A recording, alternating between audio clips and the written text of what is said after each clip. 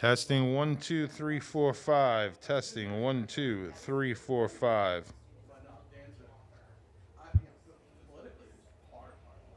You're getting good bars? Again, testing 1 2 3 4 5.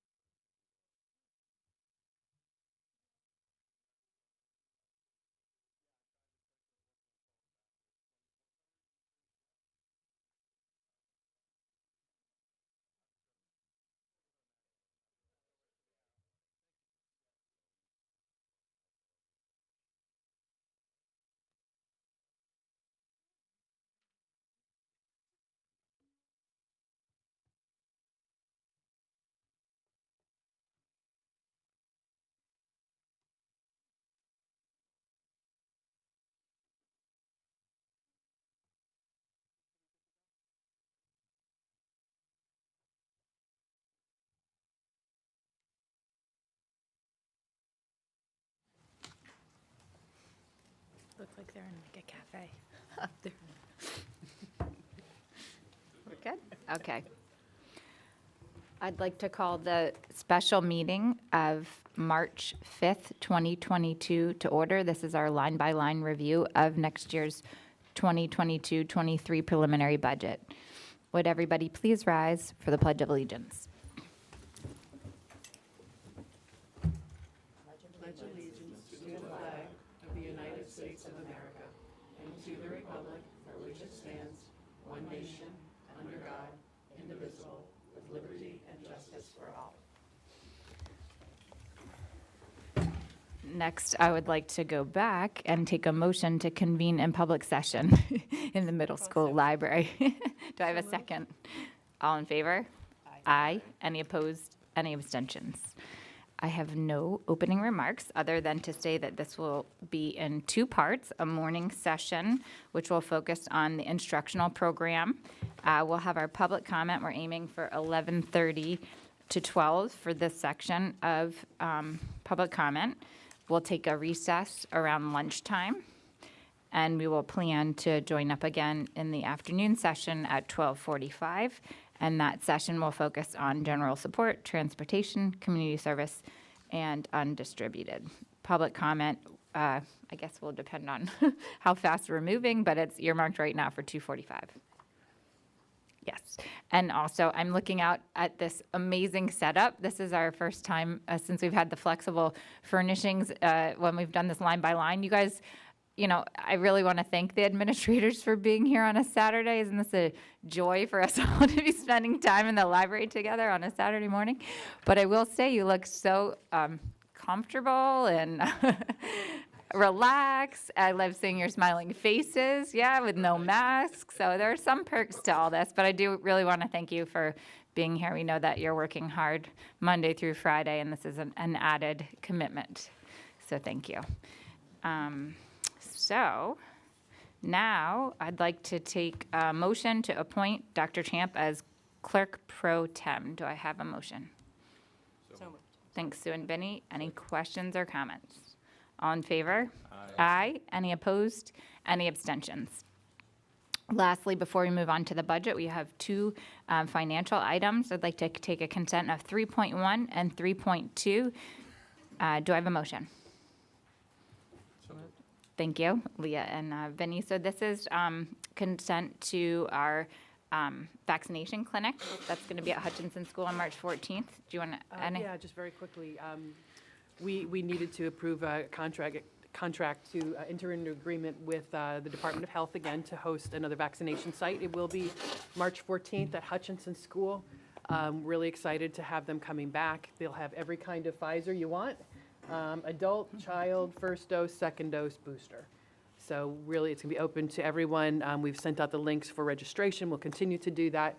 We're also really thankful and excited to be doing an info session on the 10th, a remote info session. A couple of our local community members who are doctors, Dr. Matthews and Dr. Hebert, are going to be hosting that along with Jackie Huezo, our COVID coordinator.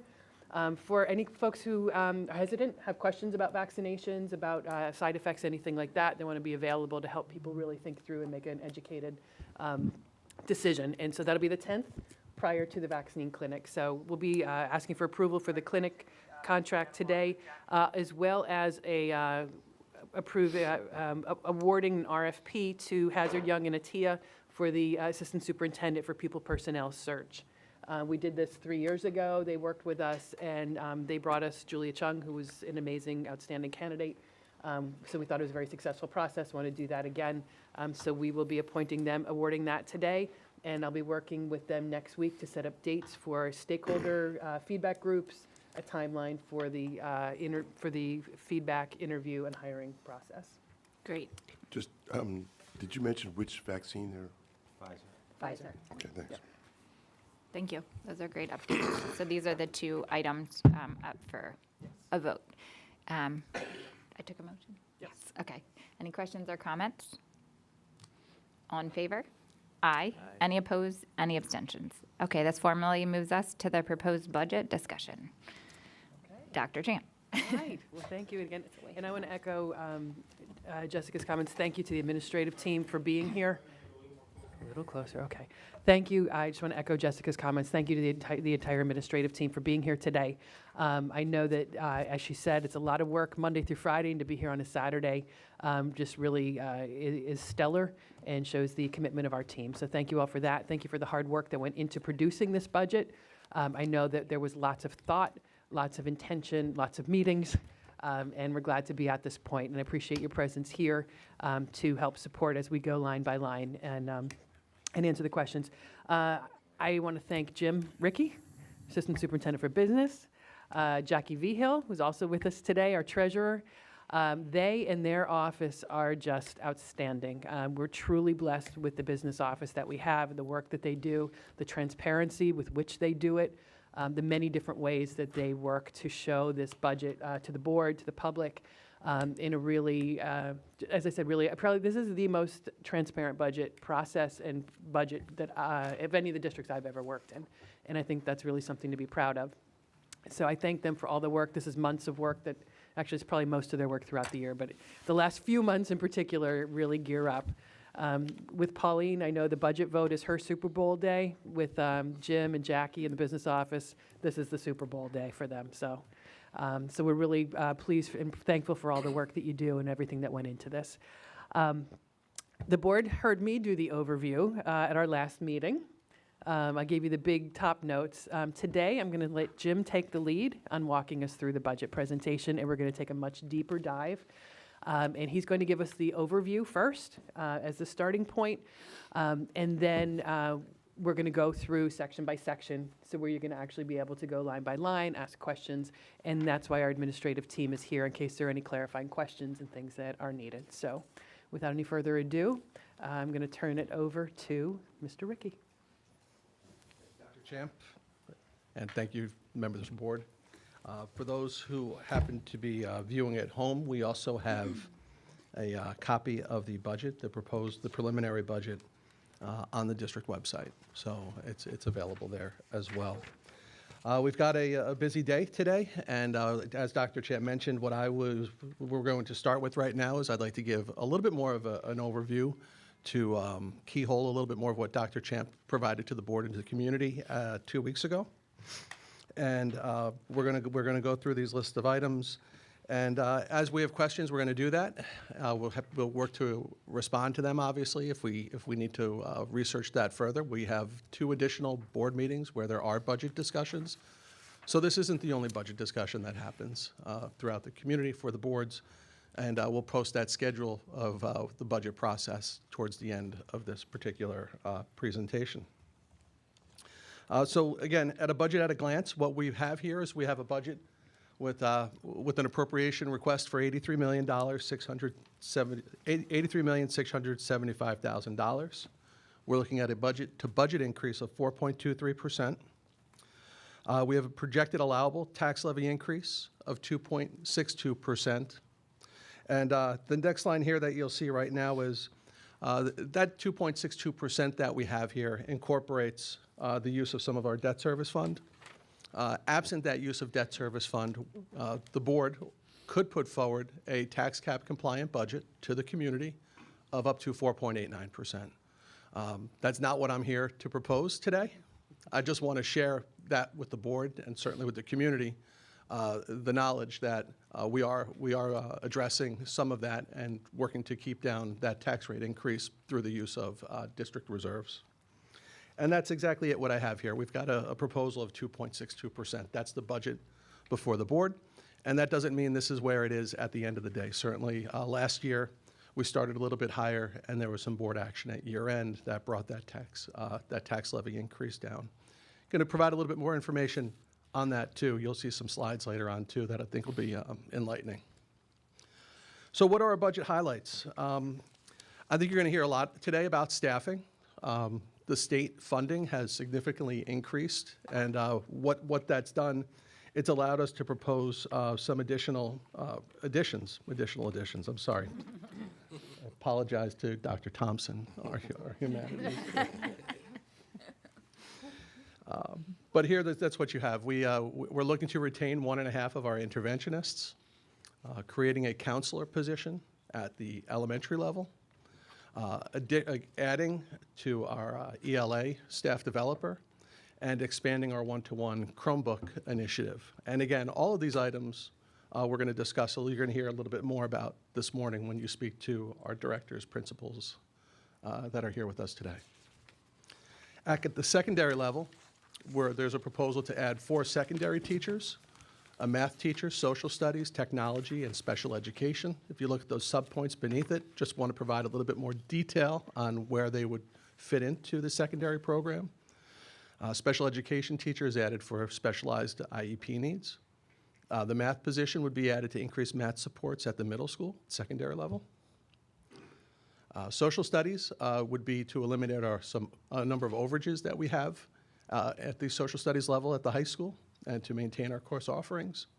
And technology positions, a technology position is proposed to add to our STEAM offerings.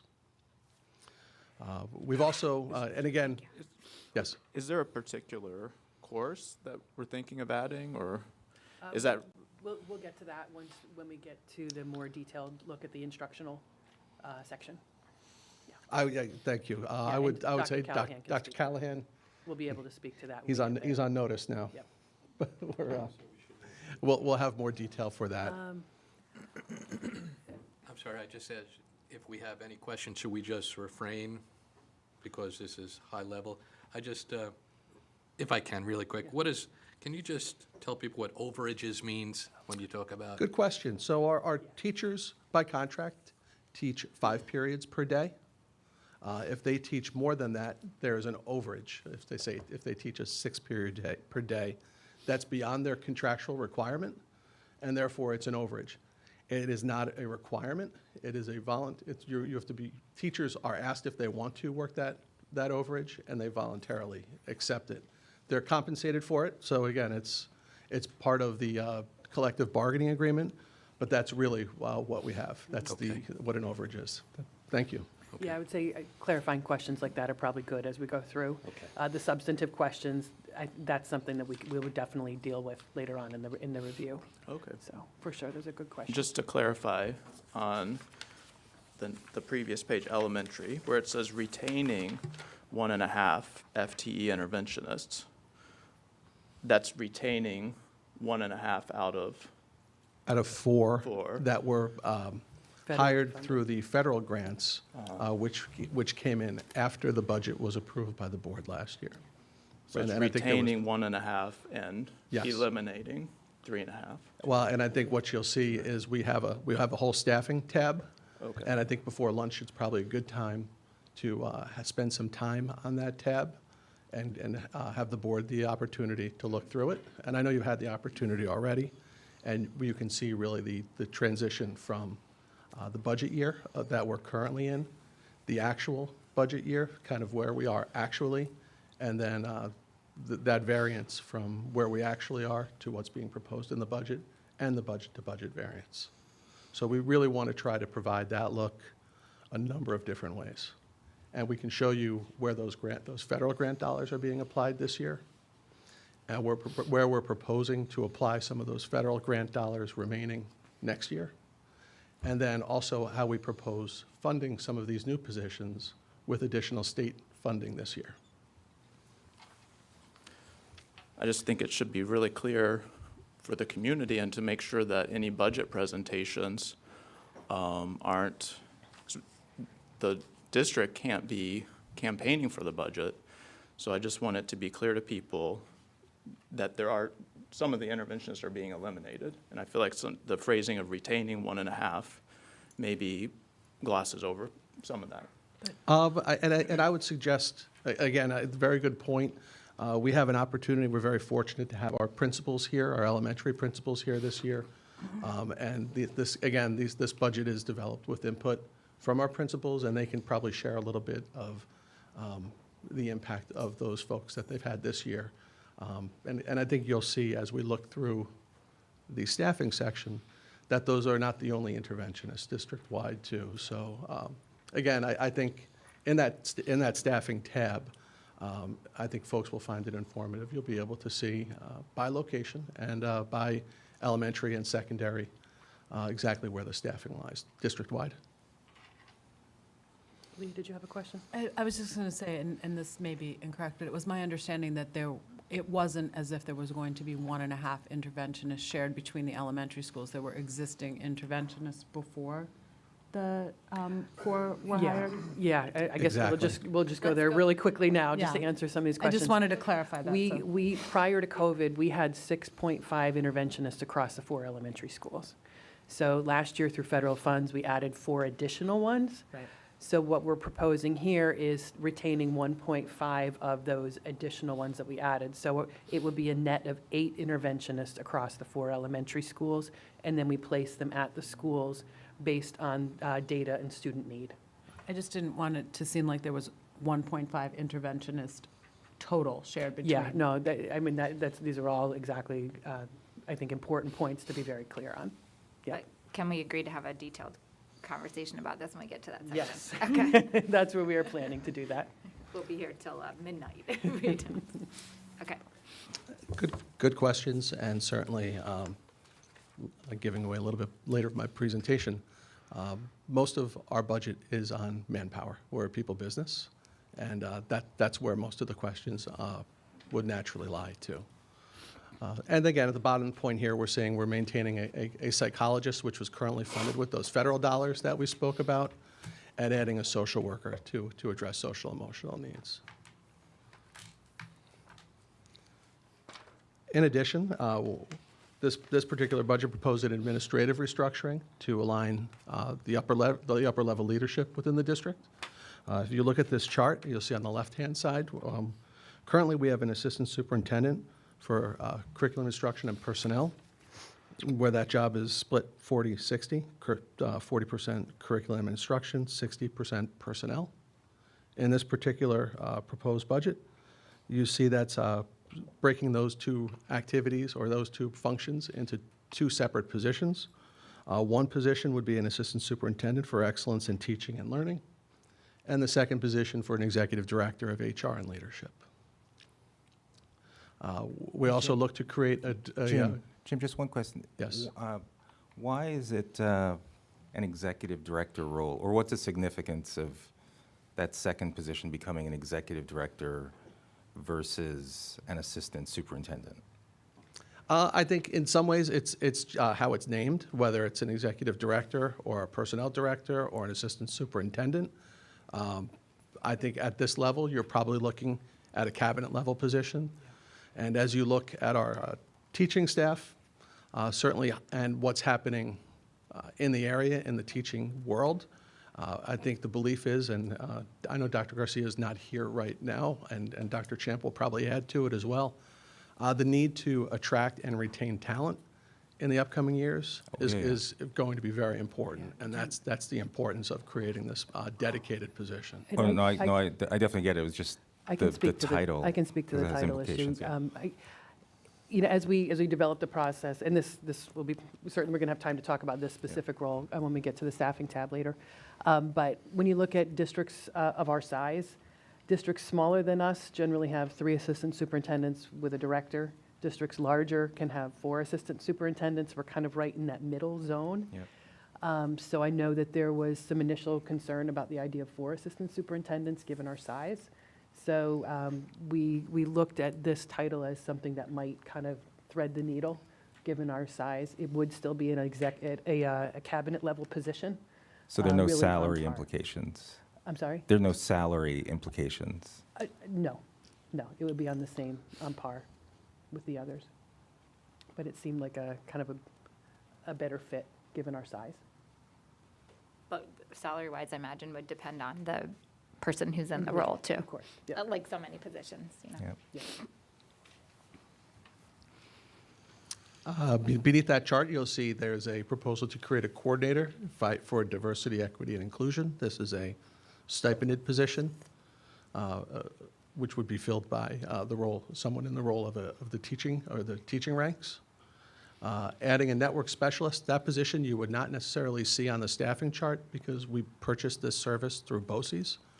but you will see it in our BOCES budget.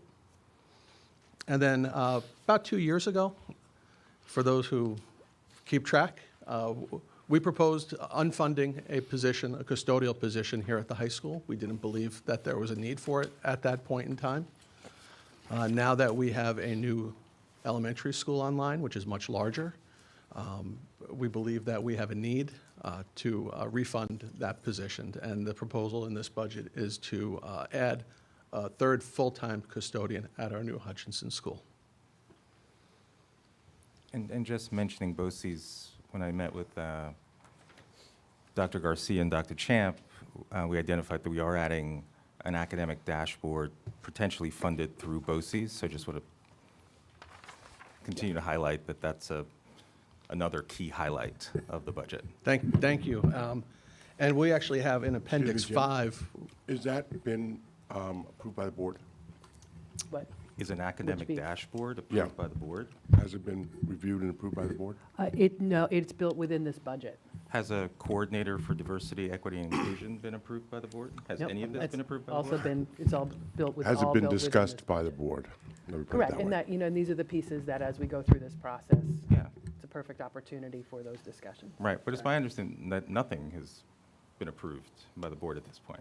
Correct, Right, correct. That's what we're talking about. right, yeah, that's why I wanted to mention that it's an important highlight to know that, I talked with It's you and planned to Dr. be in the budget, Yeah, yeah, it's that planned it's- within That this it's budget. planned to be discussed by the board. Correct. great point. Okay, So as a board, right, I have this as a prior note, the board sets policy. This budget is your implementation document to implement the policy set by the board. And that's exactly part of this process. We'll go to the next page. These are just two quick pie charts as we dig a little bit deeper to share with everybody kind of the two parts of a budget.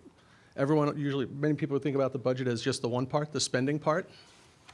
But how we're going to pay for it, that's obviously our revenue part. So as you look at the pie chart, it's probably no surprise to those folks who own property in town, about 82% of the 82.5% of this budget is proposed to be funded through property taxes.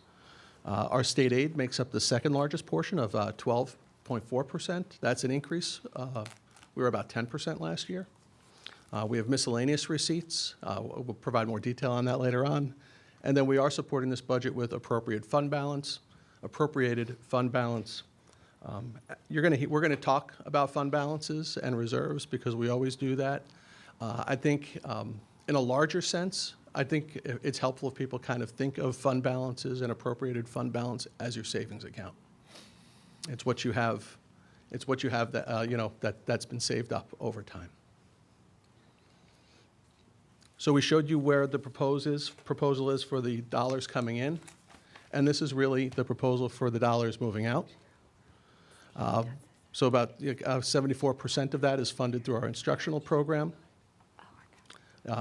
In small numbers there, you won't be able to see it online, but last year that was it was a little bit lower at about 73.8%. Administrative expenses make up about 9% of this total budget. Last year, it was at 9% as well.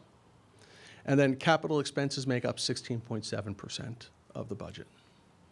Jim, I know, I'm sorry, I know we're going to get into it in the staffing, but it is interesting to note and actually refreshing that your administrative 9%, even with the proposed addition of the new cabinet member, is still at 9% year over year. So obviously, the savings coming to us from other areas, which is nice to see. Yes, that helps. Certainly, the additional state aid helps. In the fine print underneath that, too, I think it's important to share. New York State law does not allow that to be higher than 10%. So there's a break there.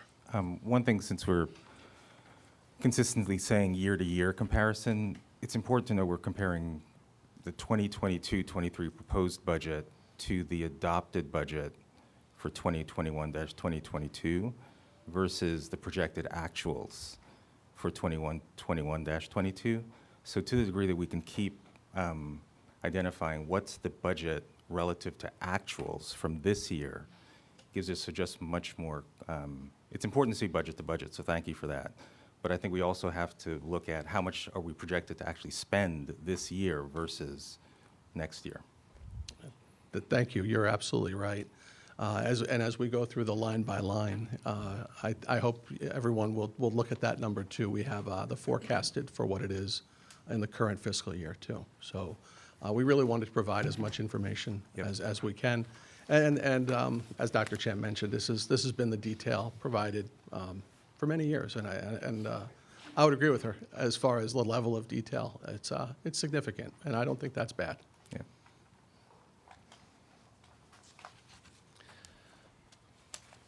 So here we have our, just a quick breakdown of our revenue budget, where we were last year, what's the proposed budget, proposes coming the additional dollars from. The annual growth is $3,395,000. And as you look in that second column to the right, you'll see where those variances are from year to year. Certainly the largest increases being in property taxes and state aid. So state aid is up a lot in terms of percentage, but the actual dollars is, what, about around 1.7? Oh, sorry, 1.7. Around that range, yeah. Okay. Yeah, About so that much. it's a big percentage jump. It's not a huge And dollar jump. really I mean, this, it's a good dollar jump, but it's not huge. absolutely. We'll take it for sure. You're talking about Yeah. the 20%? Yeah. Yeah.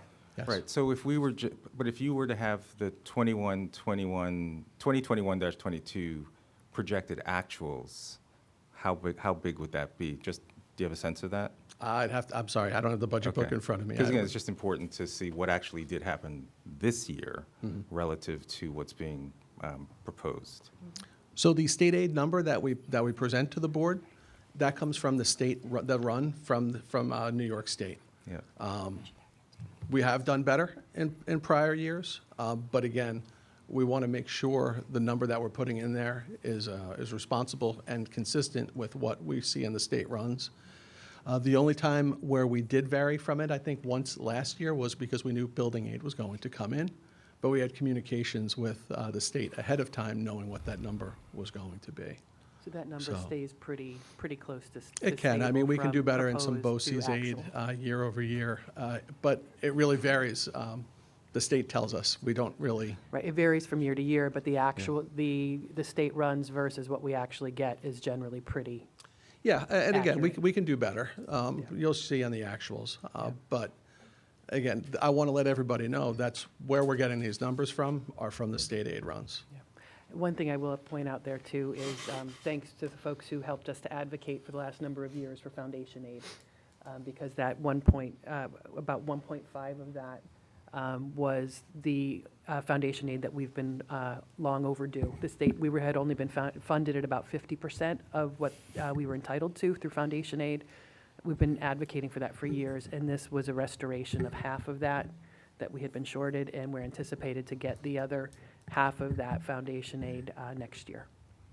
So a comment about that. The foundation aid is, it's an election year. Yes, it is. Which is why we got it.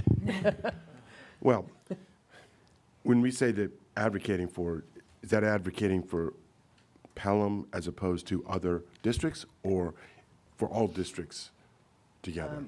I think pretty much all districts who were not fully funded were advocating for it, and we were not alone. The state has been working on restoration of that over a number of years. Some districts were overfunded, some were underfunded, some were right on point. So we and many other districts have been advocating for full funding of foundation aid for probably at least 4 years that I've been here. So it has been a pretty significant, in all of our professional organizations as well. Lower Hudson, the Lower Hudson Superintendent's Group, Lower Hudson Advocacy Group, in partnership with the school boards. That's been really a statewide push for full funding of the foundation aid to districts for 3-4 years easily. Ian, so the number that you were looking for.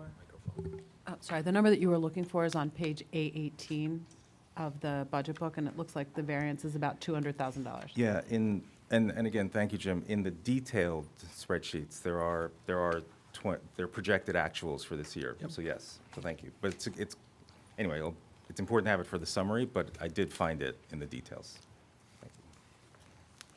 Thank you.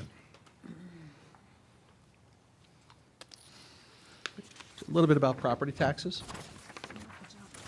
So we work in a tax cap environment. This is the 11th year of our tax cap. And really, the tax cap limits growth to the lesser of 2% with adjustments for certain exclusions or the CPI. And this year, the CPI over the measurement period was 4.7%. So that means our cap number is 2%. 4.7% is the highest CPI number we've had since the tax cap was rolled out. So again, we're at 2%. It does allow for certain exclusions for some capital expenditures and for exclusions for TRS and ERS. TRS is the teacher's retirement system, ERS employee retirement system, the pension funds for our employees. The changes year to year in those pension funds does not allow for an exclusion. So that's just a moot point, but I want to make sure you're aware of it. So what happens? What are the tax cap provisions? If the budget is within the tax cap, which this budget is, a simple majority is needed to pass the budget. If you're above the tax cap limit, which this budget is not, it requires a 60% supermajority. And what happens if a budget is not approved? The board must adopt a contingency budget with the 0% tax levy increase. In this case, that's about a $1.76 million impact on the budget, driving expenditures. You could do that either through expenditure reductions or increased appropriations of fund balance, the second of which would not be a recommendation of mine. Just to comment on the tax cap. So since the tax cap's been implemented, I think the first year the CPI was 3.27, if I remember correctly. And since then, there's only been one other year where the CPI has been above 2% or significantly above 2%. That's could be changing going forward. So this is going to start to pinch more. And in terms of passing a budget, every budget's been passed since the tax cap has been approved. But prior to that, back to 1985, I think there were 3 years where the budget was not approved. So, you know, we've kind of had a pass, you know, since the tax cap was implemented, you know, in terms of having to struggle for, you know, public approval of our budgets. That may change going forward. So I think we should be aware of that. I don't know that it affects what we're doing this year, but I think it's something that everybody should understand. Thank you.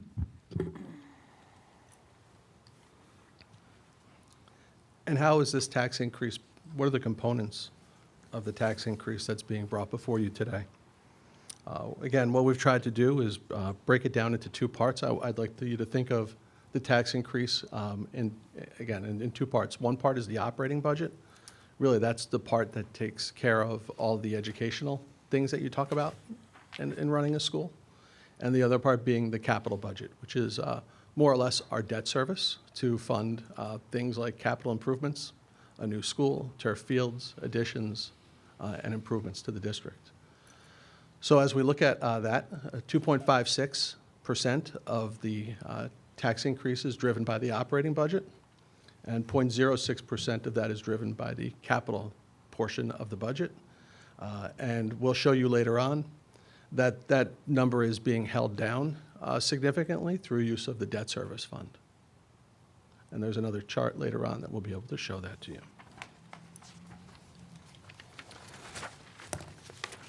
This is the one of the, actually kind of a pared down calculation of how we have to run the tax cap, the tax levy calculation.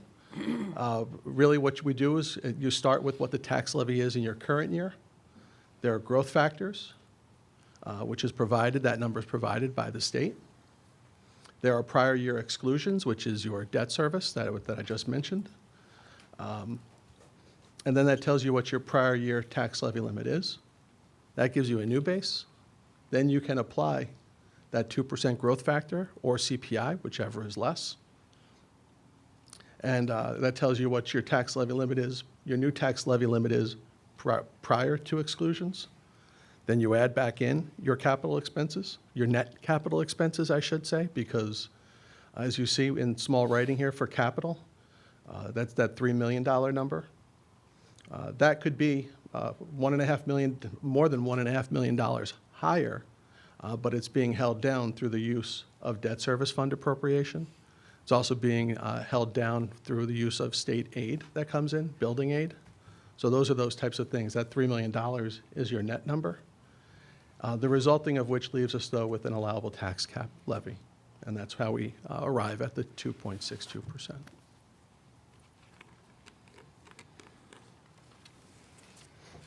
Some things we've learned about taxing or budgeting in the tax cap era: you really want to bring your expenditures in line with available revenue and reduce your reliances on fund balances and reserve appropriations. That's really about bringing your recurring revenues in line with your recurring expenses. If you are in a position where you have recurring expenses and you don't have recurring revenues, you will come to a point in time where those non-recurring revenues, like those fund balances and reserves that I talked about, they'll no longer be there. And then the district is faced with a couple of choices: cutting program, proposing a larger tax increase, or proposing a larger tax increase. Locally, the Bedford schools found this out pretty early in the tax cap era. Looking up some newspaper articles, I think they end up losing about 30 positions when they reached that point. Sometimes we refer to that as hitting a cliff, and you'll hear that from me too. You may hear me here I'll say something about a one-shot revenue. Those are those types of things where we're using our reserves, a one-shot revenue. But again, districts do use reserves, and we are using our reserves and fund balances to help balance this budget. But you want to be diligent and judicious in your use. And again, as we go through the budget, we'll show you exactly where that is, and we've used them every year that I've been here, and certainly prior to me being here.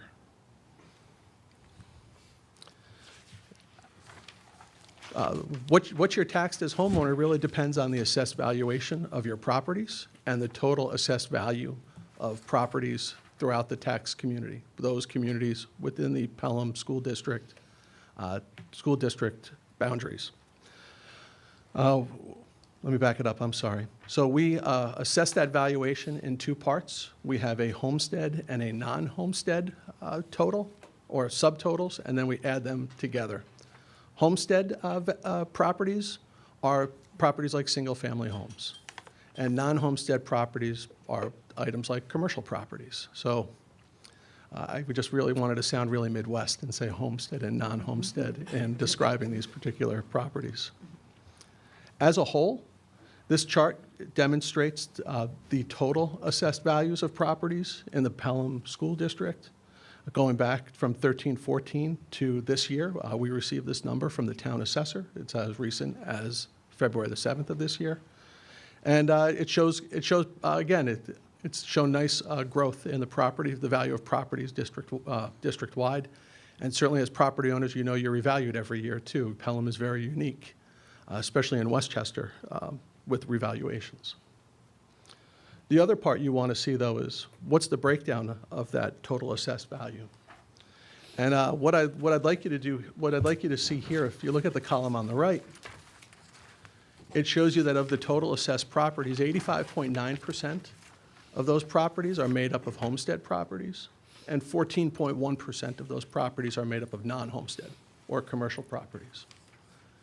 Compared to last year, which is the column directly to the left, you will see that's for for homestead properties, it's gone down.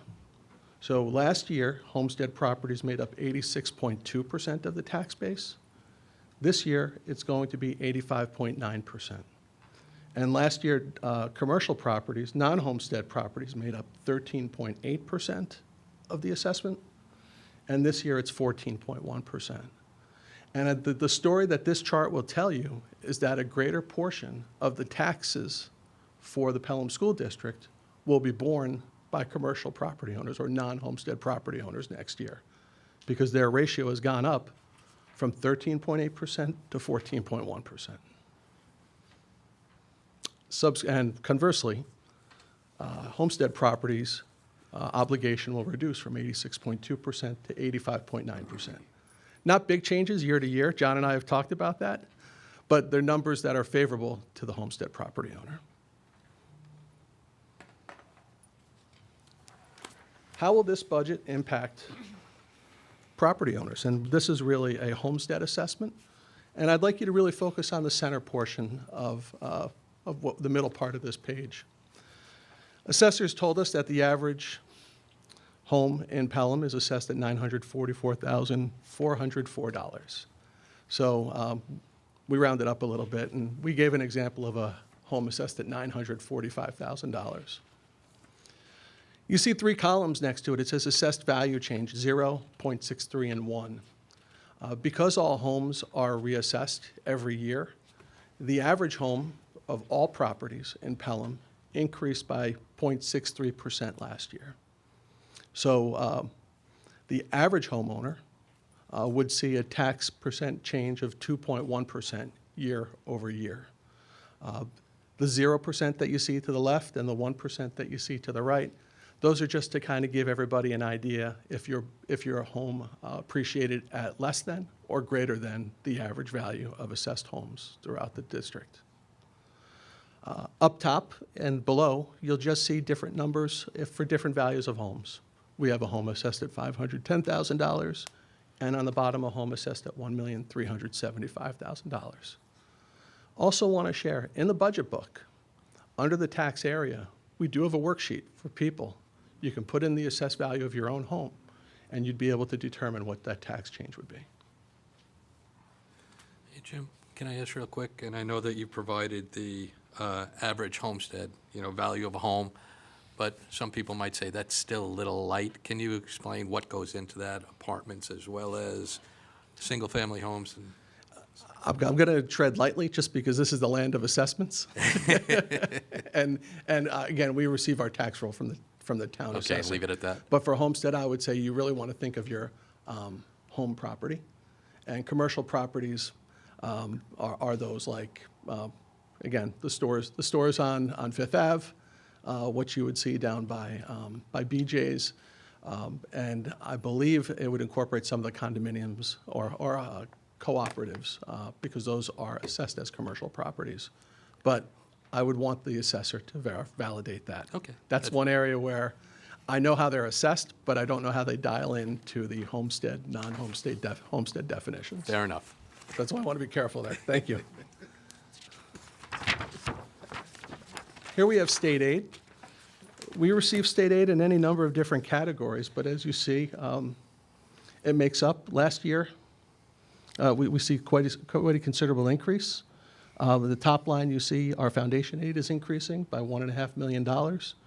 We're also seeing a nice increase in our building aid, and some of that is, well, all of it is directly related to the work and the capital work that we're doing right now. We also have miscellaneous receipts, and I've got greater definitions on what makes up all of these items. We do receive tuition payments. We have school districts from surrounding areas where Pelham may provide a particular educational service, specialized educational service for special education, where we may tuition in a student from another district if we have capacity and room to do that. We also receive tuition payments for staff members based on their collective bargaining agreements. And we have at times also taken in students from outside the community who pay the tuition rate. And that's a tuition rate as set by the state. So the variance you see here, year to year, is based on what we know of our student population and who we know that's going to be here this year compared to next year. The next line I think is pretty interesting. That's sales tax. So if we go back just about 2 or 3 years ago, that was about a $650,000 a year budget line. And next year, we're expecting to receive about $1.2 million. And I think there's really two factors driving that. One is certainly economic activity. The other one being Westchester County incorporated an additional 1% tax back in 2019. And as a result of that, County Executive Latimer proposed a portion of that additional 1% was direct payment to school districts. And we've certainly, we've had a favorable experience from that. You have prior year of refund of prior year expenses, including arts and ed. Arts and ed is a program with our BOCES that helps us receive some funding for class trips. The reason we're seeing it down year over year is obviously because of what we faced with masking and COVID this year. I would hope that that's not, and I'm sure a lot of parents and teachers feel the same way, and students, that that number would increase as we come out of this environment. Just some things about miscellaneous receipts that I think I already spoke about. Other revenues you see could be utility payments, interest earnings, rental charges, and any miscellaneous dollars that may occur. Here we have our appropriation of our fund balance. Again, with another revenue source, that makes up 2.4% of our budget. That's made up of two parts. Prior year surplus being $450,000 of it, and the use of our debt service fund, which I've mentioned before, which is applied to the capital portion of the tax levy calculation of $1,525,000. Jim, I have a question about that. Yes. Last year, we used, if I remember correctly, a similar amount of debt service fund to reduce. Slightly higher, wasn't it? Okay. It was. Did we end up using that? So at this point in time, we've run our forecast. We don't think we'll have a need for it. And that's exactly what we're trying to, these dollars here are really those carryover dollars from prior year to help. There's about $2.1 million in total in the debt service fund right now. We had assigned 1.65 of it for this year, which again, we've done our forecast. We don't see a need for it. And with that, that's why we are proposing the use of 1.525 for next year. Do we think we'll use it next year? Well, the next month is interesting because we're doing our forecast again, and that's part of the information we want to provide to the board, and one of those things that you may be able to look towards before you set your final budget. It has struck me as odd that, because that was discussed so much in the community, that we were going to use, I think, $1.6 million from debt service. And then for that, and that was approved as part of the budget. And that's not like a small change. That's then not to actually take money out of that fund. It just strikes me as odd somehow. I think that's why I bring it up. And it also relates to my previous comment about the difference between the CPI and the tax cap. Because as that difference grows, we're going to get squeezed. And as Jim said, we're going to be relying on these reserves. So we dipped into it, or we said we were going to dip into it last year. We didn't need to. We say we're going to dip into it this year. I hope we don't need to, but we have that gap that's growing. So that's why I think we all need to be cognizant of it. Yeah, and I think that's a good point, and I think the last 2 years, obviously, but especially even the year that we're in right now, have been so different in spending because of COVID. Things like transportation in particular is a big area where we budget, but because we haven't had field trips, even athletics hasn't run as much as in the past. So there's been areas of savings that in a traditional budget may not have been there. So I do think, and we'll be talking after the budget portion, I'm going to share with the board an update about how we're going to move out of COVID protocols.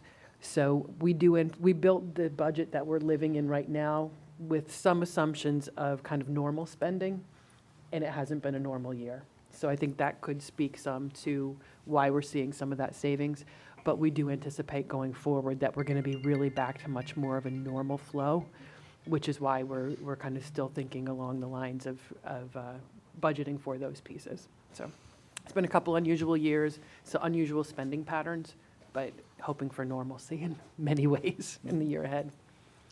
What I'll also say is that that debt service fund is really being used to address the addition, to cover the additional borrowings as part of the bond. So eventually, when those funds are used, those payments are still going to be there. So we'll want to get to a point where we can taper and get to a point where we're able to sustain those bond payments without the use of that particular debt service fund. But we also know there's debt coming off in 2029, so I think we're trying to be tactical in the use of the funds and being sensitive to the resident taxpayer at the same time and maintain the sustainability for the district. And Jim, also, when we conclude the project, particularly at Hutchinson, there can also be money left over from that project, theoretically, that could go into the debt service fund, right? So there could be Yes. some replenishing of the debt service fund over the next That's 2 a- years? Yes, that's a very good point. The way you add to the debt service fund is if there are unspent dollars that were borrowed as part of the bond project. So that could very well happen as we close out the project. In terms of tapering. Yes. And I don't want to cause a bad event to happen, but we've been trending favorably with the project. I was just going to say, I know one of our biggest fears was what taking the building down was going to, what we were going to run into, and as you can Right. see, it's been going pretty smoothly. It's not having any problem coming down. It's okay, Jim. You can pat yourself on the back. Saving money on a bond project is a fairly unusual circumstance. Indeed. Well, we haven't finished the renovations at the high school yet, so. Right. No padding yet. Not yet. Exactly. We're still knocking a lot of wood here. But we're going to talk more about the various reserve funds and. fund Yes, balance. absolutely. Okay. And again, we have, And the capital reserve fund proposal, is that something we're talking about today? Yep, it's coming up in Yes. the upcoming we slides. talk about the capital reserve fund, and yeah, we'll have a discussion here, so you get a better understanding of the rest of the program being built. And again, we have 2 board meetings. After understanding all of that, I'm sure there'll be follow-up questions. Strategically, that may be an opportunity to talk about the different reserves funds and how they would impact in different ways. Jim, can I interrupt for just a sec? I know Chris Hodge is here with us today. He has to go run the Section 1 basketball finals in Yorktown 11 o'clock start. at 11 o'clock. I know it's very awkward and unusual, but I'm wondering if we might pause the overview at this point and give Chris just a couple minutes to run through his budget. Then maybe we can take a quick bio break after that and then There's finish. a normal break right for the expenditure budget. Happy to do that. I was thinking we're just happy to have you here because we used to, Oh, our no. previous, the person in your role used to have to run the bowling. So state we always, championships. we never had him for the Saturday morning event. Oh, So thank you for joining us. No, well, thank you. Thank you. First off, I'd like to thank everybody for making the adjustment. And I also would like to thank the school board as well as Dr. Champ for your continued support with our athletic program. And yeah, the whole basketball, I actually run the sectional tournament for the boys for Section 1. I was there till like 10 o'clock last night getting Yorktown set up. It looks really good. We couldn't really find a venue this year on the college level to host, and Yorktown stepped up to host it. So as you can imagine, it's with online ticketing and just the facility with some capacity issues. It's knock on wood, I think it's going to be a good event for everyone. Thank you. And for the board, if you go to Section C, Instructional, I believe, and go to the last tab is where you're going to see athletics. C25. Everybody has this too, right? Yeah. Because it has Oh, that's the, right. That'll give you the guide of which pages to go. So we're jumping ahead to this. Thanks, sir. So I'd like Okay. to start with just go line by line, and if you have any questions. Our sport official fees will be back to a full boat next year with all of our programs on there, as you can see that. Our coaching stipends, again, which is another, we're trending to being able to have a full, entire program, comprehensive, modified all the way through all of our varsity programs, as well as with the proposal for the addition of bowling. That will be a winter sport included in that. The equipment line, it is, it's pretty much similar with a little increase, but as you know, this year and worldwide with supply chains, things are going to be trending up a little bit.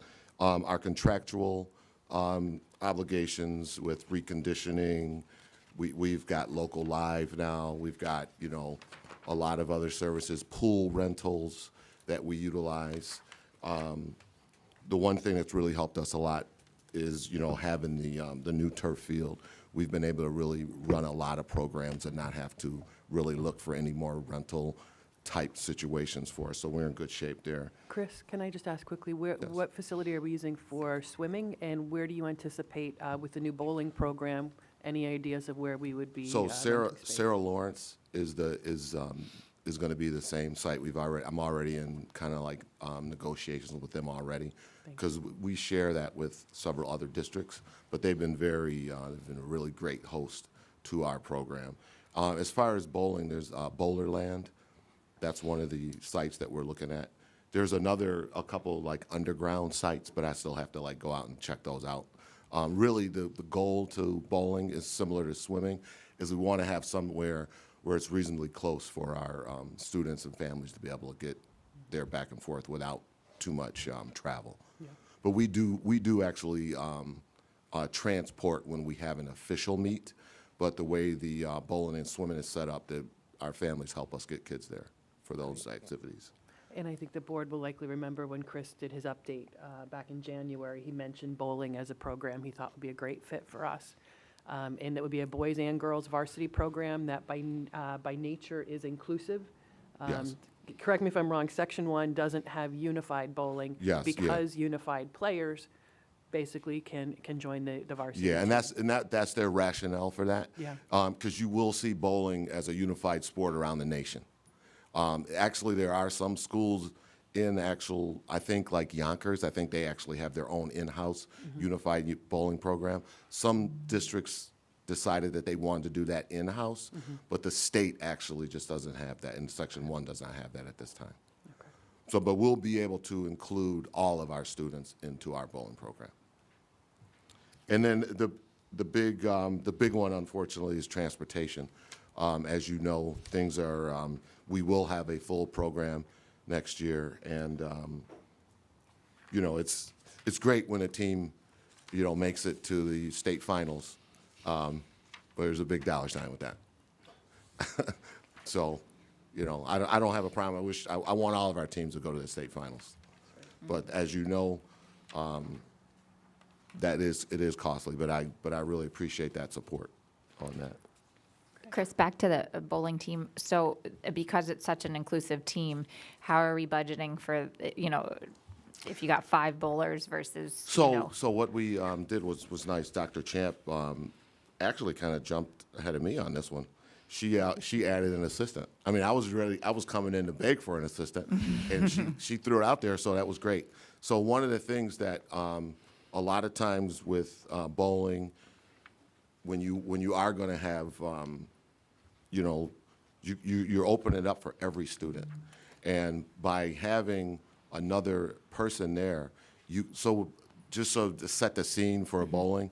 So in my last district, we had bowling. We had this similar situation. So we started thinking, we might have like 20 kids might show up. Well, I had 45 kids that showed up, and several of the kids were had some special needs, and we made sure we actually had 2 coaches. And the nice part about it is you can have your, the scorers at the bowling match. There's 6 scorers over here, and then all the other kids are doing, their matches, but they're just not counted as the match. Yeah. But the nice part about that is bowling is about your score. It has nothing to do with anything else. So I was telling the story that the #1 bowler in Westchester was a autistic student from a school district that had several 300s in his career. So that's why I tell you, like bowling, even swimming, cross country, it doesn't really matter. That we have a lot of students in New York State that have excelled, even at the varsity level. Yeah. So being able to offer this is a great opportunity for students. Absolutely. Yeah. And in terms of the facility that we would use, though, I guess it's. Yeah, we have to- they're actually used to it. I mean, the bowler land is very large. I've been there for a couple of tournaments, as well as like if they ever have anything up like at the one in Dutchess County, it's awesome how they have it set up. Great, it's exciting. So every kid will have an opportunity to bowl. Yeah. So there Yeah. won't be any cuts on the bowling team, and in this. Oh, absolutely in the- zero cuts. Absolutely zero cuts. Amazing. So in the stipend, there is a coach and an assistant coach? Yes. Already built in? Yes. And yeah, and the following pages in the board's book are just, these are the contractual coaching salaries. Yeah. It's an FYI. I heard someone had mentioned once that Pelham Country Club. Could- Yeah, so that's what I was talking about, like underground, a couple underground places. So I actually went and met with the person that runs that. Wasn't really, that we're still in talks. But that would actually be really ideal if we could very make convenient. that happen. Because our golf team uses the Oh, course, yes, right? yeah. So we've actually just met with the, and they've been super hosts to our golf program. They give us their time that's open, that's available, and we have full access for both of our boys and girls programs. So I'm hoping that we can get in there for some bowling opportunities also. But that's why I asked about the numbers, because if you had a small bowling team, that would be fine. It's a little I know. bowling alley, but if you Yeah, had 45, it according would to not the- be to according code, I don't to, think. the coach that I have in mind, we're going to have some good numbers for bowling. Great. Yeah. My sister has done Special Olympics bowling for many years, so it's been a very good Yes. experience. So I'm happy that that's Oh, yeah. an opportunity for our students. Yeah, it's great. And we will be the best dressed bowling team there. Just so you know. Yes, there's uniforms and. I'm very proud of that. Great. Anything else for Chris? I guess just to that point, when you presented to us, you did touch on, you have a program where you cycle Yes. uniform replacements. So and one of the everything. things that I did when I first got here is kind of took a look at the uniforms, and I started off. I've been doing this for a while, but I look at you start from the top and you go down and you look. You basically want to make sure your varsity uniforms need to be varsity level uniforms, and you want to make sure that you set it up so you have a cycle. So every 3 to 4 years, you're kind of recycling. The only group, I've been to a lot of athletic director seminars and conferences as far as being fiscally responsible, and the only group that actually really gets, parents a lot of times don't understand it, is the JV team is the one that gets hammered, if to say the least. So you have to make sure that you have a good process in place. So when so you can continually keep that moving so that the JV team is still looking great. Yeah. Because you don't want to be in a situation where, oh man, we lost all our varsity uniforms, now we don't have, and then we have to go out and try to buy 2 new sets of uniforms. So basically it's set up, I have ours set up out to I think 2028. And it's just basically I looked at when's the last time that the varsity team had a uniform, you forecast that out, and every team and every coach knows when they're getting a new uniform. And one of the things that I try to instill in the coaches to let them know, because I know a lot of times people can get a little overzealous and they're like, hey, coach, we want to get another, I try to keep the school teams, the uniform should only be paid for and purchased through the school district. You don't want to have like rogue teams going out buying their own uniforms, and then, that has happened in some programs. And Chris, So- if I remember correctly, too, as far as the rotation of the uniforms, we buy high-quality varsity The uniforms, highest quality that we can buy, yes. and then those. Those go to the JV. Those get then passed Yes. down to the JV. which Yeah, is kind and of the I point can from tell you, before. one of the things that I've noticed here, I've looked at some of the quality of the JV uniforms that here are unbelievable, to be honest. They're great. Yeah. So that has been in place here. Right. So And we'll then continue that. And modified gets just a completely different, a They get it, level modified gets a uniform. different level uniform. Yeah. It's still nice, but it's not a varsity Right, uniform. and it's not handed down from It's not- the it's not varsity handed or down, JV program. yes. Just important to know those Yep. details. It's great that we have this process, though, because I've had parents ask me sometimes, like, Yeah. "Ooh, have you seen the, like, I've seen the modified And cross-country modified, if you- you Phineas know, and if you so ne- hot if right you now," and I'm neglect like, modified, There's a it'll- process, they'll be getting one soon. It's very noticeable, because a lot of times, like in our soccer program, we could have 60 kids. Yeah, So you need to have a plan in place. yeah. So we have a good system. It's great. You Yeah. can point to that. So, Yeah, thank you. Good luck. thanks. All right, We're good? Chris, Thank thank you very much. Appreciate it. Thanks. Thank you. Yep. All right. Gave Jim a few minutes off there. He's going to wind us up and get us through the summary, and then we'll take a quick break before we, Sure. unless, do you want to take a quick break now? Let's finish this one part and then Okay. we're close. So this chart really just represents where the dollars are being proposed. The proposed dollars will be spent. Want to spend a moment here to look at your salaries and employee benefits line, the annual increase and decrease, or excuse me, the annual increase that you'll see there. In the final budget adopted by the budget, that employee benefits line will be a little bit lower. We recently had two contracts which were settled, the teacher's contract and the custodial contract. Because those contracts were not settled going into the development of the budget, we had held those dollars on that line. Those dollars will be pushed up to the salary line in the final proposed budget. So the dollar amount will be the same, but just where it represents is differently. So I just wanted to make sure people saw that, because if you look at the benefits increase we're talking about, it won't add up. It does add up if you look at it as far as the wage increase. As I mentioned before, 76% of our budget is comprised of employee benefits, employee salaries and benefits. The year-to-year increase dollar amount, $3,395,000, which equals the revenue amount, and that increase of 4.23%. If you look at it in a pie chart, and I got two pie charts here, give you an idea of kind of where the dollars are being spent. 53% of it on salaries, 23% on benefits. And then you see those other amounts on items such as BOCES, which do support educational program.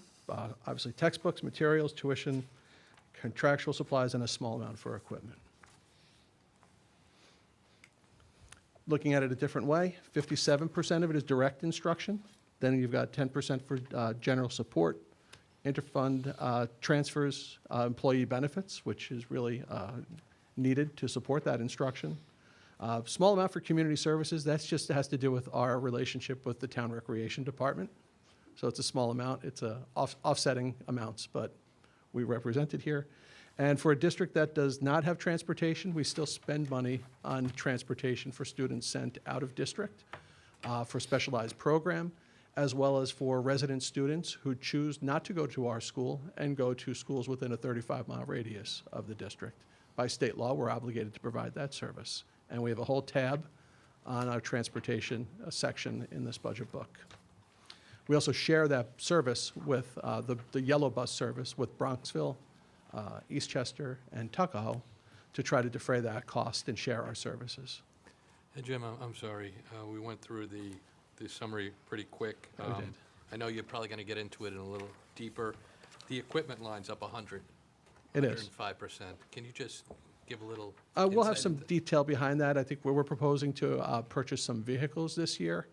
And then most of it falls under the facilities line. And you'll see facilities is basically even year to year. It's just a reallocation of those dollars on an annual basis. So Okay. we'll be able to provide that Yeah, it detail. just, on the summary, it just jumps out. Yep. So I just, Yes, That will be this afternoon when John comes, right? yes. Yeah. Mr. Condon will be And here. Jim, is it correct me if I'm wrong on this, in my old district, I think we referred to the equipment line as the gold line. Oh, I've never heard that. Yeah, because with equipment money, you can't, when it comes to budget transfers, you can transfer out of equipment line, but you cannot transfer into equipment line? Is that correct? Yeah, there's prohibitions on transferring certain Correct. amounts. Right, so you want to be sure that you, Non-contingent. Just to be sure that you budget appropriately for the equipment that you need, because certain expenditures have to come from an equipment line, and you can't add to That makes sense. particular budget that makes lines. sense. So, but again, we'll go much deeper into the absolutely. detail. And one of the things we'll talk about too, the PEF has seeded the district kindly with innovative furnishings. You see some of it being used here today. Those innovative furnishings were really the test case for what happened at the Hutchinson School. And I think the board has had an opportunity to see those furnishings. And this particular budget proposes rolling out innovative furniture to all of the remaining kindergarten classrooms district-wide, and then introduce a program where we're able to move up a grade per year. So that's also a reason for that increase on that equipment line. Thank you. So we've talked about the revenues. We're going to talk a lot about expenditures today, really, when we go through everybody. And really what you have is you have a balanced budget. Your revenues, your increase in revenues need to match your increase in expenditures. What you see here is a side-by-side chart, which really shows you those ups and downs in those categories in a summary format. So the total dollar increase, $3,395,000 on the revenue side on the left, and an equal amount on the right-hand side. This is the same chart that I showed you at the beginning. It's a total appropriation budget of $83,675,000, a budget-to-budget increase of 4.23%. The allowable tax levy increase of 2.62%, that is with the application of $1,525,000 of debt service fund dollars. If the board chose not to do that, which would not be my recommendation, you could still have a tax cap compliant budget with a 50% passage of 4.89%. That is not the number being put before the voters or this board today. It is 2.62%. Outside of the budget and I'm sorry. Nope, go ahead. Outside of the budget and what we're asking that the board put on the ballot this year is the creation of a capital reserve. I spoke to that at the last board meeting. And the capital reserve, we're proposing the creation of a capital reserve to be used for infrastructure improvements, repairs, reconstruction, renovation of school facilities, and athletic fields. I shared a draft document with the board of what that could look like. That one was broader. It also included property acquisition. That is not going to be in this capital reserve. It's going to be for these items mentioned here. And really, you want to think of a capital reserve, again, as like a savings account. It's a well-disciplined account. It can only be created by the voters. It'll be funded at the direction of the Board of Education, not by myself, not by Dr. Champ, but by board action. And drawing down of those dollars is at the discretion of the voters. So in order for, say, we want to replace a roof, we would go to in this time period, we would go through the budget process and propose a drawdown of whatever that dollar amount is, if we have that in the capital reserve, to fund the replacement of an item such as an infrastructure item like a roof. And then when we got to the point of paying for it, we would pay for it out of that reserve, and the district at that point would not have to go out and borrow for those funds and have that tail of that debt service. And again, this is really for those infrastructure type items that we know will eventually fail. Your roofs, your windows, your boilers. We'll have to replace our turf fields. Really, those types of items is really what's envisioned here. A dollar amount of up to $10 million and for a time period of up to 10 years. Lastly, there's no requirement for the board to fund it. So it really provides you with financial flexibility. And again, it's another lever to put out there for the board to have and for the community to have to avoid a borrowing situation. So just to recap, the voters would approve this on a separate proposition line, or they would vote on it to create it. Yes. The amount that it's funded or whether we fund it is subject to just board approval each year. And then the voters have to approve us using it. Yes. And it has to be earmarked for a particular project. Like, it would be set before the community to say, we're going to pull out $5 million for roofs and windows or something like that. Is that how? That's exactly it. Okay. And it would have to meet the definition of the purpose for which it was created. So, Jim, are you recommending 10 million? I am. Okay. And the requirement is not that you reach that amount, but you could make deposits up to that No, I amount. understand. So maybe for our next meeting, not this meeting, but you could give us a range of costs for certain types of projects like boiler repair, boiler replacement, roof replacement, just to give the public an idea of what that $10 million might cover in the future. Just, not a number, but a range, 3 to 4 million, 2 to 3 million, whatever. Okay. I think that might be helpful. Okay. And Jim, do Yes. other local school districts around us also have a similar capital reserve? It's become much more common, especially in the tax cap era, because of that sensitivity towards that annual tax increase.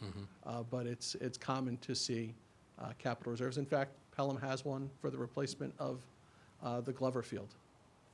And at one point in time, some of those dollars were used to fund the Friendship Field infield turfing of that project. Jim, so this would be called a capital reserve. Would it serve the same purpose if we pulled from it of offsetting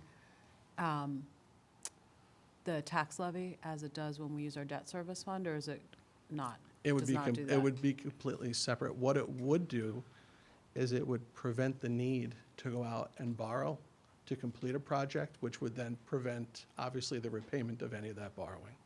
So I know it's a separate fund, but it would not serve that same purpose, even though it's related to capital. Correct. It would just not add to your capital exclusion. Understood.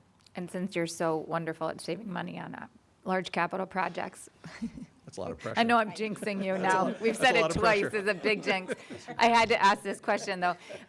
So if the community voted, go back to my scenario, roofs and windows, right? And we said, I'm just picking a number because I don't have a reference, $5 million or something like that. And then you saved us money. The excess would just remain. We only draw it down from that reserve. It's an up to amount, so it would just remain in the capital reserve. That's Okay. right. So what this allows for is the deposit of up to $10 million. You don't have to reach that amount. Again, amounts determined by the board. So first it has to be created, then it has to be funded. You can't create it and fund it and use it in the same year. So there's some discipline behind it. And generally what would happen, say we were talking about roof or windows, we would come before the board probably this time of the year, ask you to put a ballot item up to draw down those amounts. Assuming it was approved, then you would go to state ed, receive all your necessary approvals, and you're still probably a year away from construction to have that work done. But you're only drawing down funds up to whatever amount was approved, and if we don't draw down the full amount, it just remains in the It capital stays in reserve. the fund, yes. And do you have a specific item that you're thinking about in the next 2 years that we'd want to use this for? I would say not immediately in the next 2 years, but I know that we have some items that were passed up when we did the bond feasibility. Such as? The rooftop units for this particular building. We face repairs on those of up to $100,000 when it comes up. We know that the pointing work at Prospect Hill, outside of the additional work, is in need of attention. Prospect Hill is also a slate roof. It's got the original, I believe it may even have the original slate roof on it. It will need some attention. So we know our boilers are effectively pretty much at the end of their useful life. We maintain them, we take care of them. They're running, but that was also a discussion point that was brought up as part of the capital feasibility process, and it was those items that were passed on in order to do a lot of other important work. But those are things that could be sitting out there. For that matter, even the high school windows, they were installed in the 80s. I know that because our current architect, I think, was a draftsman on designing those windows. But again, that's something where we'll probably need to look at replacing windows and different facilities. And we know turf fields will last about 15 years, so Yep. there's always a replacement cycle on your turf fields. Yep. So Jim, the last bond steering committee meeting we had, we went through the long-term plan. I think is it 10-year? Yes. The 10-year plan. So if we could, I think this is to John's point, if we could distribute that to the board, that way our next meeting, we can get a sense of exactly what those projects and That price capital ranges are. improvements Yes. plan. Actually, I think it Yeah. was 15. I think it was 15. 15, but yes. 15 years, yeah. That was super, super helpful to see at the end of the bond, when we had already determined what the scope of the bond was gonna be, to see where all these other things we had looked at. We took such a deep dive into the needs across the whole district, and I think that's really helpful to go back to. I mean, you have things like playgrounds. Playgrounds can cost a couple of $100,000. Right. You could use those funds for a new playground. So this could also be inclusive of upgrades to certain systems. For instance, the electrical systems at some of the older elementary schools aren't capable of sustaining air conditioning, That was a big topic. Yes. right? So if there was any contemplation by the board of adding air conditioning at any of those schools in the future, the first step is upgrading the electrical. Yes. So, you know, those kinds of things could also be part of that discussion. There's other districts that are using their capital reserves to fund HVAC improvements, those being air conditioning. Yeah. I just want to go back to one item on that budget recap. So just in comparing to where we were over the last couple of years, the tax levy increase for this proposed budget at this moment is 2.62%. That's If I correct. recollect, I might have this in the wrong order. Last year was like 3.11, the year before was like 3.14, I think. Just as a reference point, like that, this is sticking with me because the last two budgets were not so comprehensive, you know, in terms of additional program and staffing and what it delivers to students and the community and our schools. And yet the increase was large, the percent was larger. So Yeah, that's where and- you see that foundation aid, the impact of foundation aid, and that we're in a really, this is all coming together at a really great time, I think. It is, and even last year, I think you started higher, but the final point at board's direction was, I think we end up in the 2.42 area Last year? last year. 2.47. Thank you. We started Done. over 3. Yeah. It was over E2 3. is where this information. It's where that number was. Right. And again, to mitigate that increase, the board applied that debt service fund. Yeah. So again, those are some options that are part of the budget process. Are we going to talk about the capital reserve fund more today, or that's going to be a subject for another time, or this is the time to talk about it? I think when we talk about facilities, it's Okay. probably the best time to talk about it. It's a facilities oriented item, but we could talk about that this afternoon. Yeah, it's not, you know, on just a plain, straightforward level, it sounds very common sense to me. And of course, save money for boilers and HVAC and roofs. But then I think the district bought a whole house just like that, you know, and there was no capital reserve fund. So there's a lot of money, you know, there's a lot of contingency built in, and there's a lot of reserves already. So then I wonder, and there's no real, you know, there's a lot of things being thrown out, boilers, HVAC, could be playgrounds, could be this, could be electrical. So then it makes me wonder, what's it really for? I don't know, something doesn't totally add up to me. And then when I think about the debt service fund, that's really protecting the taxpayer. And we've seen the past 2 years that lowered the tax levy increase considerably. So it worries me. Once the money's locked up in the capital reserve fund, we couldn't use it in that way again. But if it stays in tax cert or a general fund, you know, then there's more flexibility with it. So I don't know, I'm more skeptical about the capital reserve fund. Is that because you don't think we're going to have capital costs? I'm sure we will, but just like I said, when there was a decision to buy a house, there wasn't a bond for that. There wasn't, you know, the money's there. There's $6 million in the tax cert account, right? And the last 2 years, we had $25,000 come out of that and $20,000. There's a lot of money there. So I feel like my concern is it's just a way to bank more money and put it in another reserve. And that protects the district, and that's important. Our district has to be able to fund our capital projects. But I also think we have to be mindful of protecting the taxpayers. But I don't, Michael, I don't see your point on that, to be honest with you. I don't think it hurts us either way, whether it's in your general fund to pay out these types of expenses or a new capital. I just don't see the concern, to be honest But I with you. guess if we, now, my other skepticism is, we said we were gonna, last year, the board said they were gonna use the debt service fund, but then it's not even, there's no actual debit at the end of the day. The account stays the same, because there's so much extra money in the budget that it's not even needed to withdraw that money. I think that Cheryl explained that there was less expenditures and therefore no need to draw down on it. You could say there's less expenditures, or you could say there's a significant amount of contingency built into the budget. And, you know, as a parent of a child that was affected by COVID during the pandemic years, to see that that money was banked into the tax cert fund rather than being spent for our kids, it's very concerning. How was it not spent for the kids? Well, I saw a tent erected out here, but my daughter couldn't go to kindergarten. So I think more could have been done. That's my concern. Well, I think that's, I mean, if that's a concern that we could have spent more money, I don't think there was any desire not to spend money to do whatever we had to do to deal with the COVID situation. So it wasn't a matter of not wanting to spend the money. I think that's a misconception. You know, there were certainly things we could do and certain things we couldn't do.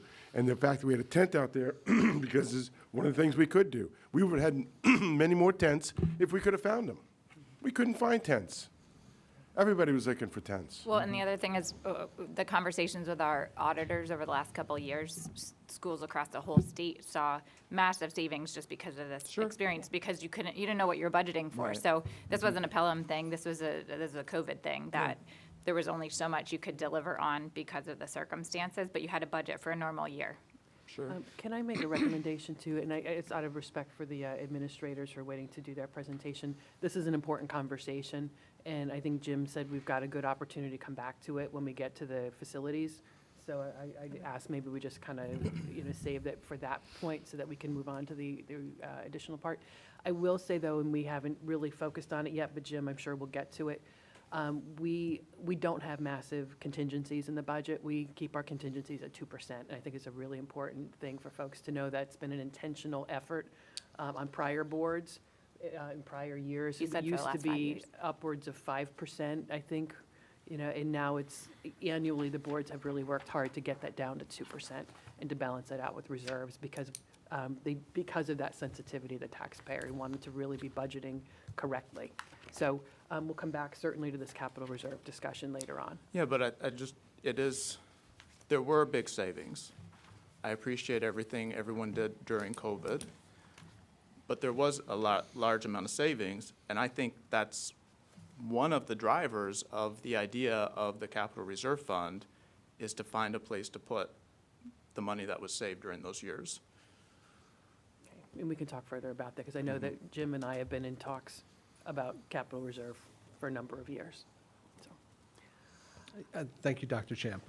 And exactly, all the board members have a tab in their budget book identified as contingency. So that's not in the public-facing document, but it's a document provided to all the board members. So for clarity purposes. And as we review the budget today, you may see one line where actual spending may not match up or may look out of whack with what proposed spending is. And one of those areas where we can look is certainly that proposed contingency line, because it's not any one line, it's in different areas. But we do try to, again, hold some discipline on that. And as you look at the budget too, I think we said about 2.4% of this year's budget is funded with reserves. And again, you try to look at your recurring revenues with your recurring dollars. Every year, there's differences in every year. Doctor, you're exactly right. When you have COVID years, certain expenses certainly don't happen. A great opportunity to talk about that, but I just wanted to make sure that 2% number is out there. Certainly the board has it, and you've got full visibility to that. And then lastly, here's our schedule for the next few meetings. And it says questions, so I think We've covered it for now. I think there've been a lot of questions, and I think it's been very good. Thank you. Thank you, People Jim. need to take a formal break, or do we want to take? I think we probably Yeah? should. Okay, a Yeah. quick one so that we can get. Okay, so we're going to take about a 5-minute bio break. For anyone who doesn't know, there's restrooms here in the staff lounge. Feel free to, the staff offices right to the left. And we will reconvene in about 5 minutes and resume and move into the other portions of the budget. So thank you for your patience. And Jim, thanks for the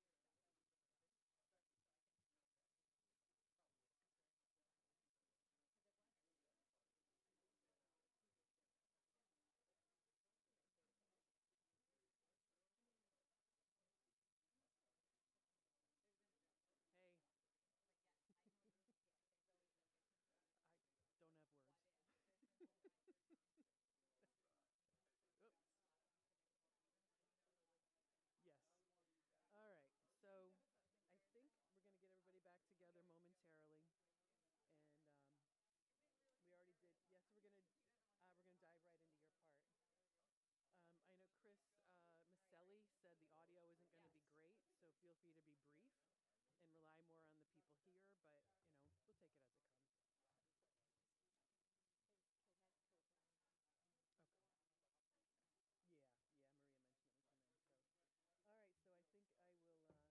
All right, so I think I will, we'll get everybody back together, and I'll turn you around and put my microphone in front of the computer. And okay, I want to get your name played out. That's right, Max Headroom.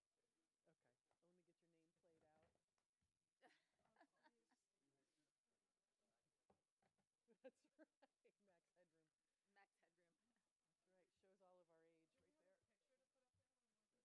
there.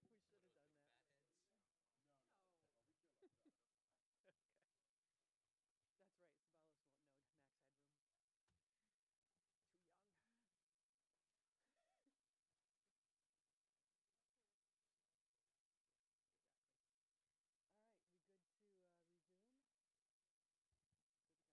good to resume? I think I most everybody. Okay, we are going to go ahead and resume with our budget review.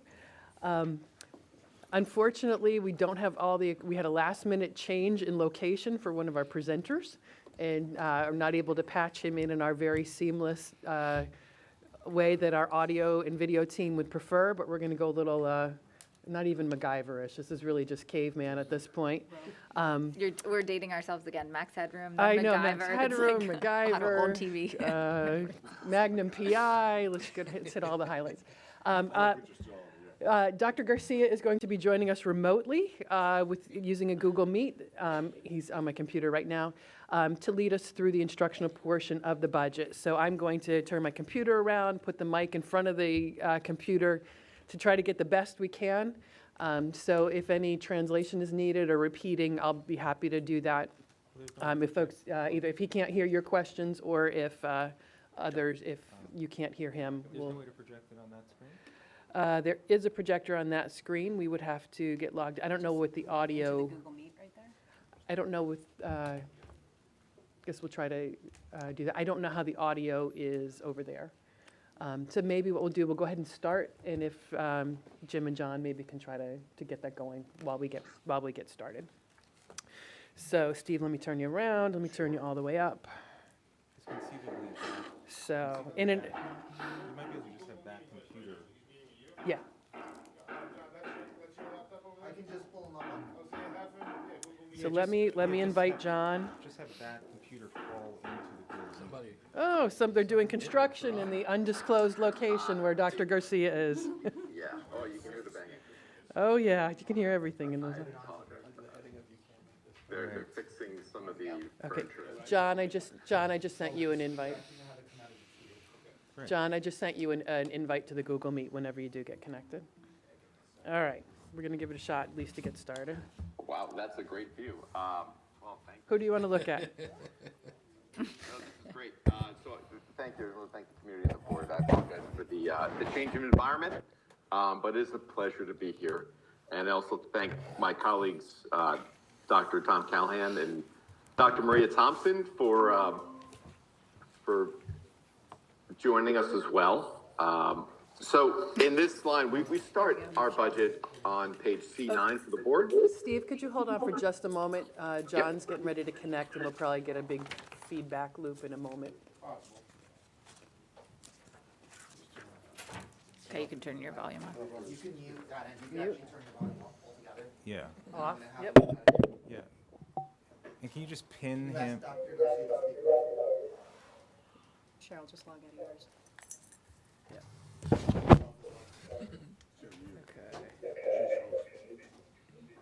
Okay. I'm muted. And just pin him so he's Dr. the Garcia, are you only. able to hear me okay? Yes, great. You hear that as well? oh, Yes. You can also hear the banging next door to me. Dr. Garcia, Are we good? count to 10 for 1 second for me, please. 1, 2, 3, 4, 5, 6, 7, 8, 9, 10. How was that? About as good as we're gonna get. Yeah, That was good. Okay. Did you hear me? yeah. Okay. Yep. Yes?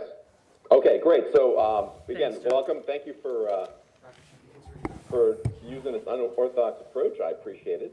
And as I mentioned before Dr. Callahan, and also Dr. Thompson is with me this morning. We begin on page C9 for everyone as we go through the line-by-line budget. You know, when we build a budget, I always say a few words just about the overall theme. And, you know, we've been promoting for years about ways to engage and empower all learners as we inspire standard of excellence, merging the mission of the district with also what we really aspire to is really engage and empower all learners.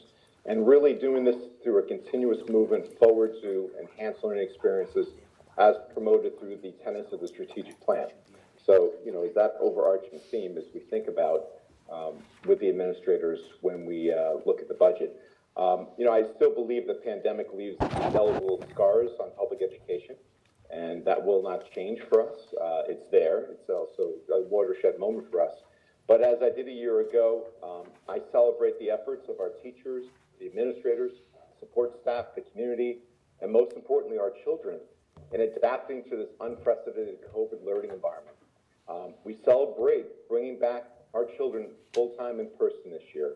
And as you know, this week, removing the masks for everyone, giving them the option to really see ourselves again, which has been, I think, just a wonderful change for us.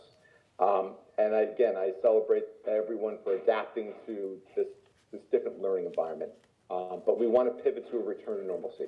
So again, we thank all community members for their patience as we navigated those variants, mask mandates, limited state and federal guidance, while trying to ensure safety for all.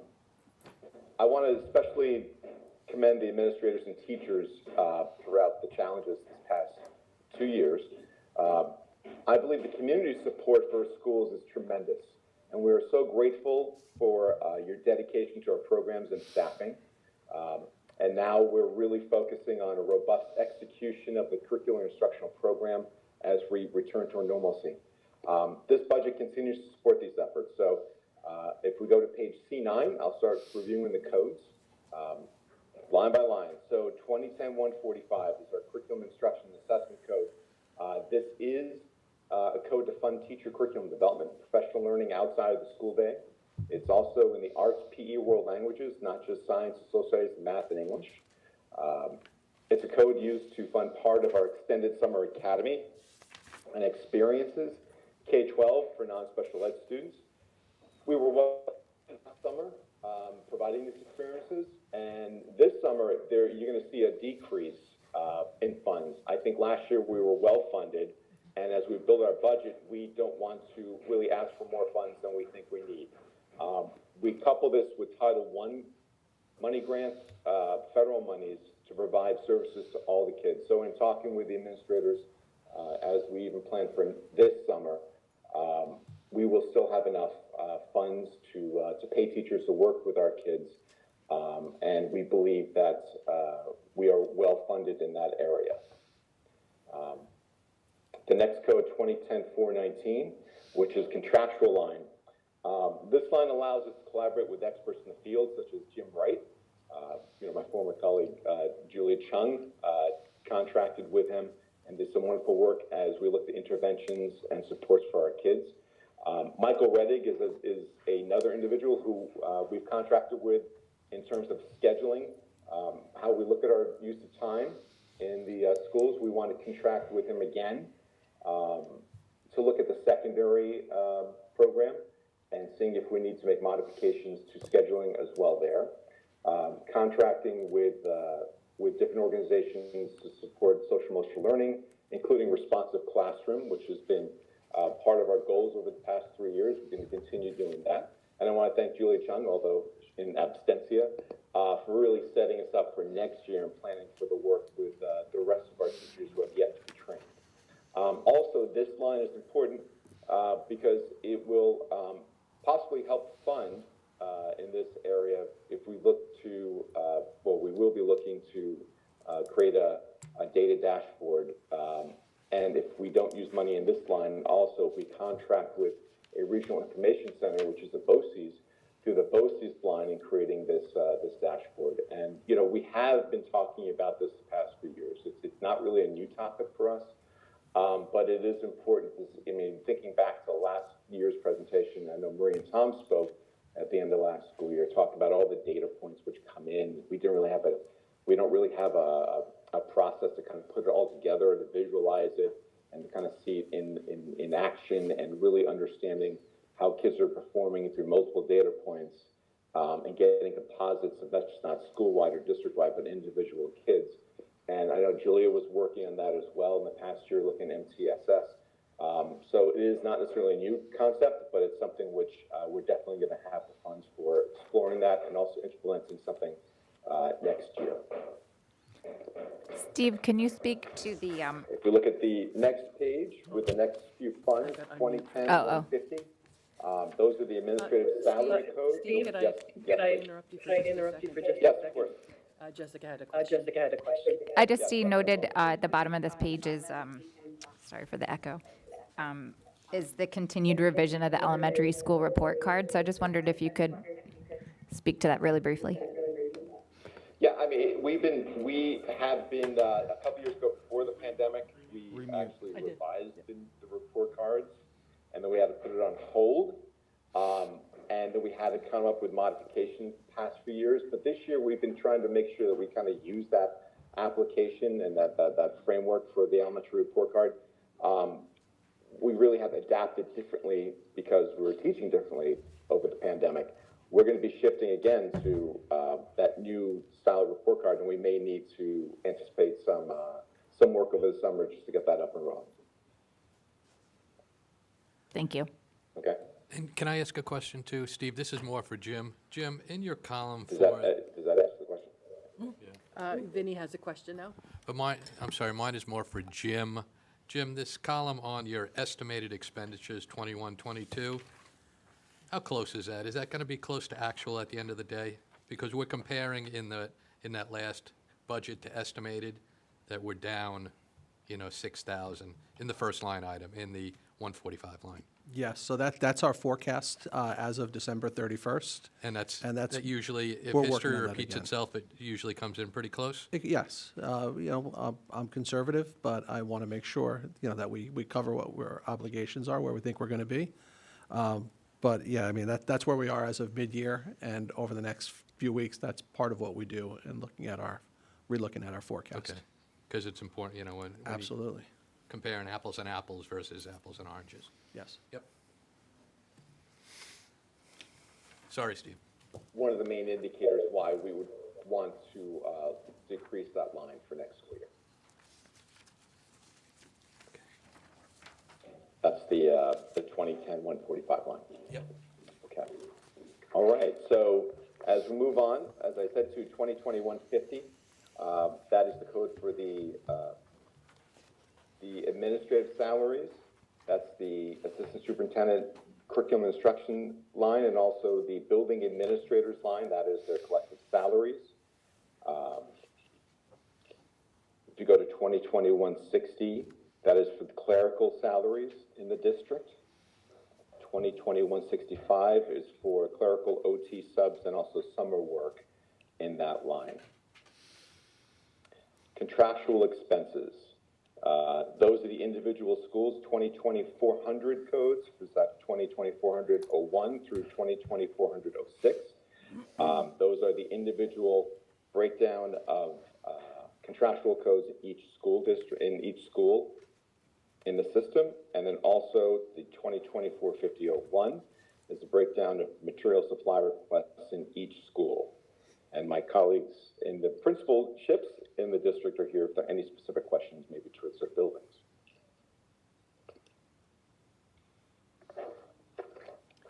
I'll just add, we are going to. Okay, I'm moving. He can't hear. Steve, I just wanted to add a comment. We will, again, when we get to talking about staffing later on in the meeting, we'll talk more about the assistant superintendent for curriculum instruction that you see in this line. Sorry, the zeros for materials and supplies for Colonial and Siwanoy is just that they had leftover supplies from previous years? So that I can speak to that, that is the school's request, actually. Michael and I talked about that just the other day. The schools are provided an allocation based on a per pupil basis, and then there's different multipliers based on any of the 3 federally identified need factors. Those need factors being economically disadvantaged, English as a new language, and special education. So we look at our student population based on our beds information, and that's the allocation that each of the principals receive. They have an opportunity to develop their budget, and then as part of the process, we go through their requests and talk them through each of these. This doesn't mean they're not going to spend money on materials and supplies next year. They certainly have that opportunity to transfer, and I know the board sees many different types of transfers during the year. At this point, that was their request, and that's why it's before you this way. It makes sense now, thank you. Okay, thank you. Steve, back to you. Okay. As we move on to the next set of codes, I am on C11. As we move on to the one that says 2060-400, and it's research and evaluation, planning and evaluation code. It's our main source of funding for professional learning and travel and conferences. We haven't been doing much traveling in the past 2 years, but we anticipate that maybe picking up if there's some regional conferences. We also have some funds that pay for AP exams, ASCD, different associations we may belong to, but also public relations associations. In 2070, 150, that is where we have our salaries for different stipends. That is for also the literacy, humanities, math staff developer for K-5. We also have department coordinators in art, music, PE, and world languages. In that code specifically, there is a request to increase the staff developer in literacy K-5. That's currently a 0.5, a part-time position. And we've been trying to see if we can increase that to a full-time position in literacy K-5. Over the past few years, we haven't been able to do it. We're hoping to do it this past year. We do have a full-time staff developer in math at the elementary level, so we're trying to create parity with that to help our teachers in making sure that there's fidelity with the literacy program, K-5. I don't know if Maria Thompson, if there's anything you want to add to that, just maybe specifics in terms of how we utilize that position. So a full-time literacy staff developer would give us the opportunity to implement coaching, a coaching program in between our more formal professional development that we receive through Teachers College, through our contract. So in between their visits, when our consultants come into our schools and work with our teachers, a full-time coach would allow us to actually have, our staff developer work one-on-one with classroom teachers and co-teach, and make sure that there's carryover and that it actually is implemented. That full-time staff developer would obviously work with the principals and with me. Our plan would be to put the staff developer in each of the elementary schools 1 day a week, so that there was a point person for the staff. Which you already have. If you would just mention a little bit about the Beth Finkelstein and the importance that she has for the district. She is the full-time math staff developer K-5. So yeah, just to take a look at what Beth does versus a part-time person. That part-time ELA person right now actually has a load of support services in Prospect Hill right now, I believe, and Beth does not have that, and that enables Beth to actually push into classrooms as needed, when it's needed, in addition to doing like the formal professional development we do with Math in Focus. So we do have the flexibility, and certainly as we recover from the pandemic, we'll be seeing it more and more because it's been difficult to do in person the last 2 years. So we've done a lot of work digitally, but We do have the ability to push in a lot more than Maria's staff developer does at a 0.5 rate. So this would make the ELA person use a model more like what we use on the math side of things. Leah, did you have a question? No, that's what I was just going to That's say, it, that we okay. had that model already in math. So the, I'm This- just making sure Steve knows. oh, okay, the staff developer would go, while the teacher is doing a lesson, goes in and observes or gives suggestions during the lesson, or is that? That's one way Okay. that the staff developer could be used. The staff developer could also model.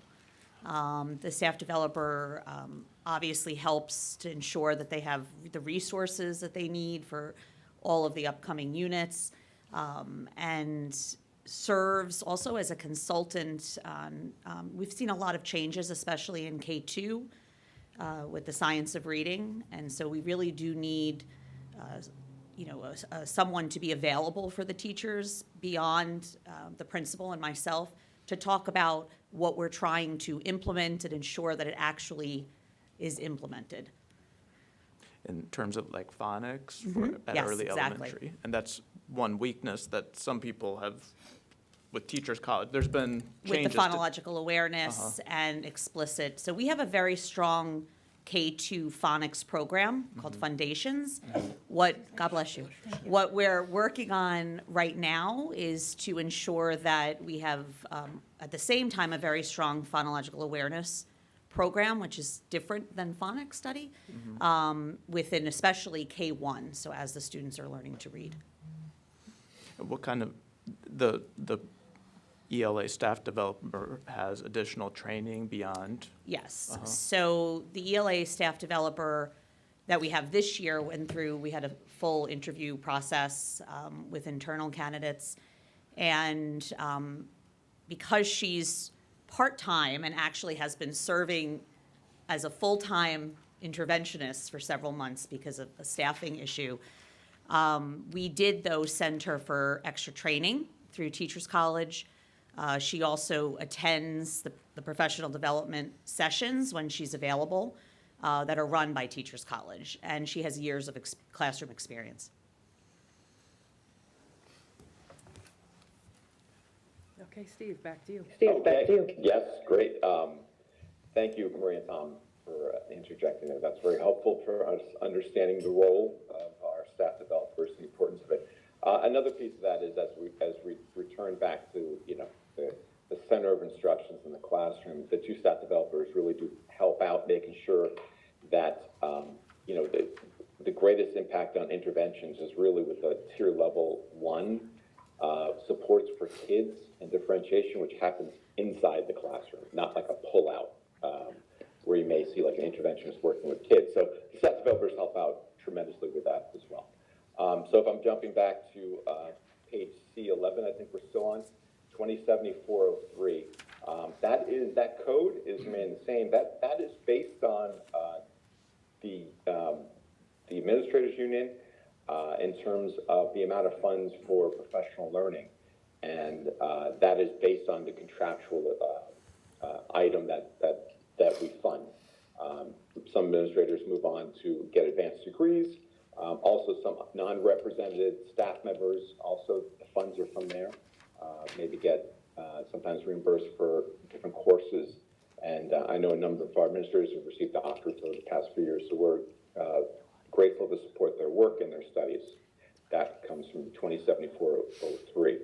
2074-04, it really enables greater flexibility for in-service learning in those areas outside of math, English, science, social studies. That's where we pull money to support teachers in world languages, the arts, PE and health, and also pupil personnel areas, special education, when we need to get some training, in-service training for those teachers.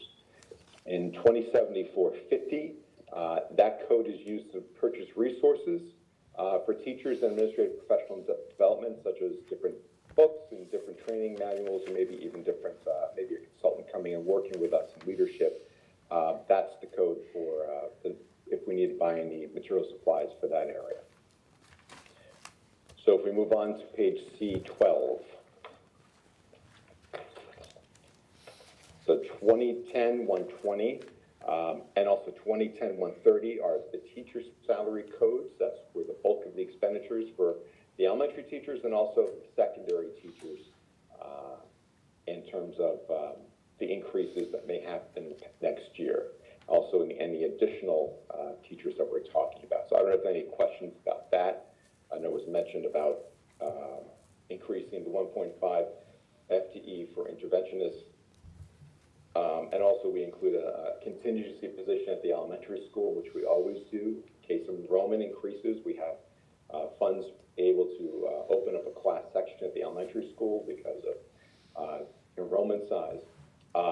And also we do have some increases at the secondary level, as mentioned at the beginning of the meeting, supports our teachers with supporting our programs with additional classroom teachers and social studies, and also math, and also special education, technology. We've got some questions at this point too, and I was just going to add, and Steve touched on it.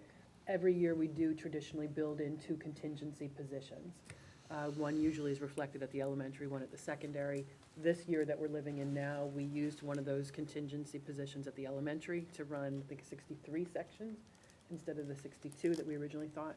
And then we use the other portions of the other at the secondary level to supplement in various places.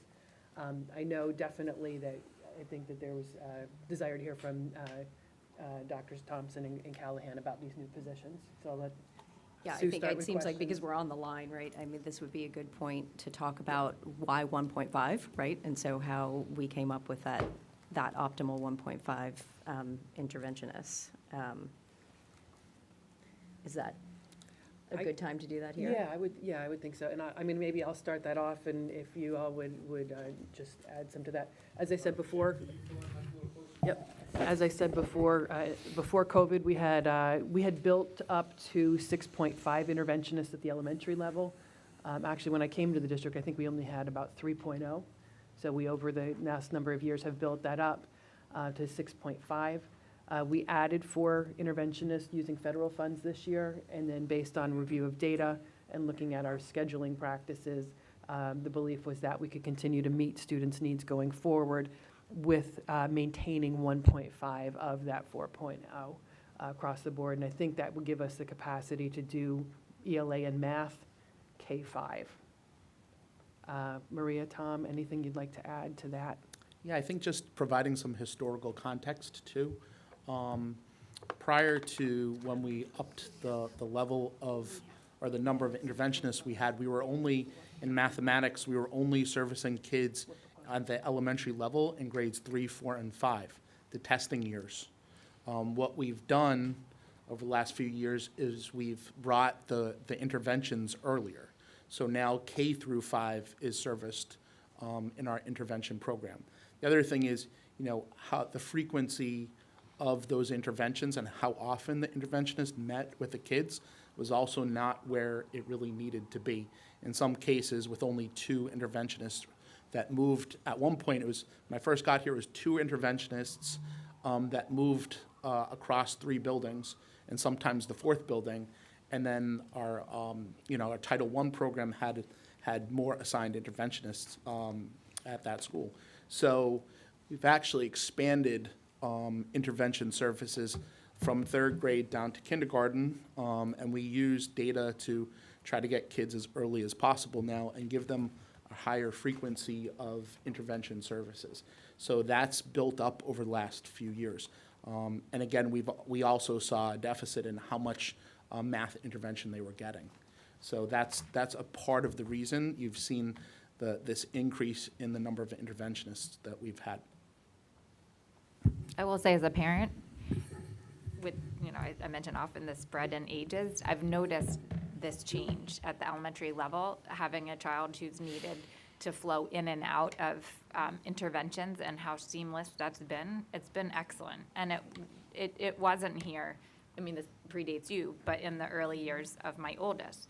So I actually see this come to life. The fact that we had 3 when you came, we expanded to like 6.5.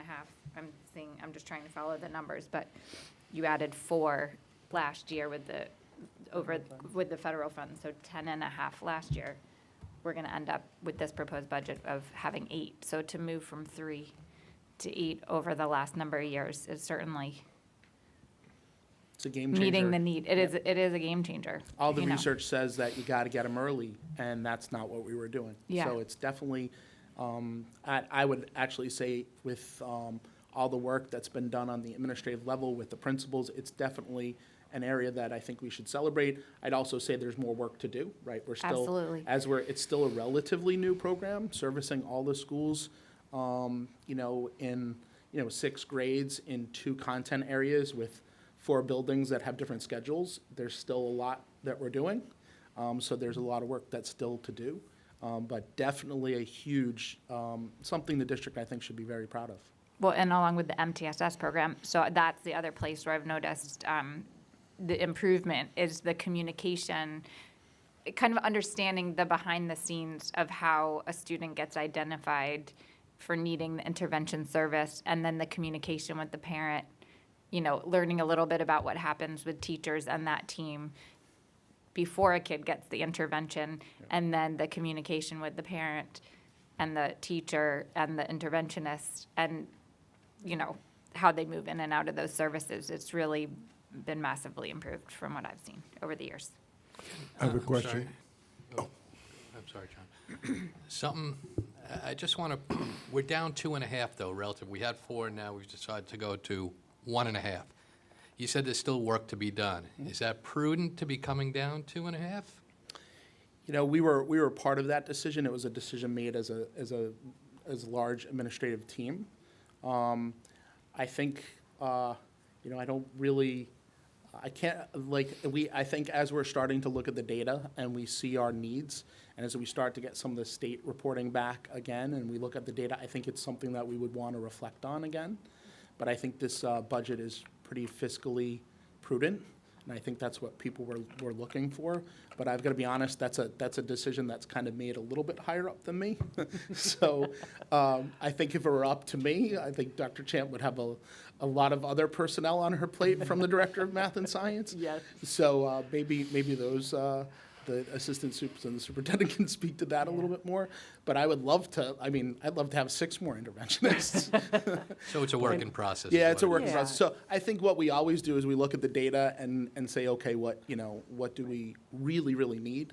And we definitely needed at least that. Yeah, and I think there's 2 additional pieces that I would add to that, I think that factored in. Part of this really, of course I forgot one of them already.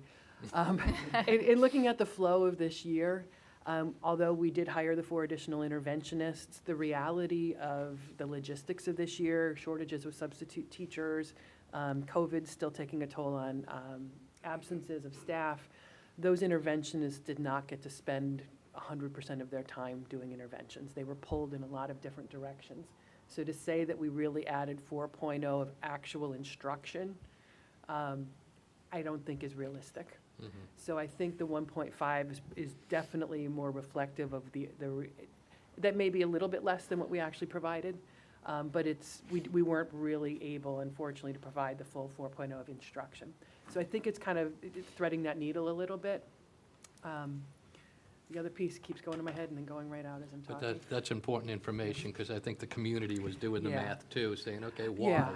Yeah, and If there's still a need, why? absolutely. I think the other piece of it too, this was the other piece, is this is piece of why we keep those contingent positions in, because as Tom said, as we get narrow, as we reflect on the budget, as we finish the budget process, as we get into the summer, and if we haven't used that contingent position, maybe to create an additional section or something like that, we do have that leeway in there if we see that there's a greater academic need than we thought. As long as we still have that contingent position, we could bring back a piece if needed. But I think that's the biggest reason why we didn't push to keep all 4, was because we knew that in reality we weren't really able to use them to the greatest degree that we had wanted. But we were still able to meet student needs. I think that's the other piece of that story that's important for folks to know. We hired them, couldn't use them quite the way we wanted to, but we were able to meet student need. And by making that position, that staff developer hold, does that also help? I know that they're not an interventionist, but does that help with like, the whole overall I think that support? that's certainly that's definitely going to help on the instructional side to make sure that teachers have the support they need to, as they work to continue to develop tier 1, tier 2, tier 3 strategies, as well as implementation of Readers Writers Workshop. The benefit that I think to that is right now that staff developer was also half-time interventionist. The 0.5 that we're adding will make that half-time a full-time position, and that will give far more flexibility for that interventionist within the building. Anytime you split someone either to a part-time role or across buildings, you lose flexibility. This will put a full-time interventionist in one of the buildings. It'll increase in one of the buildings more. So that'll be the gain for the intervention side directly. Maria, So just anything else to add? can I make a comment? Yeah. I think there's, people are still struggling with COVID and trying to make sure their kids are catching up. And I think this is a hot and button issue with that, right? In terms of making sure those supports are in place for the kids to catch up, right?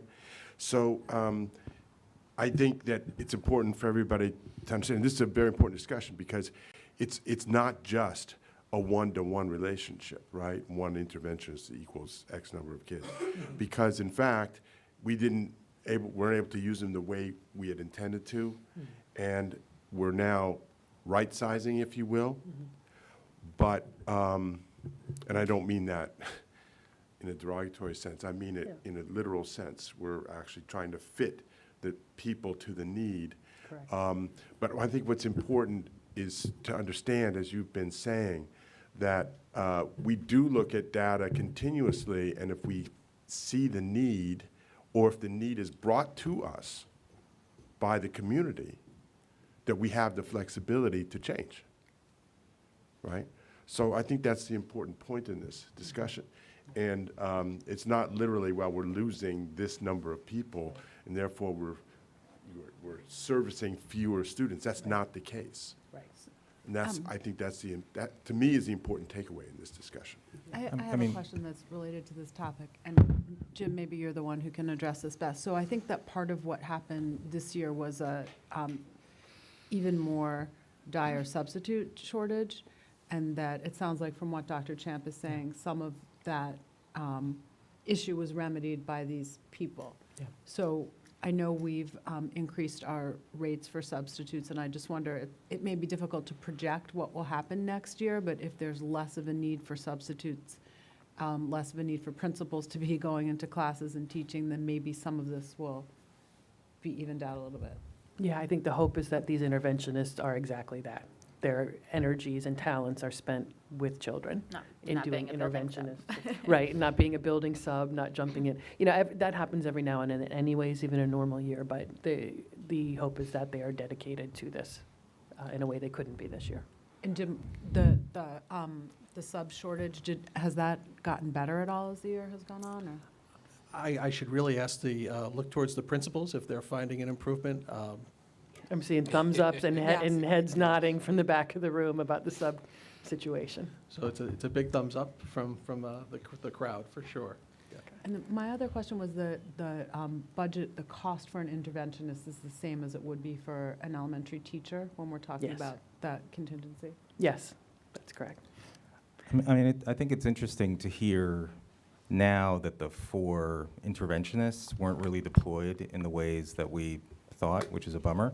I think one of the advantages of having a real-time academic dashboard is that over the course of the year, as we're looking at, well, what are the outcomes, we can see that we're not getting the performance we might perceive to be happening. And if we identified back in October or November that our interventionists were not being deployed the way that we wanted, maybe we would have gone a different route to protect that position, given what you're saying, how impactful those interventionists are. So that's one among many reasons why a performance dashboard during the year is so crucial, because we can identify these things versus hearing now, because it seems, what if we had 4 interventionists really at full throttle all year? So it's just unfortunate we're finding out now, but Well, I think having a dashboard will help in that respect. To that point, we do have them deployed to the buildings based on the academic need. They were distributed where the need was. So it's not, even in this proposal where we're proposing bringing our level to 8 interventionists, it's not 2 per building. They're distributed based on the student academic need. Right. So that But- deployment. And I do was- remember having this discussion Yeah, but the previously. the rationale for needing 4 this year, why don't we think we need 4 next year? One of the, if I may jump in, Please.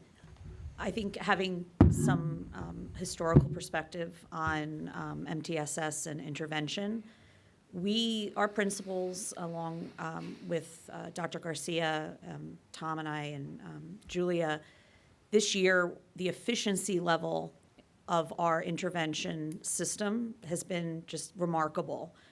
Our principals worked really hard to ensure that our data teams had current usable data. And so what we've seen this year is not just many more students having an opportunity to be serviced, but also receiving the right amount of service and moving in and out of the system, which is what our goal is. We don't want what we used to call it used to be RTI, like our lifers, Yep. right? Yep. That would obviously not be what we want. So we have serviced quite a number of students this year as compared to past years. Now, what Dr. Callahan was referring to, obviously, our data, when we give Ames Web and our Dreambox and our local reading assessments at the end of the year, could show a need. That is possible. But when we looked at our January data and we looked at how efficiently and effectively students were moving in and out after that 6 to 8 week period of intervention, we've seen tremendous growth in our students.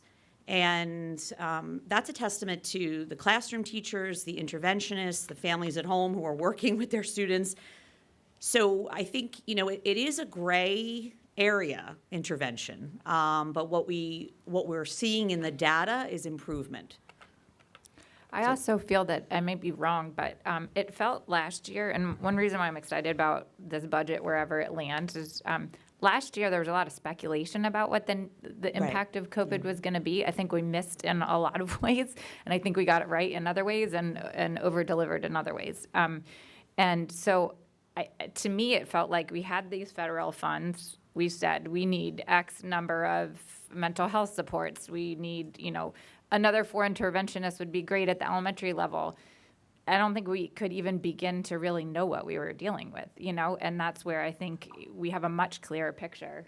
I mean, every year is unpredictable, and we still don't know what COVID will look like next year. Hopefully not be as impactful as we've had this year, but as we've seen this year. But I do feel like we have a much clearer picture of what the needs are, and I think that what's being proposed is a better fit for those needs. Right. And we Although- can adapt and change, True, but I am hearing that if you were to vote, you would prefer more interventionists. Well, I don't want to get into that conversation because, to Maria's point, it's very difficult. That we've done a great job servicing the kids throughout the pandemic. We've had, because of the pandemic, it's been atypical instances. So there have been situations where even our teachers aren't doing what they normally would do because they're covering other classes when we have 10 teachers in a building out, right? So I'm speaking more in line of consistency. I think what we've looked at in this budget is if we have if the pandemic is drawing down and we have a, well-trained new interventionist, and we don't have the staffing issues that we've had this past year, I think that's I think what we're asking for is a reasonable, what I would argue an increase in intervention because last year was kind of like an emergency federal fund for interventionists. I think this is what the data would show that we need at this time should the pandemic not continue the way it had the last 2 years. So I think consistency is really, really important when you're talking about interventionists.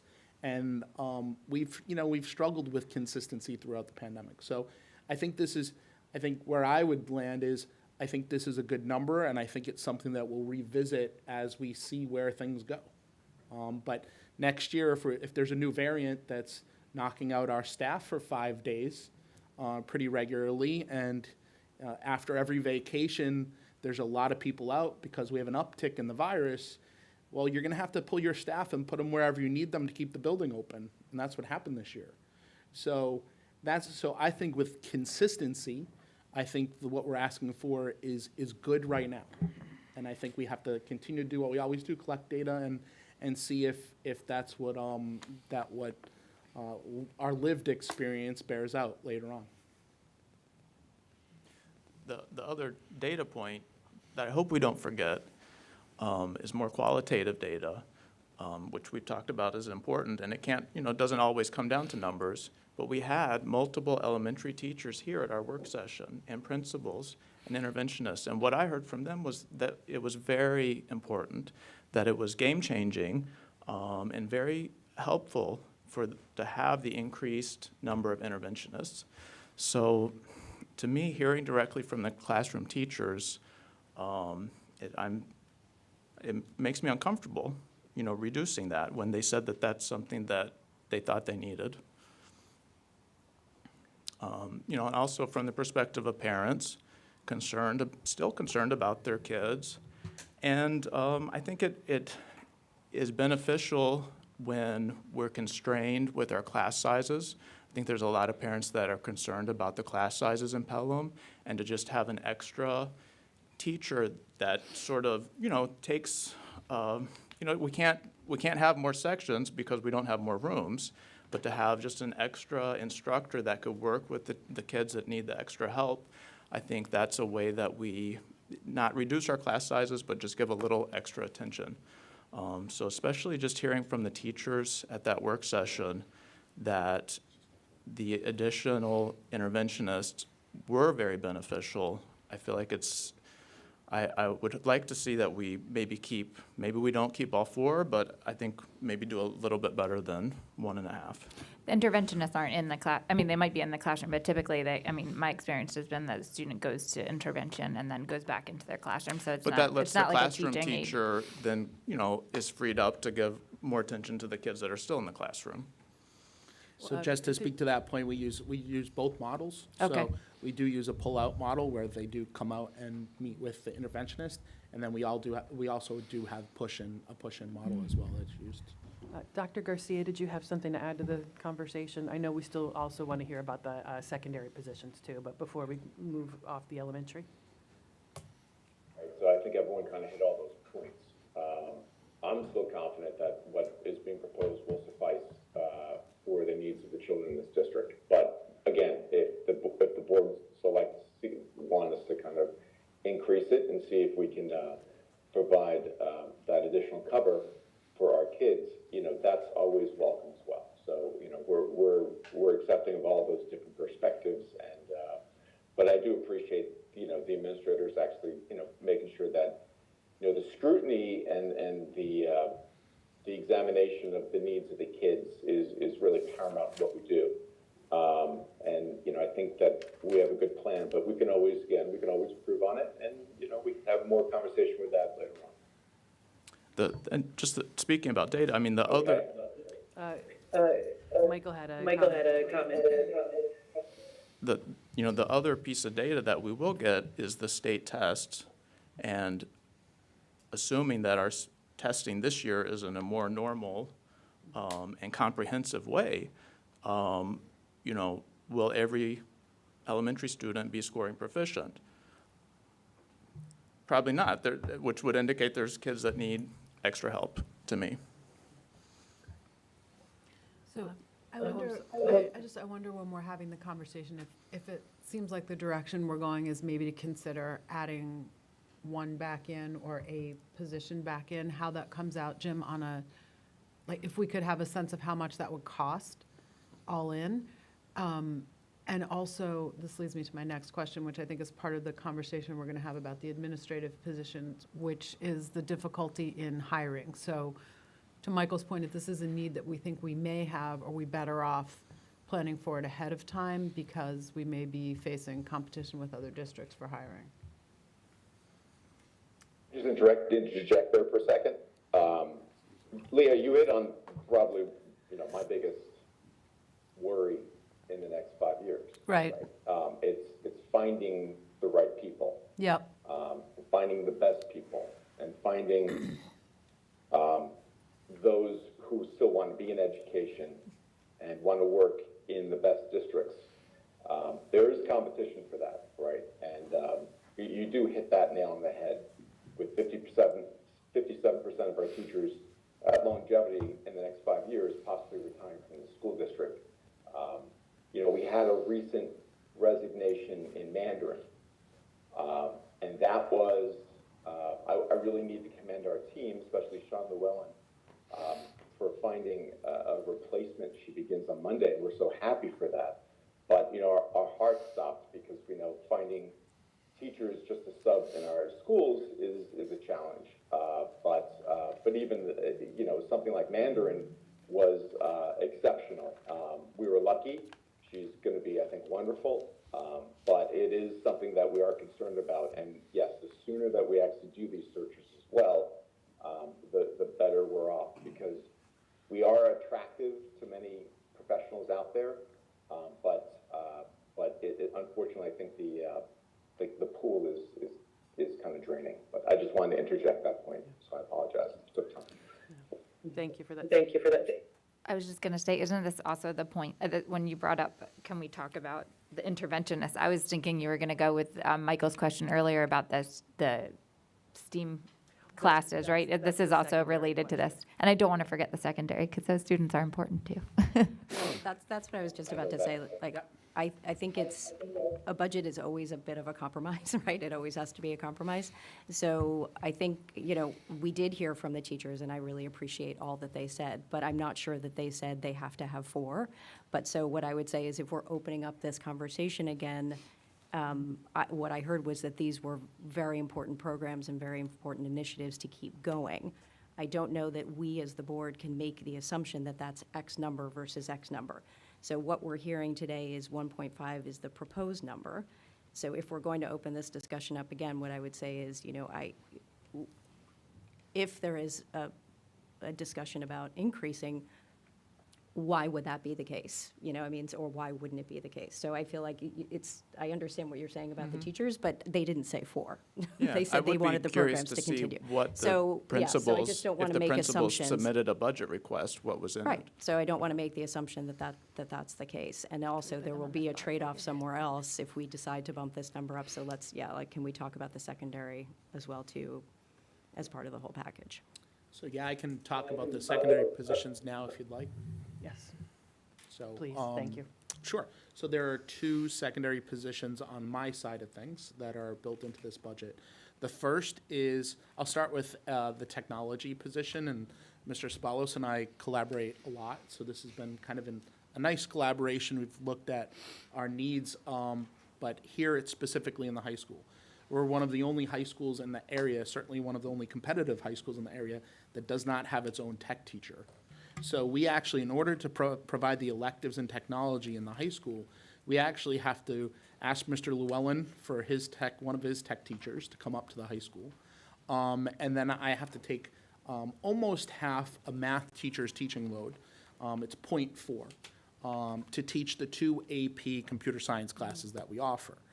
A few years back, you might remember we were having a hard time starting AP computer science, and we put a teacher in there when the last person left, who's done a really good job. It's one of those great problems to have type of thing. Our AP computer science section has gone from needing 1 to needing 2, and both those sections pretty much are full every year, which is a great problem because now I have to take my math teacher, instead of giving them 1 section of AP computer science, I have to give them 2 sections of AP computer science. We've talked about expanding, at least earlier, an expansion of our STEM offerings. We've already actually done that, so it's actually to cover those new courses. So, for example, people were talking about overages and things like that earlier, which is when a teacher teaches above their normal teaching load for compensation. You don't necessarily want to be in a habit of having to rely on that to run all your programs all the time. But just to give you an example, one of our science research teacher is teaching the engineering elective, which could very easily be given to a tech teacher who would be able to pick up the AP computer sciences, the engineering class, and a couple of tech offerings in high school, and be what we really should have as a high school in this day and age. We really should not need to ask Mr. Llewellyn for his tech teacher to provide those services. So that's the ask there for the tech teacher in the high school. And it's something that we've really, I think, needed for a while, and this has been the opportunity to do it. Our hope is in the future, we can offer some of these tech electives in the high school in a very, very consistent way, that we could also expand to an additional AP offering in computer science, which is the higher offering in AP. So right now we offer the foundational AP in computer science, which our kids are enjoying, but we would love to someday also offer the next AP in computer science. So without hiring in this particular line, we wouldn't be able to really move in that direction. So we're really trying to, bring those electives into the 21st century in the high school, and we've made a lot of progress, and this is really the ask to help cover that. I was going to say you created your own problem, because I've I been did. on the curriculum discussion side where you've created these amazing electives, and One of the things that Dr., I'm sorry, let me get a microphone. I don't, welcome back. You're getting your steps in today. So I think one of the good problems we had since I started here, and a lot of it was a joint collaboration with Dr. Callahan, was when I first came here, the course we were offering was AP Computer Science A, which is above what we're offering right now, which is Principles. And there were two electives that we offered at the time, which was Intro to Java and Intro to Python. And in order to, when Dr. Callahan came out with our inquiry cycle to make it more project-based, we shifted those electives to make them more project-based and more reflective of not just a standalone coding program, because you can code and do anything you want. Coding is now universal to do a lot of different things. So we changed those electives into more project-based electives, which is robotics and app design.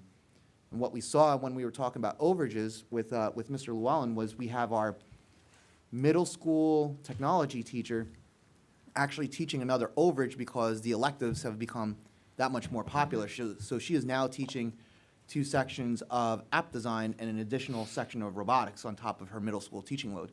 So that position will also help grow the program. And now that what I think is, and I think Dr. Callan would agree with me as well, is aligned pretty well in terms of where we're trying to go, is offering that next level of computer science where we think the students should be able to perform pretty well because they have those good foundational skills now that we've started. We actually, when we moved to, and we were trying to do, I think, the right thing at the time, but when we moved to the AP Computer Science A, there's no foundation in computer science under it. And it didn't really make sense that you would take this high-level AP Computer Science without having some of the electives and coding that precede it. So this AP Computer Science, the Principles course, was the right start if you want to, move in the direction of AP Computer Science in your schools. Now, we're starting to build that interest, and we'd love to be able to see our kids take that higher level course. So this is a plan that John and I have worked on together for a couple of years. And now that we have interest in the program, we're able to now make this request. And I think, to be honest with you, it's really what's needed now. So. Can you talk about the math position as well, please? Yes, I was really excited about our other conversation about interventionists because I knew it would lead to this one. I'd like to add an interventionist in the middle school. And the reason I'd like to add an interventionist in the middle school is because we do not currently have an interventionist in the middle school. In order to service our kids that come up in our data as students who need support, if they're not necessarily special ed and have resource room and things like that, we don't have a great capacity and flexibility to service them. So our classroom teachers are our middle school interventionists. So when one of the middle school teachers is off from their teaching load, they'll have like a support class that they teach. Now, this has been, we've kind of, over the last couple of years, we've kind of improved that program as well. But if a teacher is not available in a certain spot, and a student, that's the only spot a student has, because a middle schooler schedule can be pretty robust, then that student will have to choose between like chorus and art and getting math support.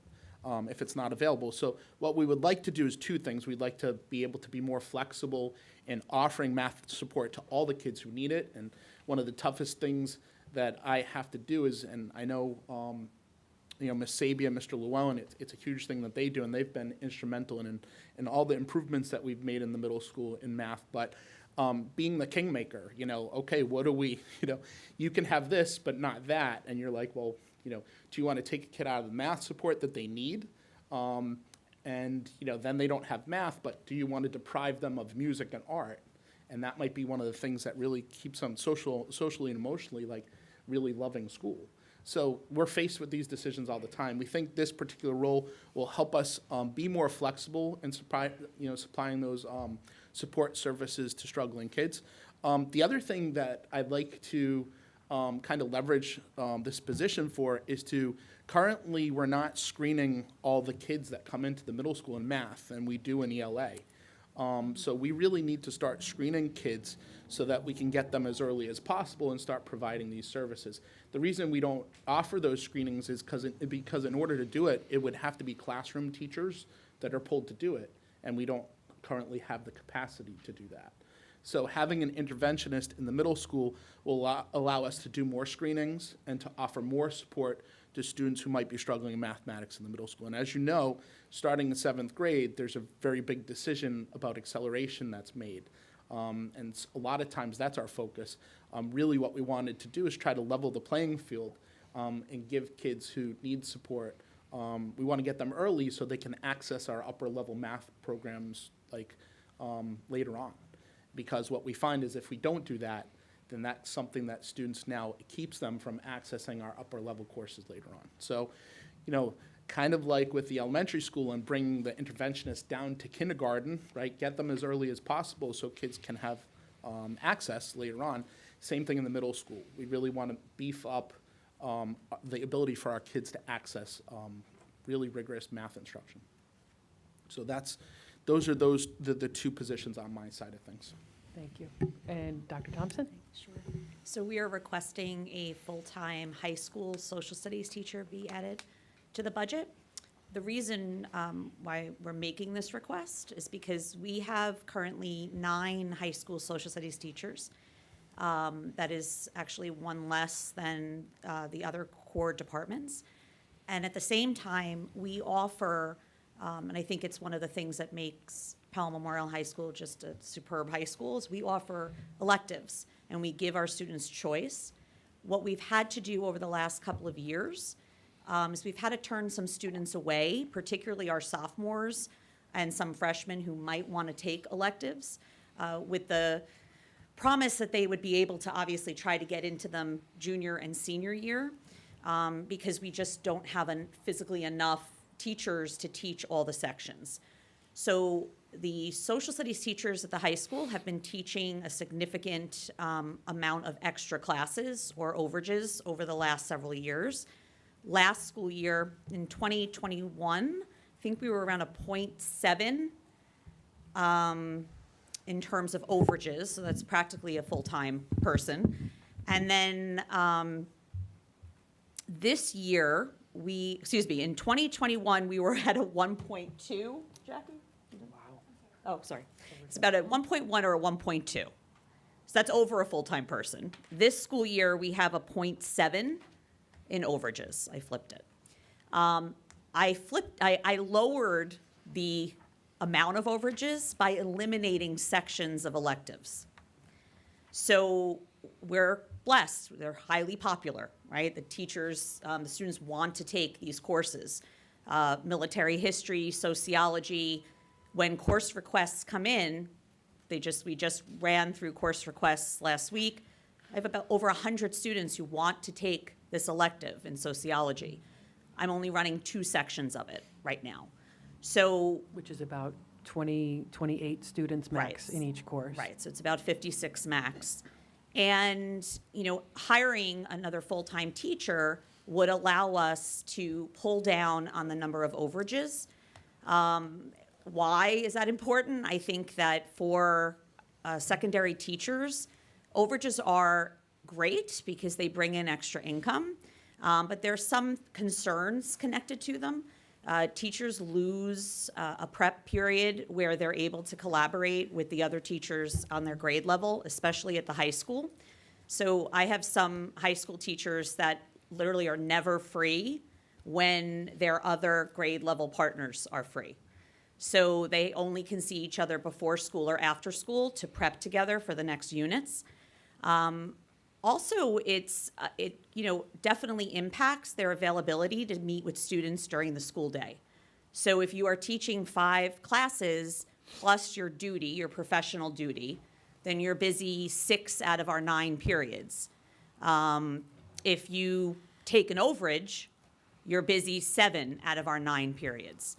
So there's only 2 periods during the school day where a student can find you. Obviously plus academy period, which is our after school 20 minutes or so. So if we are able to hire a new social studies teacher, we'd be able to pull down on our number of overages and at the same time, hopefully, allow our students to take the courses, the electives that they want to take. Thank you, Maria. I just had a question about, because I think I saw the state standards included more content around engineering or technology. Does this new position address that, or this is sort of a separate? So the new tech position? Yes. So that's a great question. Science in general has changed its standards. They're called the next generation science standards. And one of the things that has been added that was never in the science standards before is engineering. So we were very, very heavy on life science, for example, and this is K-12. And we didn't have a lot of engineering. So what the new standards have done is they've actually put these engineering tasks, these inquiry-based tasks, into our curriculum K-12.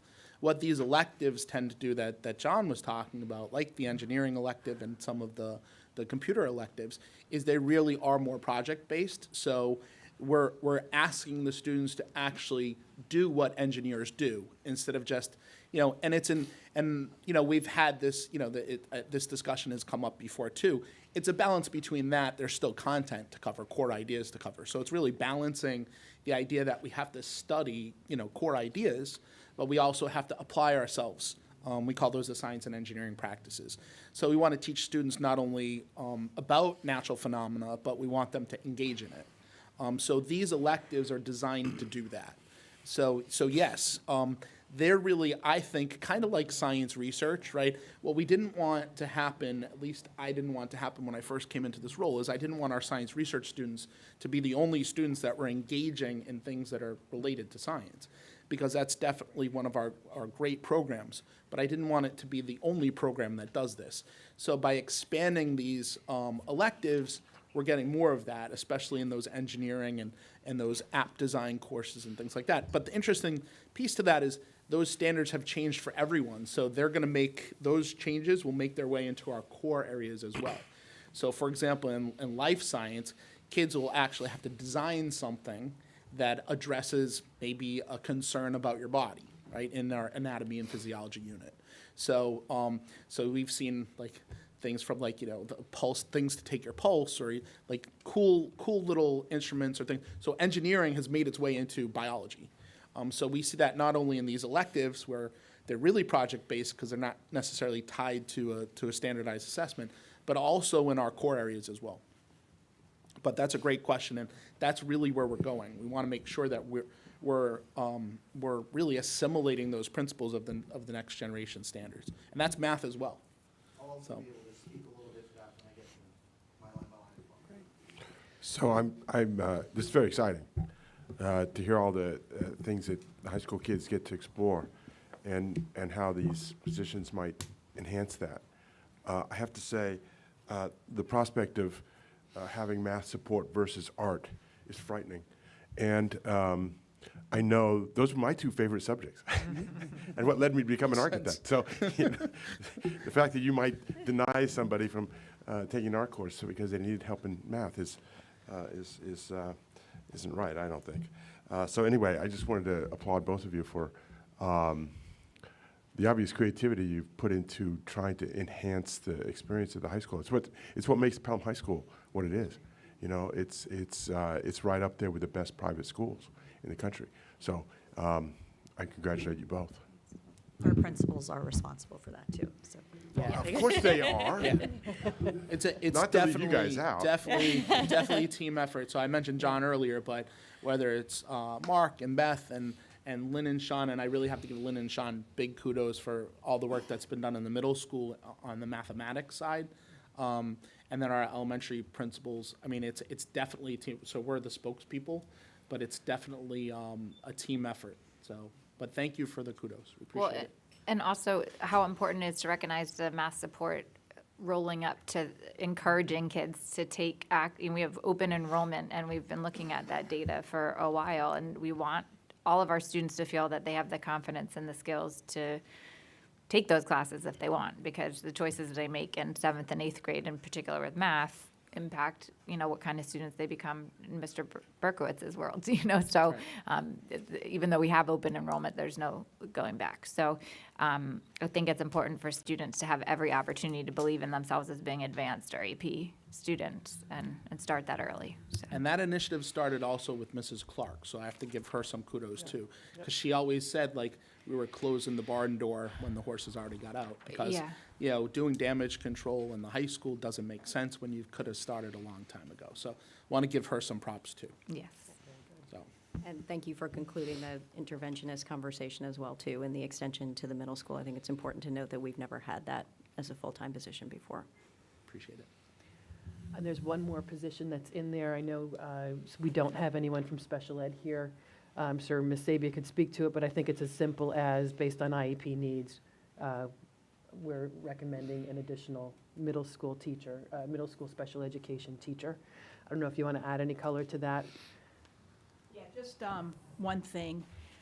So our Foundations of Learning program will be reopening next year. So the teacher that we had in Foundations of Learning has been filling in and teaching an additional 5 periods. So when that program opens, she's going back. We've had many more students identified in the past year, so there's an absolute need for another special ed teacher. And that's just the normal ebb and flow of IEP needs for our students, and we always budget based on the needs. Yes. Thank you. Okay, Dr. Garcia, I think we're back to you for a quick summary on some things, and then we'll get to Mr. Sabalos. Yes, so just running through again, in the 2110 codes, we have our contracted with the Teacher Association different stipends, which is in detail in Appendix 4, mandated home instruction costs, substitute teacher costs, clerical assistants, those attendance clerks that we have in the district, lunch supervision, which are hourly monitors, and also clerical substitutes round out the 2110 code in the 100s. I know it was mentioned earlier, but the big jump, and you'll see that in 2110-200-09, is the district-wide equipment, and that is really thanking again the PEF for starting us off with innovative furniture. You know what wonderful things we've done at the Hutchinson School. I also want to just quickly shout out to John Sabalos and Trish Fitzgerald and Alicia Del Mastro. They were at a conference yesterday in the region speaking about Hutchinson School and the innovative learning spaces, which is all based on this code increase. The $150,000 is really making that promise to the community that we would continue at the, especially at the kindergarten, with the new furnishings for next school year. So that is that code. On C13, district-wide contractual codes. That is the list, just like in material supplies, and also with equipment. These are the contractual numbers for each school that we have in the district, the 6 schools. The 2110-401 is our fees to be IB schools at the secondary level. 2110-406 are the different associations, memberships that we think we belong to in the district across all subject areas, whether it's teacher, administrative.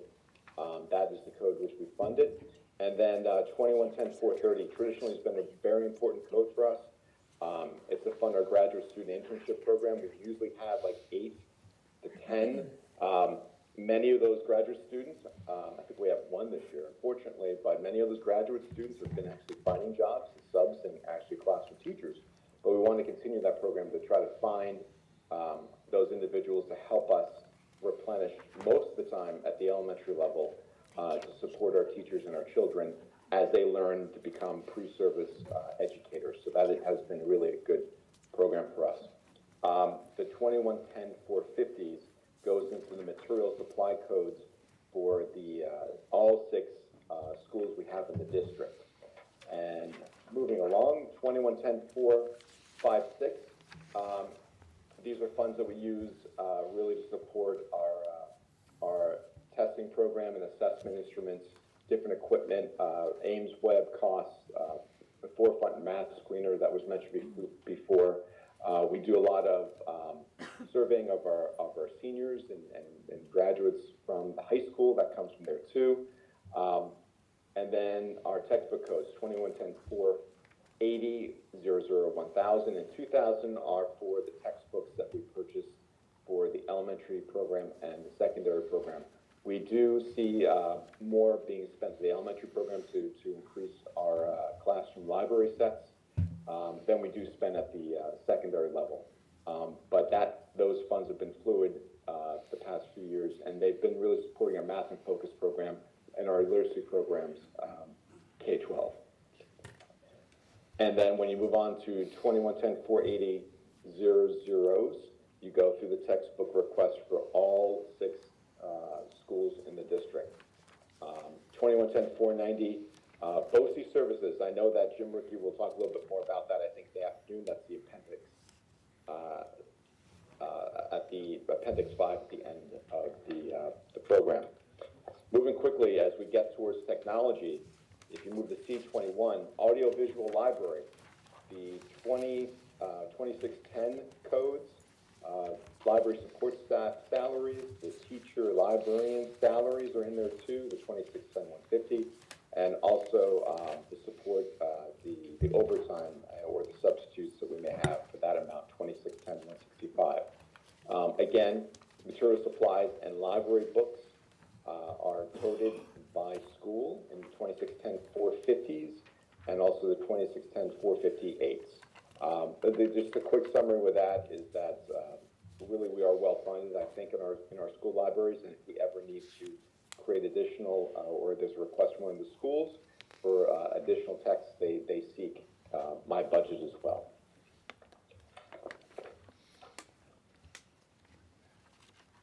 And I think that's it for that section. Carol? Yep, carry on. I think then we move on to technology, I believe. I think we do have one question. Yeah. So going back to page C14, the 2110.456. And maybe Jim knows more, but the 21-22 adopted budget had $48,000, and then estimated expenditures is $871,000. So that was a big. Yeah, so with that, there's an explanation. It shares that some of those expenditures from 2021 were addressed and related to the new Hutchinson School. So they could have been charged to the bond or not to the bond. Because we were experiencing spending at a significantly low level, what we did was we addressed it and we spent it on that line. So we did that with some furniture and with some technology. Did that require board approval, or? What we did is we addressed it with the board. We share it.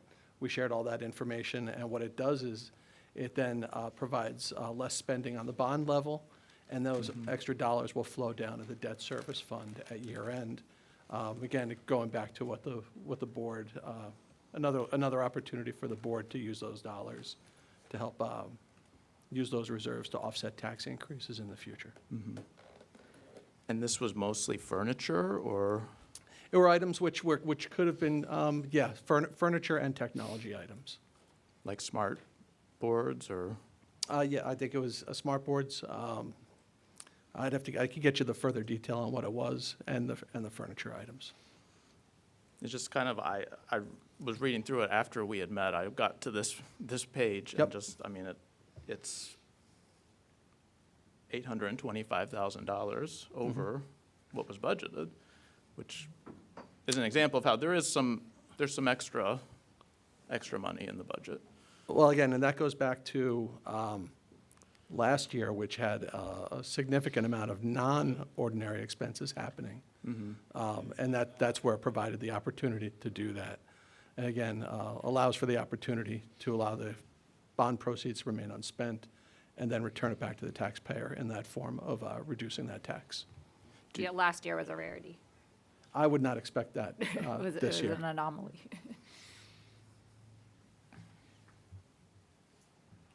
Okay, I think we're now over to John Sabalos.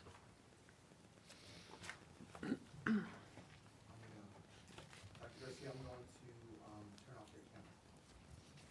Actually, you can turn off your camera on your end, but I'm going to go off this tab and I'll go into my presentation.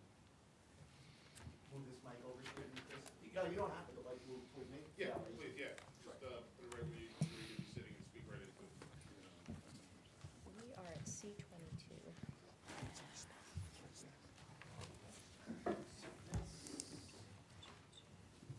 There's a tab for you that says technology. You went through this already? Yeah. You want to click this? I apologize for the back and forth. So is this, Chris, are we good here? Okay, great. Sorry, I'm going to move this over just a little bit more. The board will be happy that I shortened my presentation from 17 to 8 slides, so that way we can, Nice work, John. thank you. It's just lunch. We'll survive. No, but I want to thank everyone again for this morning. I think this is one of the unique opportunities in my career that I get to do something like this, the line by line. I think I want to begin by thanking the entire board, administration, teachers, and the community for allowing me to even be here and present the work that we're going to be doing. Overall, our goal as the department has not changed. It's to provide the best services for all of our students, staff, and the community. That's the first and utmost goal of our department, is to do that. Before we begin giving the overview of the budget, I just want to go over some work that we've done over for this year, so that way it helps paint the narrative for what we're trying to do for next year. Inside of your budget books, there's going to be 2 areas I'm going to draw attention to. It's going to be C22, which is my local lines, and then when you go to Appendix 5 for BOCES, there's going to be a section called the Lower Hudson Regional Information Center's RFS, Request for Services. I'm going to go over both of those at the end once I go through some of the initial work that I'm going to be talking about today. That's in my face a little bit. Sorry, guys. All right, so just a quick overview of what I'm going to do for today is I want to go over our tech profile, our department and staffing, projects from this year, because that will help highlight some of the stuff that we're going to put in the budget for next year and moving forward where we look to go. So this is our tech profile for this current year. 3 of the areas that I want to draw attention to are physical servers, access points, actually it's 4, Chromebooks, and physical locations. Right now, if you noticed back in January, I think we handed out all K-1 students a device to bring home. Those were not currently in classrooms. Those are actually older devices that we've collected that we use as spares, but those are all handed out right now. So that's why that number looks inflated like that, because there's also a bunch of older devices that are out of commission that we're going to deprovision and take out of our working environment. We now have 3 physical servers in the district, and that's a change from 1. So where did that happen?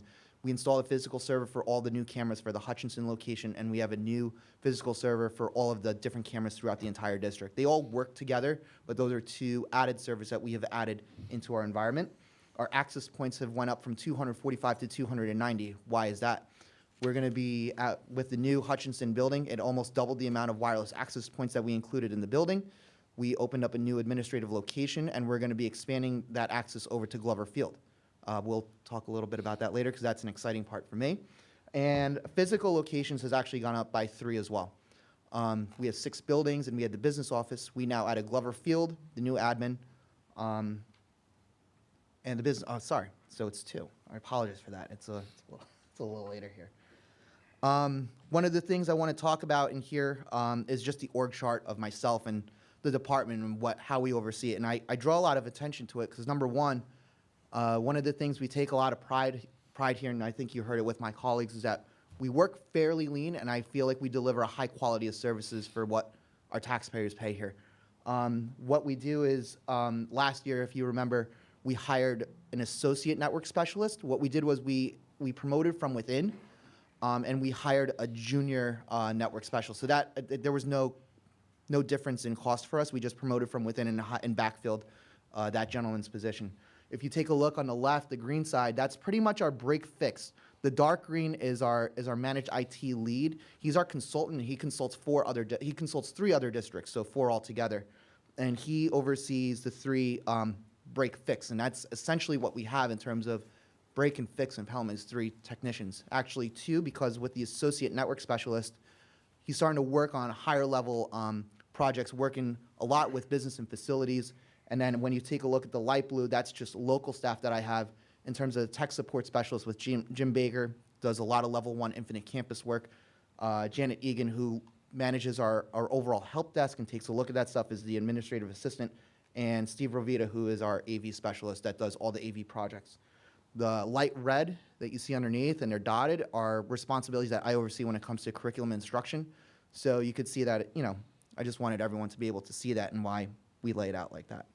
When you look at the department, it is a blend of instruction and infrastructure. So it's a pretty dynamic department of what we have. And the reason why we have the 2 stars under tech ed for James Rogers and Kevin Miller is because Kevin does provide instructional tech support and teaches 1 section of middle school technology. And James Rogers is a math teacher teaching our high school electives. And you'll also see Alicia Del Mastro here in the instructional tech part, and I'll be able to talk about that as we go for the next year. So in our managed IT environment, I think this is important to draw attention to every year. It was actually a big part of why I feel we've had a lot of success when it comes to at-home support as well. Is one of the things we've been able to continue in this year is our student and parent help desk for our community. When you make a call, it actually, no one here really does anything. It's pretty much serviced at the Lyric. So we get a lot of cloud support services from the Lyric, and we get to tap into a lot of those different expertise that we have up there. So that's why when we have a lot of break fix, and yes, we found that we needed the need for a little bit more higher level support here, but the majority of our upper level support when it comes to cybersecurity, back-end firewall management and stuff like that is handled at the cloud at the Lyric. So this is why I like to just draw attention to that visual. Major projects from this year that I like to talk about, Hutchinson, that's big check mark. Glover Field is probably my second one that I want to draw attention to. And this is super important, and I understand where there was a lot of frustration when it comes to Glover Field. If you physically look at where Glover Field exists right now, it's actually on the other side of the hutch. So if you were to just look from a physical point of view, one of the issues that they had that predates me was that we were not able to run fiber physically from the high school, which is our main MDF, over to Glover because there was no infrastructure available to do it. When we found out in February of last year that Crown Castle, who provides our fiber, was able to lease telephone poles from Mount Vernon over to here, we signed up right away and we were able to start that infrastructure project back in July. And now we have a dedicated fiber run from the high school over to Glover Field. So now when you go to Glover Field, there's actually a little mini, not a server closet, but a switch closet, which allows us to have cameras that we just recently installed last week. And we're going to be able to stream our local live, not just over a cell network, but over our actual infrastructure network that comes out of here. That was a really, really big task, and I'm really excited for that because now we can expand. And while not everything is in place, the core infrastructure is there for us to be able to build. And I think that was one of the major projects that we had. That was a huge project that was also done with our business and facilities office. So John Condon and all of his team over there really helped with that.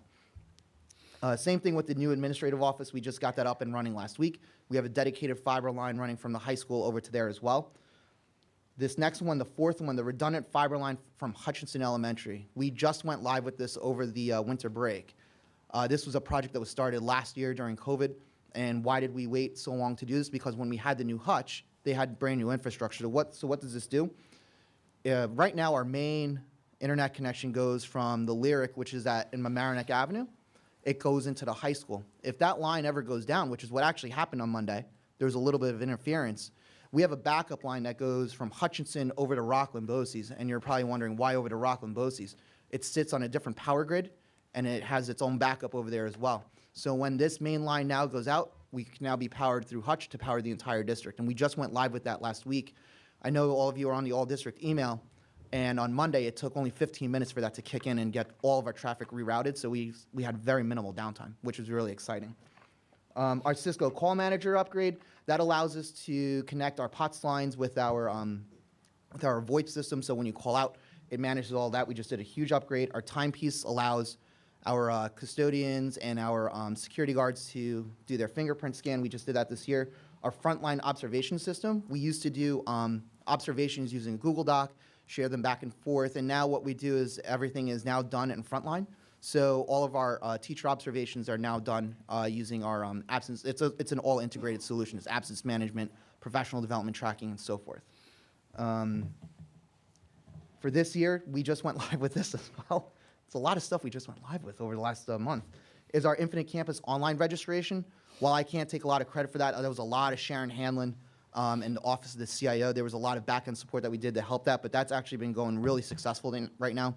I think we've registered over 100-something students just within that system alone. It's working really well for us. This is a great part that we just went live with July 1, was our OneSync account provisioning. Now all account provisioning in Pelham is done automatically. Why is that important for us? It's for audit compliance. So as soon as a new staff member gets onboarded within Pelham, they get added to the finance system. It creates their Google account, Active Directory, Infinite Campus, all of their credentials for stuff like IXL, Dreambox, and so forth. As soon as they get deactivated from that, it deactivates their entire profile. So there's no more manual of work where my department has to go in and deactivate each individual piece. It's all automated, and we do that with our students as well when they come into the district. It's triggered through Infinite Campus when they get added. All of their credentials get made. When they get deactivated, all their stuff comes down. So we try to automate that entire system. Continuing work with EdLaw 2D, we'll talk about that as you see why I'm moving some titles over into the Lyric RFS. One of the big projects that we did for this year is our asset inventory. We moved from a localized system called Library World, and we're moving everything into our ticket system called ServiceNow. So we're able to get more granular data on where some of our stuff exists, and it ties into our BOCES purchasing, which automates a lot of that process as well. This is a nice one for us, Pelican Bytes. This is something internally that our instructional tech facilitator, Alicia Del Mastro, built. I think you all see the tech updates every month, but this is an internal resource that we created for all of our teachers and staff that has instructional resources on how to use some of the different pieces like WeVideo, Screencastify, Padlet, and so forth. And on the homepage, we always like to highlight every month a different teacher that's doing something new with a project. So for this year, it was the 5th grade teachers at Prospect Hill, and their use of WeVideo integrating the Teachers College and using podcasting. So that was a great project for that, but that's just something I wanted to draw a little attention to. Our expansion of our high school course offerings we spoke about, and for this year, we actually did for another year, we did our computer science Ed Week K through 12, where we allowed our teachers to sign up for different activities. In the high school electives and in the middle school, they participated in that as well. And one of the big things that we did this year was our K-5 Digital Citizenship Week, where every student in K through 5 received at least one lesson in digital citizenship, because we wanted to build that awareness at a younger age as they start to build up, because they were going to get that already in the middle school and high school. But that was something that we started for this year.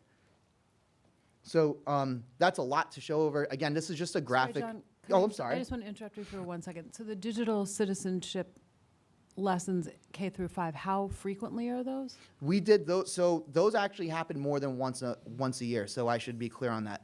We do this as just an awareness piece during Digital Citizenship Month, which is generally October, November, because it is the beginning of the school year. So Ms. Del Mastro will she will push into every single class, K through 5, and we'll do just an introductory lesson. All of those students in K through 5 also receive that kind of education through the library program as well. So it's not just a one standalone thing, but we wanted to draw more attention to it this year because of the importances, especially with the shift in COVID. This is just a graph of how much bandwidth and stuff we use. So that way you can see on Monday when we had that error, right, and our bandwidth started to spike, we have a 1 gig. Again, it's redundant, so both lines are a gig, so we can shift from one to the other, but you saw that spike. It was able to level off when we switched, and then you see everything levels off. So that's just a nice part. Again, we have 1 gig of traffic that we're allowed to use. We barely use 350 on a busy day. So that's a nice piece that we're pretty forward with that. All right, so some of the stuff that we're going to go over for next year, and when I go through my line by line, this will make a lot of sense, is our continuation of the K-12 instructional tech specialist. We were talking about that with the literacy coach. This is going to be the second year we're looking to continue that. It's the role I previously had in my career, and it's been super important over these last 2 years because I feel that without this position, all of the programs that we have brought on would not be as successful if we didn't have it. She's been vital to the everyday success of what we do here in Pelham. So the continuation of that program is vital. We're also going to continue that parent-student help desk from the Lyric. The expansion of our one-to-one program, we're now going to go into the K through 1 for next year. We're going to be using touchscreen Chromebooks, and we are going to be using the QR code sign-ons for those. And again, that's not to say that we couldn't have done that this year. I think one of the focuses was that we wanted to get students back in the schools, and we didn't want them on a device, so that's why we did not prioritize that at the K through 1. They've always had access to devices, but now for next year, they will be 100% dedicated within each room. Our infrastructure maintenance, we're going to look to upgrade all of the UPSs within each of our buildings, so that way the backup time is available. And we're going to create something called backup as a service. So we're going to, all of our Google stuff is currently backed up, but with a backup as a service, it allows us to get a little more granular and a little more level 1 support with our backup within Google. We wrote over here an additional network specialist to the Lyric, and that's just to, if you saw some of the projects that we did this year, even prior to this, a lot of the work that's done in a business and facilities has become digital now. Cameras, boilers, our locks, our automation, a lot of it has started to rely on the services of technology. So we're hoping to add another specialist to that position to help with a lot of that work. Again, we're going to talk about the continual evaluation of shifts from Lyric to other BOCES. From the local lines to the Lyric and other BOCES. The reason we do that, number 1, is to help with our Ed Law 2D compliance. And number 2 is just the benefits we get in aid, which Mr. Ricky will be able to speak about on the back end later, and how much we are actually able to save. To go to your thing that you were talking about, Dr. McCain, is we're continuing our work with our standards in computer science and digital fluency. Those just came out last year.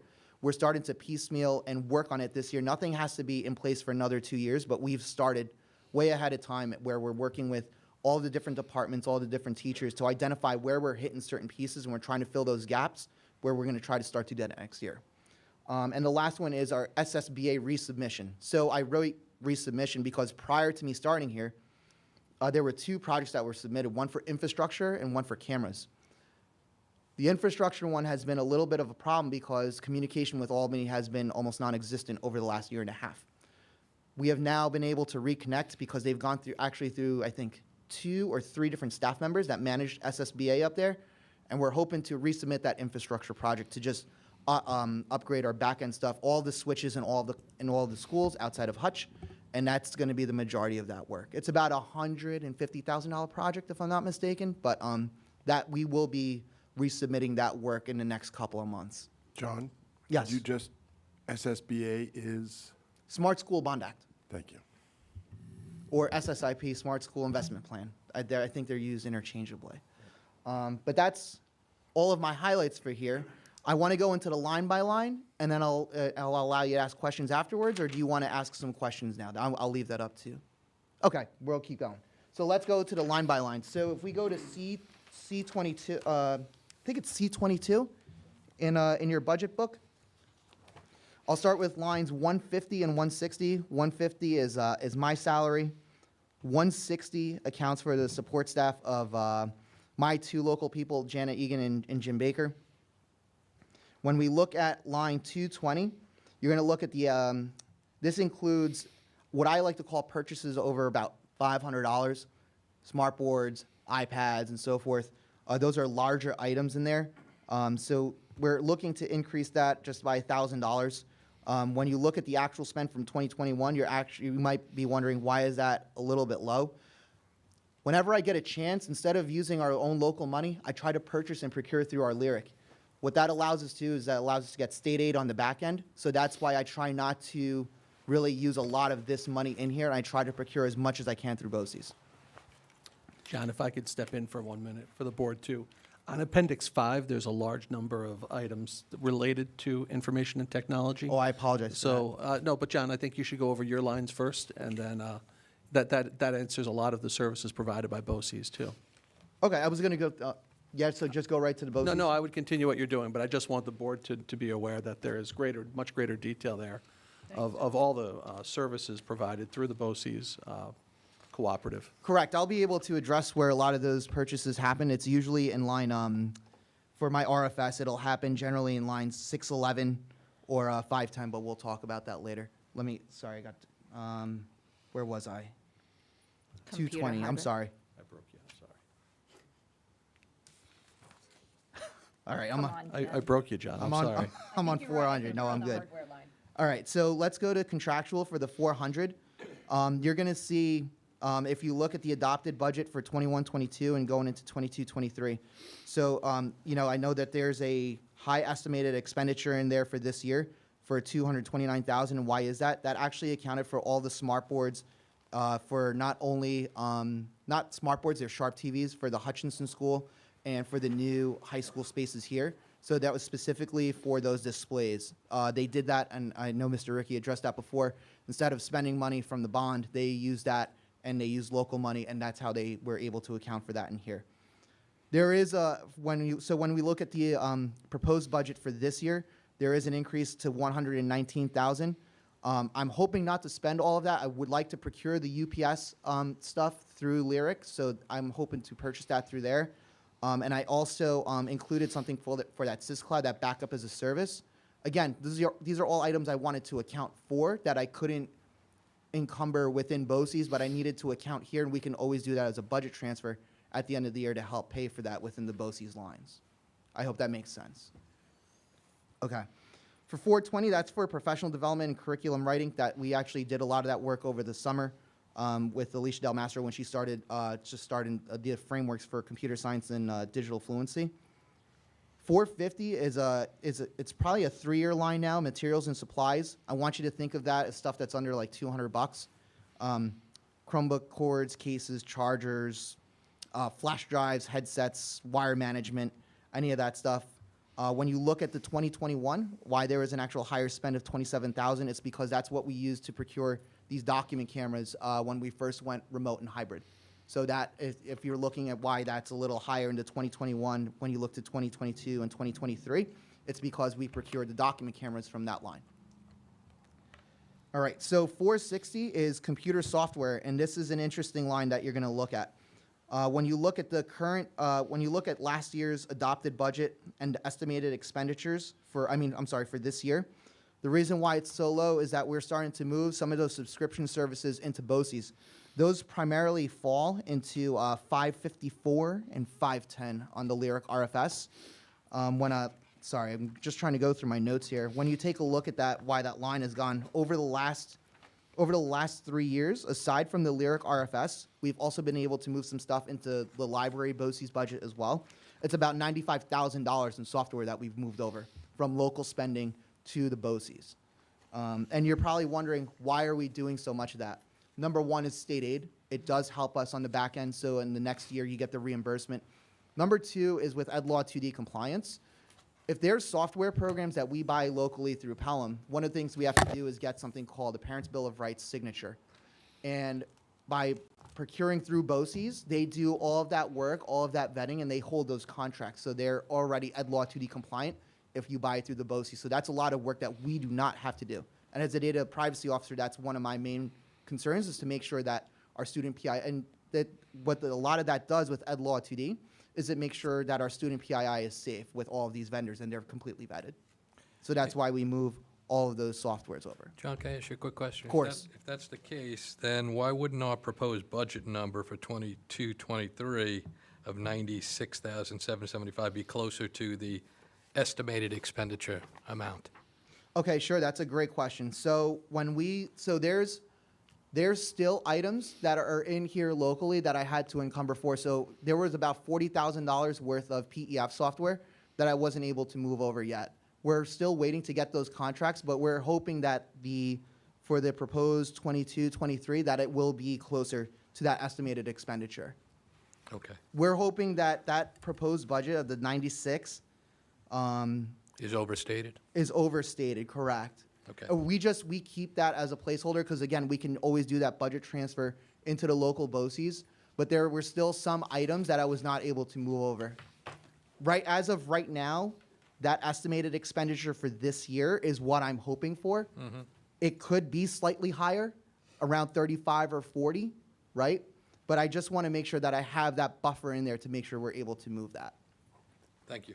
No worries. And if that were to happen, that's when we come forward to the board with those budget transfers, moving those dollars at different times. So line 460, 01, 02, and 07. 01 is in the high school code line, so that's under Mr. Berkowitz for his building. And then 02 and 07 are no longer funded because of where we are. Should we go to the BOCES RFX? Let's go to the appendix. So, appendix number 5. Yep. It'll be after page I3.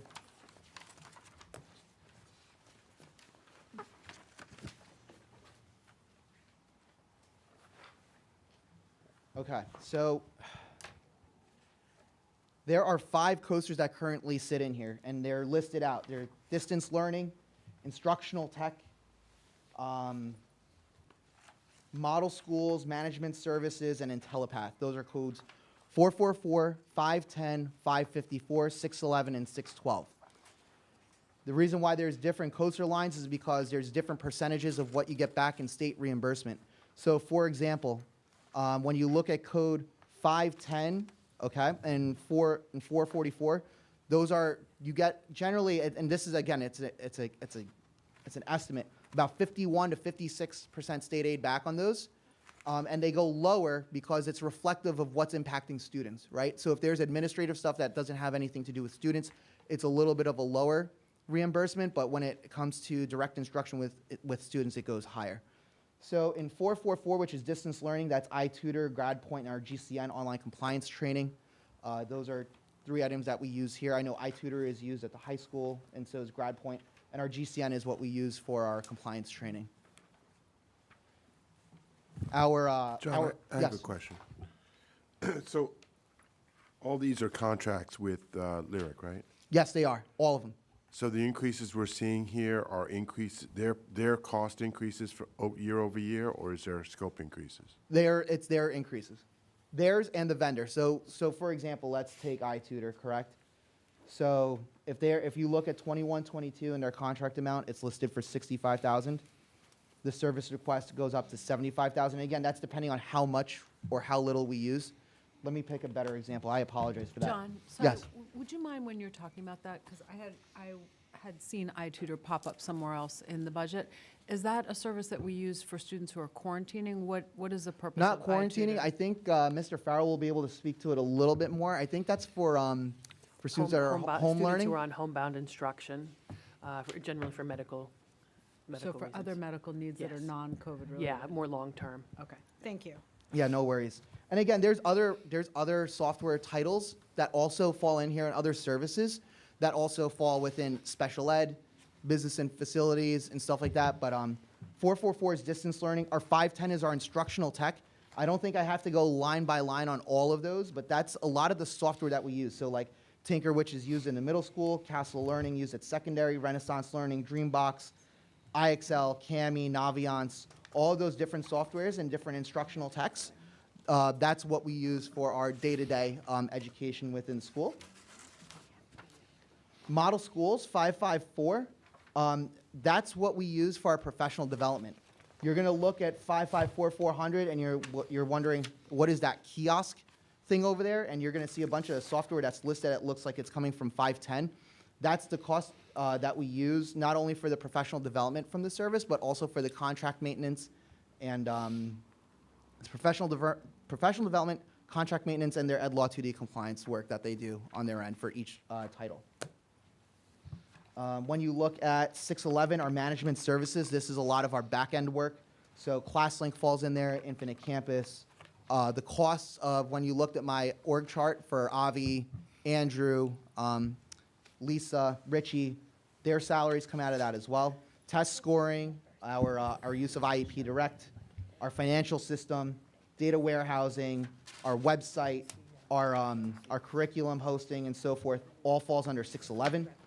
And 612 is our telephone connection, our IntelliPath. So that is the entire Lyric RFS, and that's everything I have in terms of my budget, so I'll leave it to Just all of you. super quick question. So Sure. if I look at the different coasters, it looks like one is going up. the Yep. First one, a couple of others are coming down, Yep. which is So- interesting. You don't okay, usually see so that with let's- BOCES, but Okay, sure, that's a really great question. So if you take a look at 510, let's go to the end of 510. You see 1.3, all right, for this year. And for next year, you only see 1.2. It's a difference of $100,000, and why is that? It doesn't include our IPA that we're going to be entering into this year. So that will actually bring it more on par, where it's going to look equal. So that's why there's a big variance of $100,000 in that. okay. There's John- also going to be differences in John- terms of licensing and different items that you use within some of the coasters. So that's why, but that 510 line is specifically with the IPA. Sorry. Could you just define IPA? An installment purchase agreement. And It's that- what we use to buy the majority of our equipment. It's generally done over a 4-year lease. It used to be done over 5.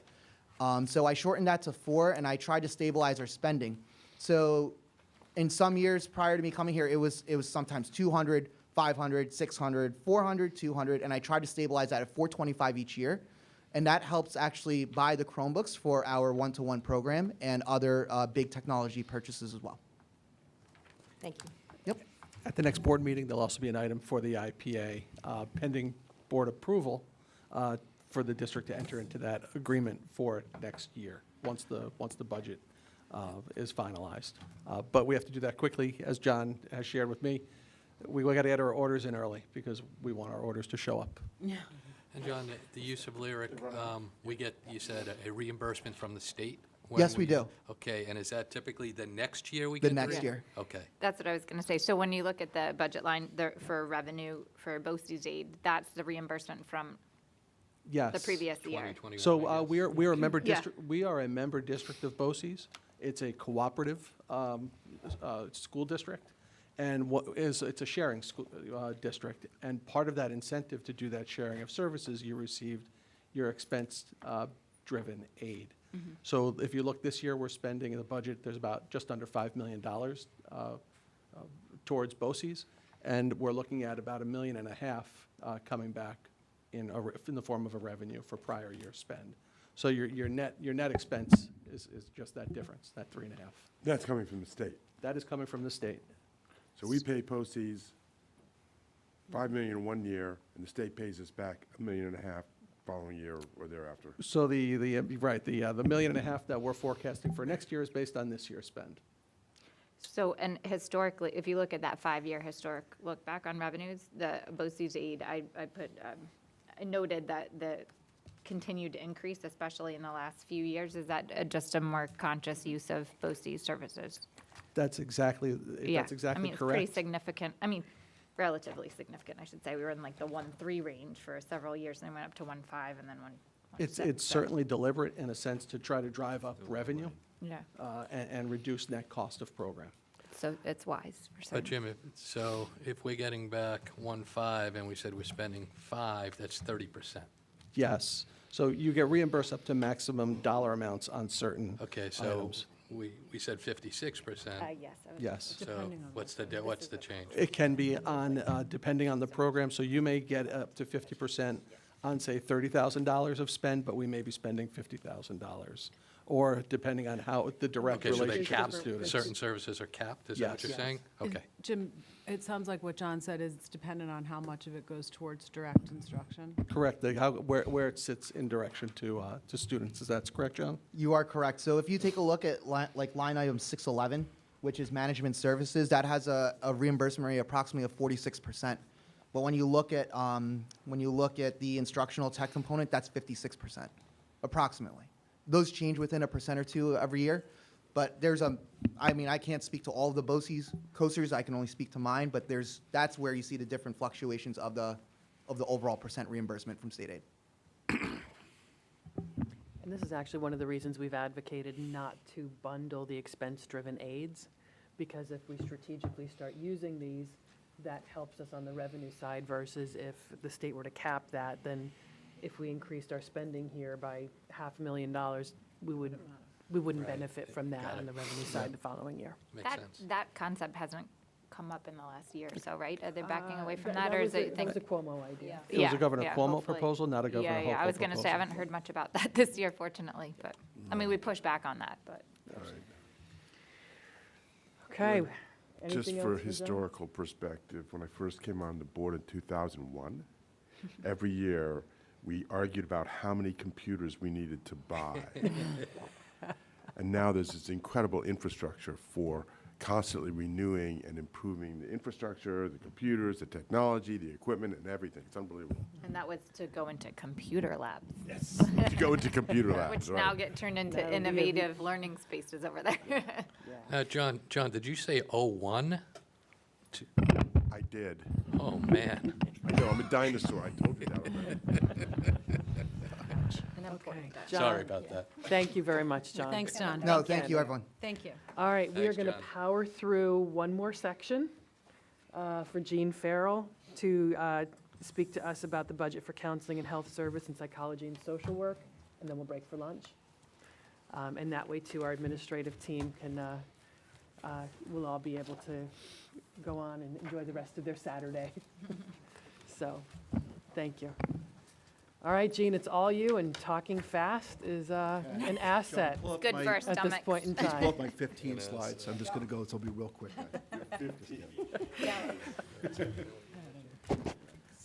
Okay. Good afternoon, everybody. As Dr. Champ just mentioned, I'm going to be going through the counseling services as well as the health services for the district. The budget reflects just additional staffing needs, some gaps and other portions that we felt to address. I believe Ms. Chung covered some of these topics, but I'll go through them line by line with you all. So I'm going to start. I'm on page C18, starting with 2810. There's a line for counseling, school counselors and director of counseling. So this line right here is, you'll see an increase, and it's actually a change from what we have at the elementary school. So if you remember some of the SEL conversations we had, this is a reflection of the Fly 5 program. So we're going to bring in a school counselor in that position in alignment with some of the Tier 1 MTSS programs, as well as really aligning the K through 12 school counselor program. So there's a mandate from New York State to have school counselors K through 12. So this will achieve that piece of it. And also school counselors are trained in providing services within the classroom for delivering services like the Fly 5. So that's what that line is reflective of. 2810 is the stipend position. This is for counselors, middle school and high school, for transitional work, for scheduling, for other pieces, some work that needs to be done. 2810-160 is the clerical work for clericals, so that's a piece. 2810-400.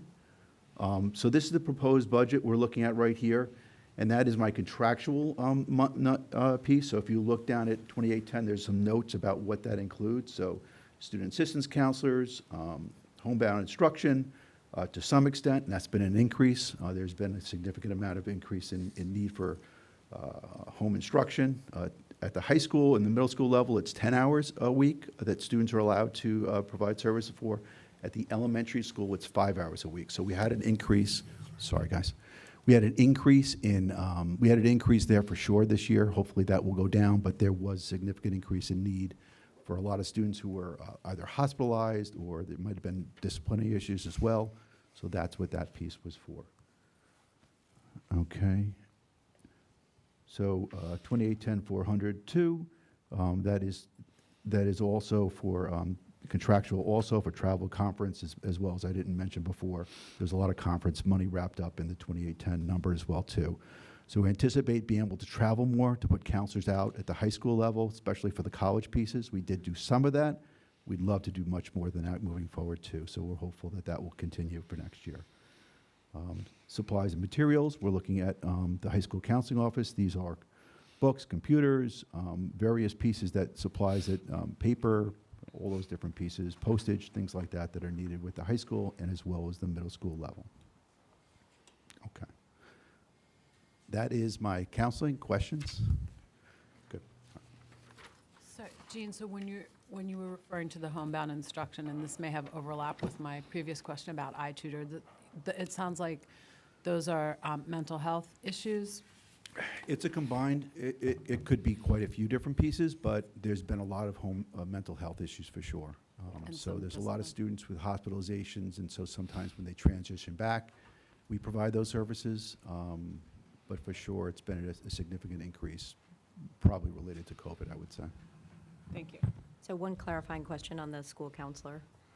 So you mentioned briefly, I think that this is kind of directly related to the Fly 5 presentation that Right. we saw, Yes. right? Exactly. So it Yes. would be kind of the ability to continue that programming in all elementary schools? It would continue, correct. Okay. That program would continue. It would be implemented by a school counselor as opposed to psychologist.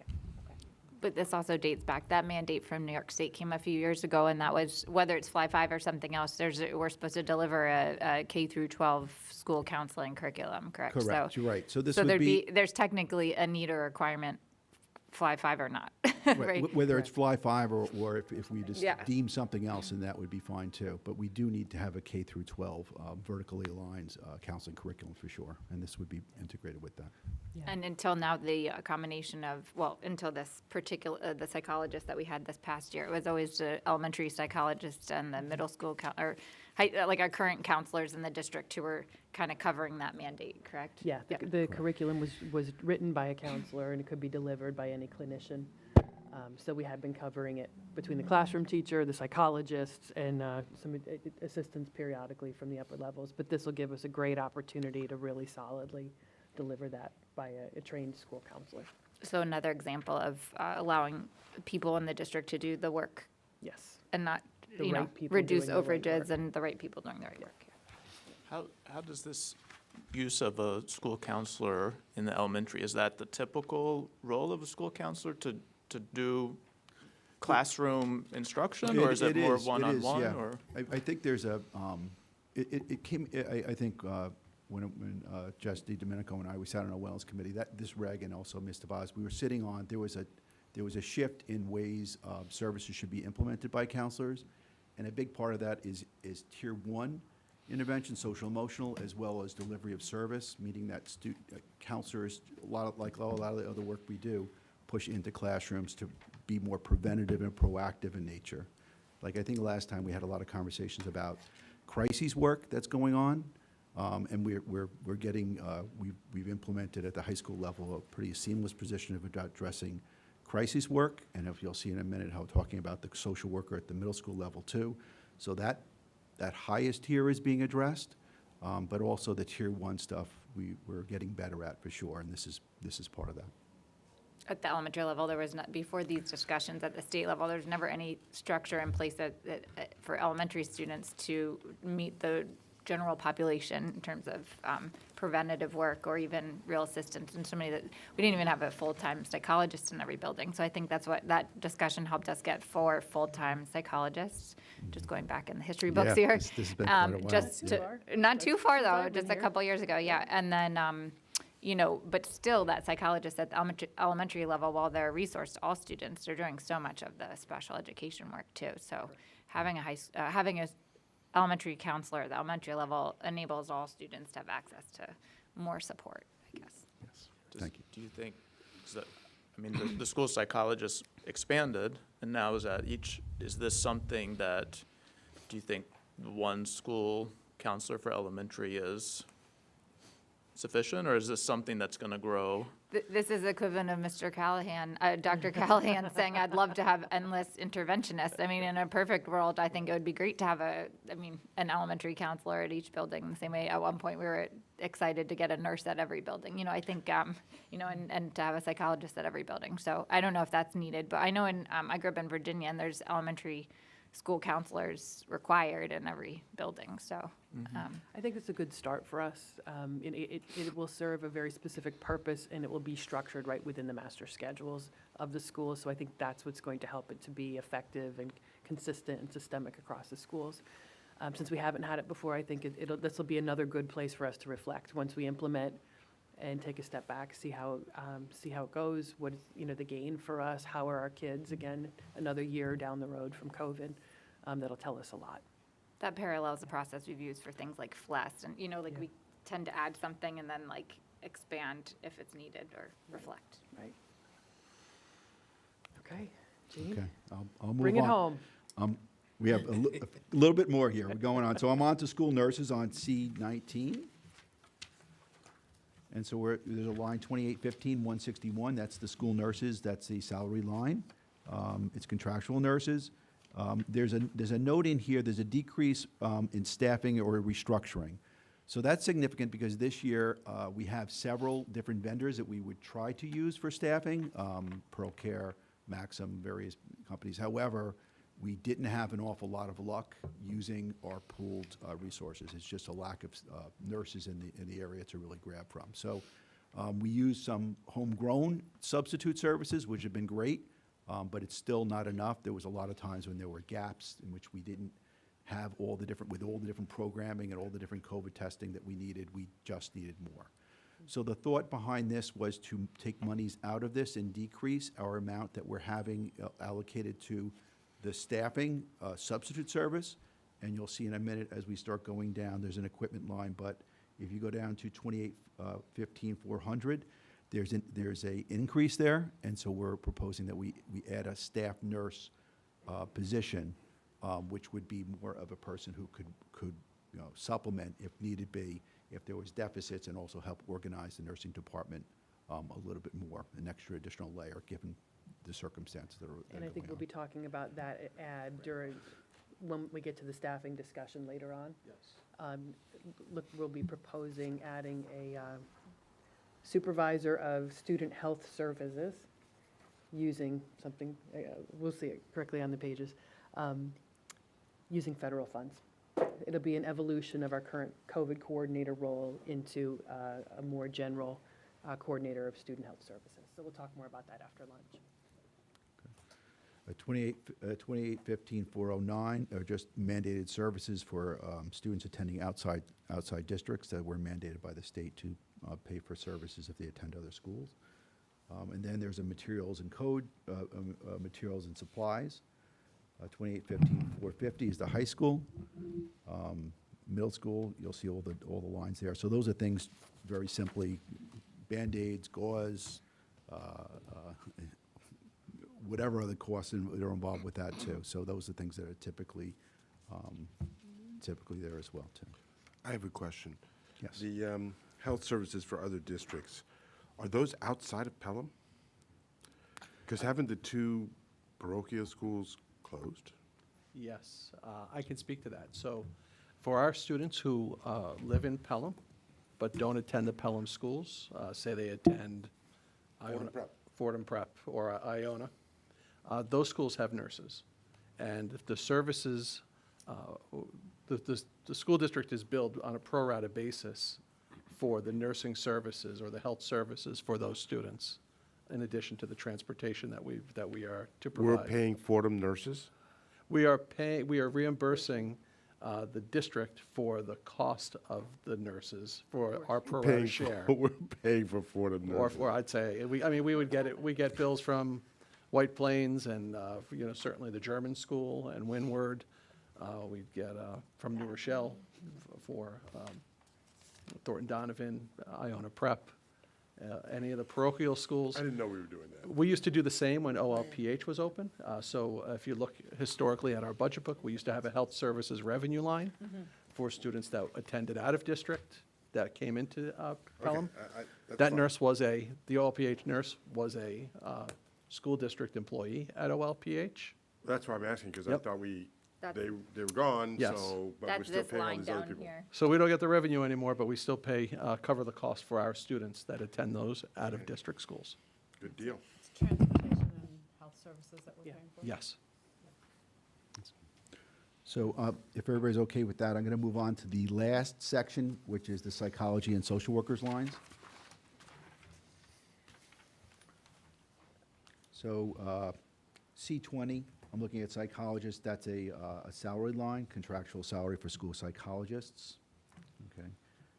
Next, there's stipends. So there's summer work to be done, usually in alignment with CSE or writing up various reports. And then finally, the social worker position. So in the social worker salary position is a request for an additional social worker at the middle school. So similar to what we just did at the high school level which has been tremendous success, connecting us with outside resources, helping students transition back from hospitalizations, MTSS work, home visits. It's just been a tremendous success, and it's a need at the middle school as well too. So I'd like to request that position as well. So just to add to that, so it's not reflected in here because, again, we're looking to use federal funds. Both the high school and the middle school have requested additional clinicians for additional social emotional help in the coming year based on the work that the needs that they're seeing of students now and the expectation that those will continue.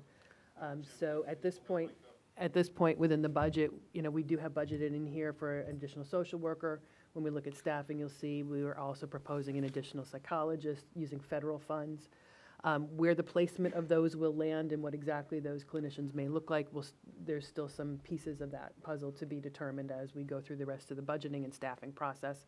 But as Jean said, the need is there. That's very much demonstrated. Our building administrators and our current clinicians are spending significant amounts of time working with outside agencies, getting families connected with outside agencies, which is really the work of social workers.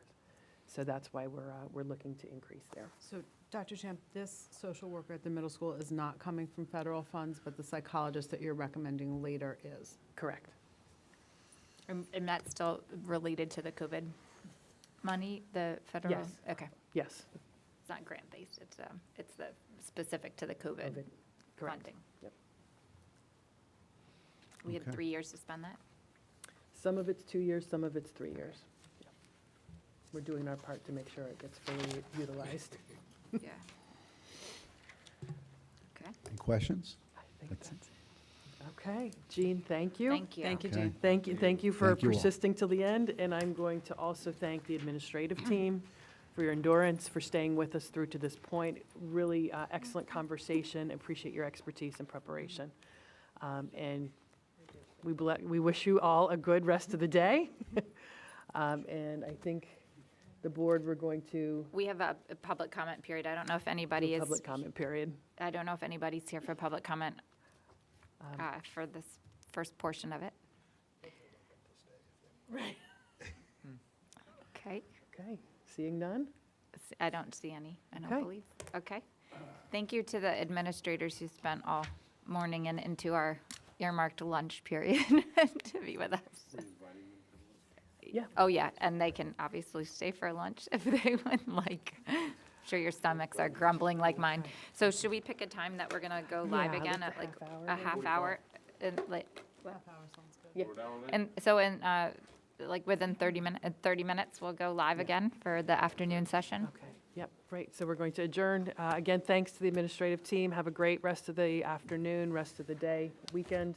And we will resume our budget review in half an hour at 1:30.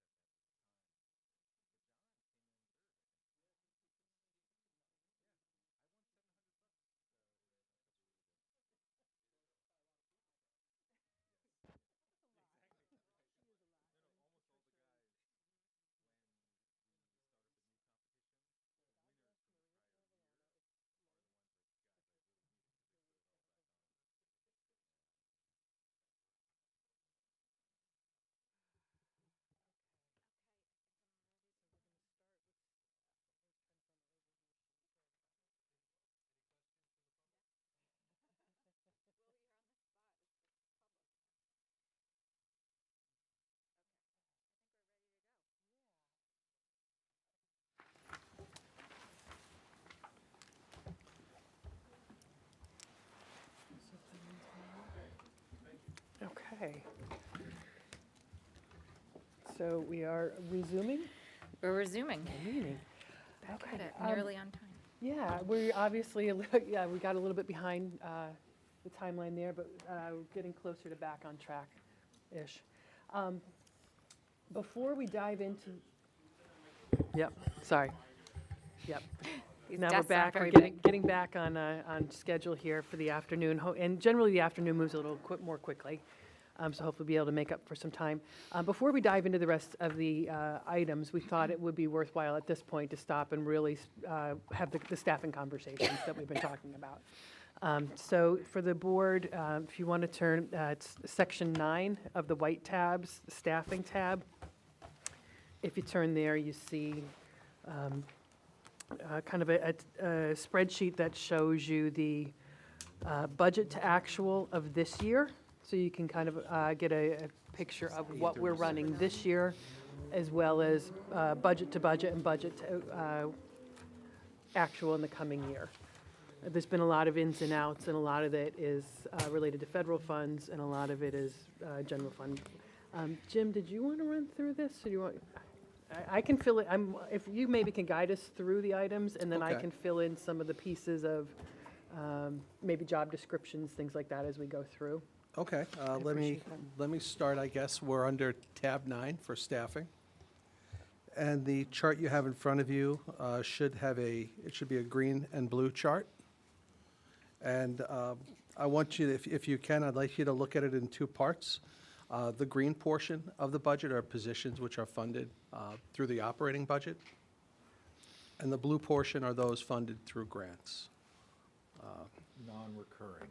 Correct. Yes. So that's like the COVID funds? Correct, like the interventionist. So that's kind of the breakdown of the colors. If you look at the columns, you'll see we have a comparative of the budget as was passed to actual of what's happened in this current school year.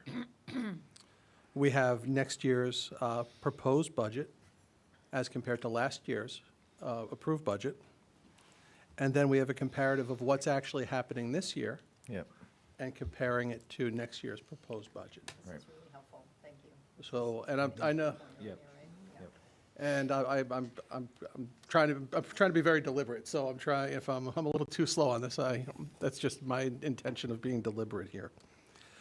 As we look at the budget items in the left-hand column, the one that says 21-22 budget to 21-22 actual, right at the top, you'll see 62 to 63 sections for elementary teachers.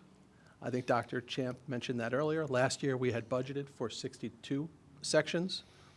Based on enrollment, we added one position, Using a contingency. using one of the two contingent positions. And those contingency dollars for that position are held in the contingency tab that you see.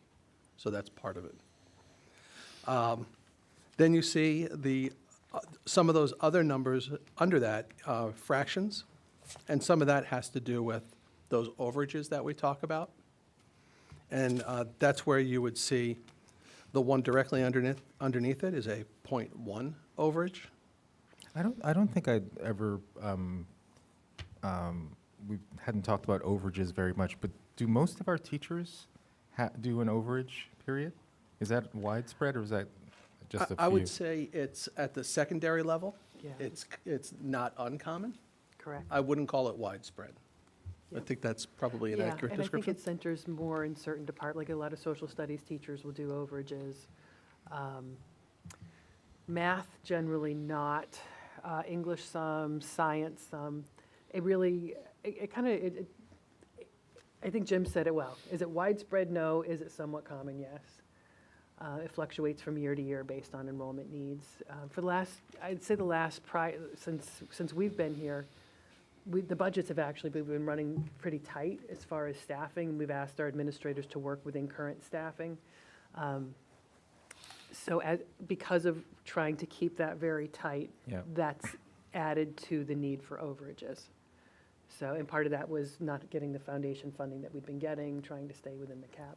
The uncertainty of COVID. Uncertainty of, yeah, so there's a lot of things that factored in. Sometimes if there was retirements, we were able to cover it through overages as opposed to filling the position. which is financially beneficial to the district, but it's, Right, you know, it does get to a point where it becomes unsustainable. right. From Well, and a also workload. probably a retention issue, too. Yeah. I would Yeah, we're imagine. not losing teachers because of doing overages, because it's generally, Voluntary. correct, it's voluntary, and very often tenured teachers, your more senior teachers are picking those up. But that was some of what Dr. Thompson was talking about earlier. It allowed us to the extent we could, run more sections of classes if teachers were taking on an extra load without having to hire more teachers. When oftentimes they get excited about particular classes that we offer and wanted them to be able to run, I imagine. So Exactly. then they would be willing to step up and, Yeah. but to Ian's point, at this moment in time where the last 2 years have been so hard, that's what I kept thinking with overages is not like a retention, but just almost looking out for the teachers' mental. We keep talking about mental health of students, Yeah. but like, is that in the best interest? They don't get time, as you guys said, to interface with their colleagues, but at the same time, they also don't get time to really like lean into the other preps Yep. they have, you know, Yep. so. Yep. My mind went there too. And certainly in a financial sense, it can be efficient, but Right. that's when you're weighing that balance between educational program and financial efficiency. Do you think there'll be teachers that are disappointed that they don't have? So I know some of the people I work with, if there's moonlighting to pick up, they're doing it. Right. So, I think there will always be some of that, but I think, especially after the last 2 years, the workload that our teachers have been under just due to COVID alone, I think most will be relieved to actually not have the added responsibilities. And these positions don't eliminate, wouldn't eliminate the need for all overages too. So there still may be, You're right. and I would say you should expect there to be Yeah. an overage in different places as needed, as program demands. But that's a very good point you made up. Yeah, I mean, from what Dr. Thompson was saying, I think part of the issue is that we have a lot of overages. So she said like 2 years ago it was over one, right? Like over Yeah. a full time. And then also we can't run the number of sections that students want to have under the size guidelines. So hopefully this can, you know, that additional position can take care of, in the social Right. studies example, you know, Yes, take totally. care of Right. both, right? So not only will there be fewer overages, but we can run more sections and more kids can get in. Because that isn't a struggle at the high school for anyone who has had high schoolers knows, you know, so. Well, and that goes back to something that I heard you say at one point, or maybe read in this book, that basically this budget helps us, right size was the word you used. We've added so much program over the last 10 years, but haven't necessarily increased the staffing to keep up with it, so. Right. And I think the other benefit of bringing in a person, actually staffing for the job, for the needs, is when you've got teachers doing overages, as Marie articulated, they have very limited time in their own schedules, but that means if they're already teaching 5 of the 9 periods and they pick up a 6th section, they still have to have a lunch, still have to have a prep. So you're limited in where you can put that extra 6th period, which then ties up your master schedule, which then makes it harder for kids to get the course, because you have to have, like, the stars have to align such that the students who want it and the teacher who's willing to take it are all available the same one period. So it creates more conflicts in your schedule, you know, this from a counseling perspective. So giving me having nightmares a thinking about full-time it. person to do this definitely adds some flexibility that hopefully will get more of those students who want it to actually be able to access it. Yeah. One quick question. Jim, can you just make just a global comment about enrollment?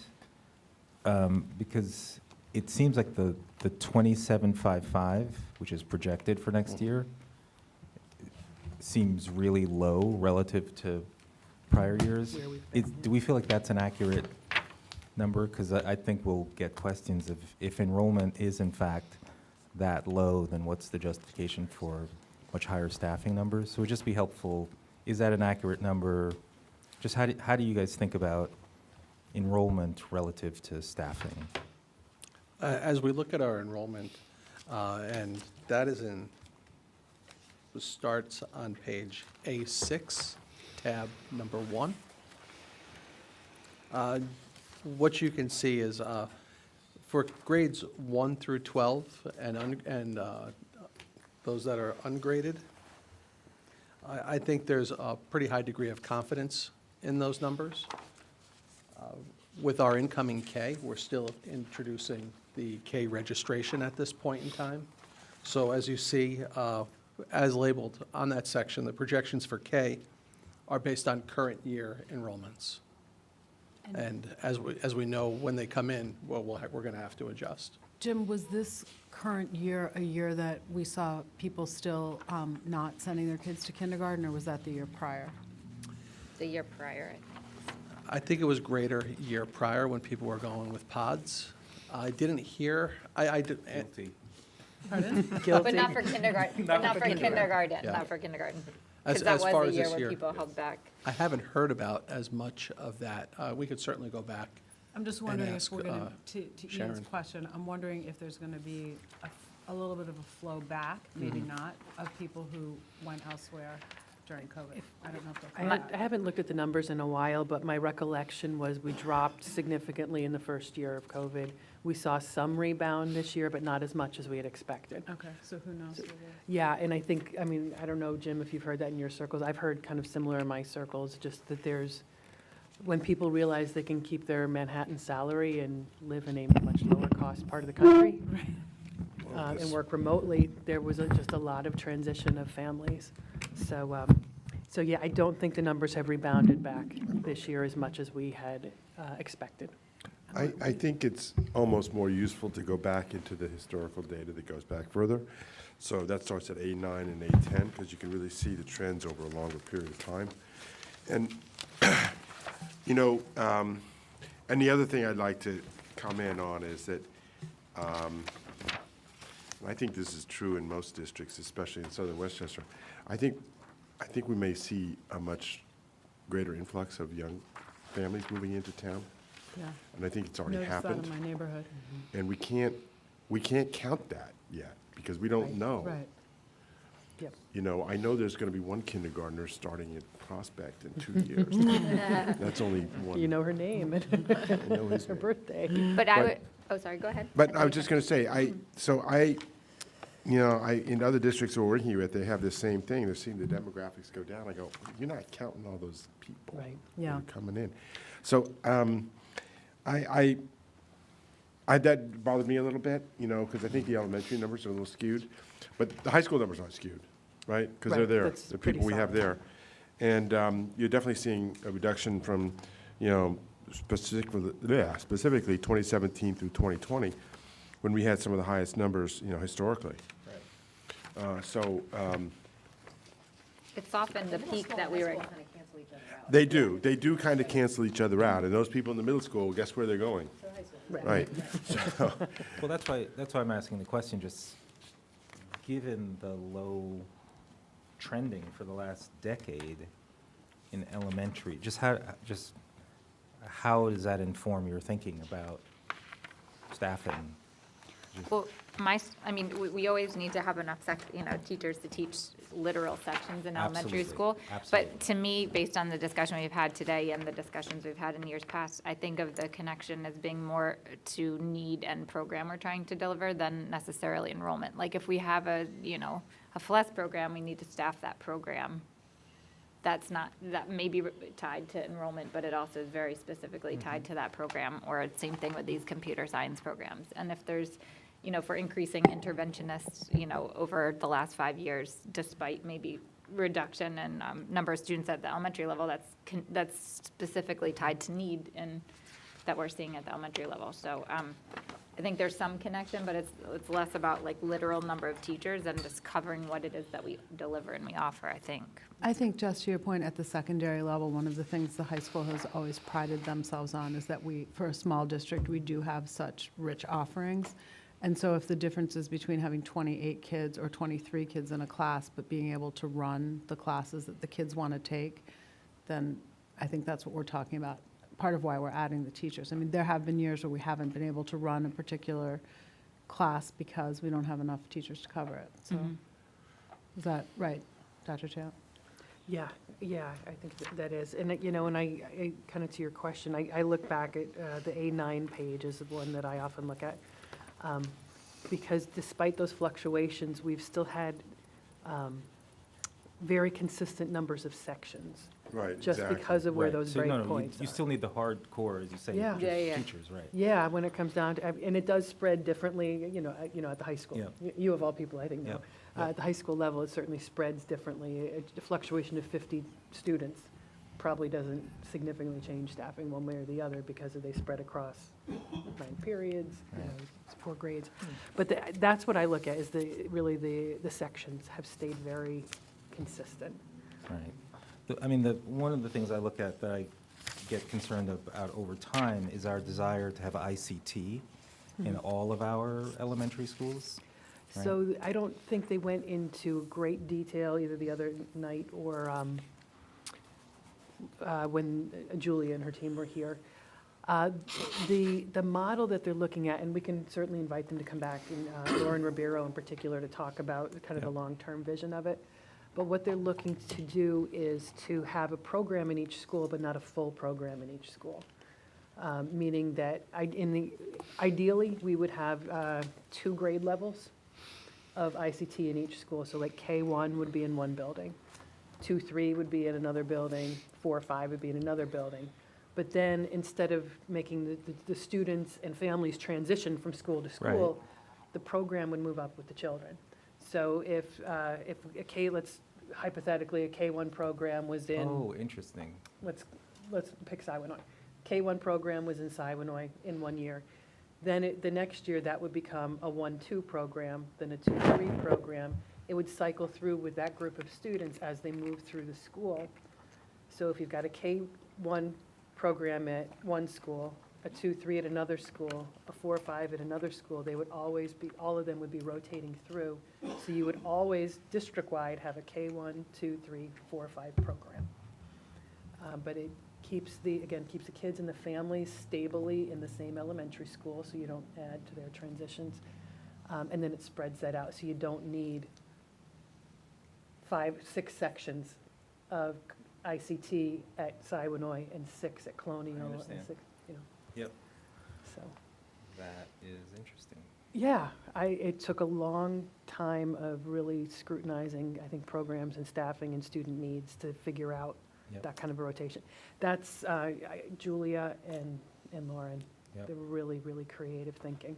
It's huge, because I've heard Yeah. families, when I used to attend the meetings that you're now attending, mention that it was frustrating. Sometimes programs would switch to other schools, and that was really unsettling, not knowing in a given year where their special education program And even if shifted you at the do- elementary Even level. if you do know, to still have to change schools. Oh, yeah, exactly. It's very It's disruptive. such a difficult move, and if you're already, students who are already coming with learning needs, and then you add, that kind of transition for a family, it makes it that much harder. Yeah. So I think it's a great plan long-term. I know you had said the other night at SEPTA meeting, curious about the long-term financial. And that's, I think, again, where Lauren will be of help in understanding what they're seeing from the staffing need within their department. I also know with the anticipated foundation aid coming next year, we're seeing that as a potential revenue to support ICT, amongst other things, but specifically ICT. Thank you. You're welcome.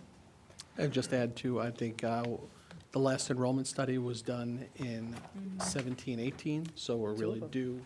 We had 2, actually, as part of bond feasibility. And we're really getting on to that point to have another one. Right. Well, there's also a housing complex. Aren't there apartments? I mean, They did one, too. there might be Yeah. a big infusion of enrollment. Interesting Not stories come according with to their projection. Well, that's the interesting thing. This came up a lot, when One we or were two doing the kids in the bond whole studies as well, too. So you kind of have to triangulate between these different studies, right? So you have studies that are done by developers. You have studies that are done, by demographers. You have studies that are done, so that's why, one of the reasons we did 2 studies for the bond work was to get a sense of where that real Yep. number may be. And it's interesting to look at the reality kind of post certain developments and then, what Right. their projections are, and the truth is probably somewhere in the middle. I would imagine a lot of young families would move into those small apartments to start, and then, Right, starter. and You then, go- yeah, you go starter, from there, right. and then you go from there. That's Yeah. certainly true in other communities around here. Larchmont and Mamaroneck, who have a fairly decent stock of newer rental units, are are seeing that. Rise the same way. They have a decent stock of rental units. They're seeing a lot of young families moving in. So I think that's true. I agree with that. So I don't know if these developments that we're talking about are, if they're more than one bedroom, it's not going to have a family. Right. So that's why everybody's, tendencies to try to keep them one bedroom, or two bedroom and less. So then you probably only have one kid moving in, right? But I mean, it's a good question. But I think what we can do is we can take the studies that were done back in 17 and see what happened. Were they right? Yeah, I'd be curious to know. Because I know the way they do these studies, and I don't have a lot of confidence in them. But also the pandemic shifted it all together. Like, Right. there we saw Yeah. so much Right. movement around the country, and I don't think it's yet landed, that I think we definitely need Yeah. another study, whether they're 100% foolproof or not, but maybe wait a year to really see if the dust has settled from COVID. I'm so curious. Our town. Well, they use live births, Yeah. and that's fine, but it doesn't take into account at all people moving in. It didn't account for a pandemic, Right. let's just say that. Right. So, that's what it's worth. Thank you. If Okay, you'd back like to to return 836. to staffing, tab 9. So again, at that first column in the green, what you see is the sum total of 2.6 positions added to actual this year through the combination of that additional elementary teacher and the small overages. That's on the instructional portion. And then you see a net increase of 1 position on the non-instructional side. With the facilities, last year we had, it cancels itself out between groundsman and custodian. It's just a matter of which position was filled at that particular time. But we left 1 position unfunded. That's the one we're looking to fund this year. And then we did fill a lead safety monitor position. This happened after the budget was finalized. I think in the original budget, we had proposed using a full-time consultant from Altiris. And after the budget had been passed, Altiris came back and said, we're not in the full-time business for what you're looking for, because we wanted someone in the halls, walking the halls and directing our safety monitors every day. So what we did is we reduced our agreement, Altiris, in half, so we dropped it. So you'll see in the BOCES line, we dropped about $69,000 from that engagement, and we now have a shared position with Altiris. 50% of the time they're in Eastchester, 50% of the time they're here, available 100% of the time. So it's been fairly successful this year. And then we hired a lead safety monitor. The cost was very close, a little bit more. I think it was about $75,000, $77,000, but very close. Happens to be retired law enforcement personnel. So it's really strictly a wage issue. We're not incurring a benefit load for that particular position. So it's worked itself out pretty close to a wash. You go a little bit further into the blue, that's where we get into those federal grants that came on board after the budget was finalized. And that's where we talked about those elementary interventionists. You see those 4. And then teaching assistants, a shift, the psychologists, secondary and elementary, and then the COVID nurse. So you have a total increase based on the operating budget, an increase based on the grants budget, and then a total increase of 10.4.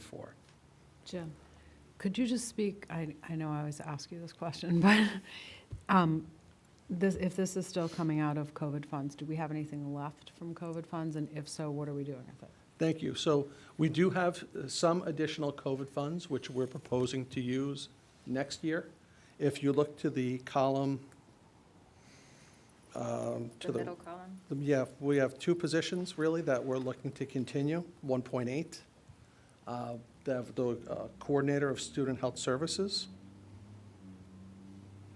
and then that psychologist position. Yeah. The teaching assistant shift to budget that is there, that's, I believe, I think that's out of the 611 grant.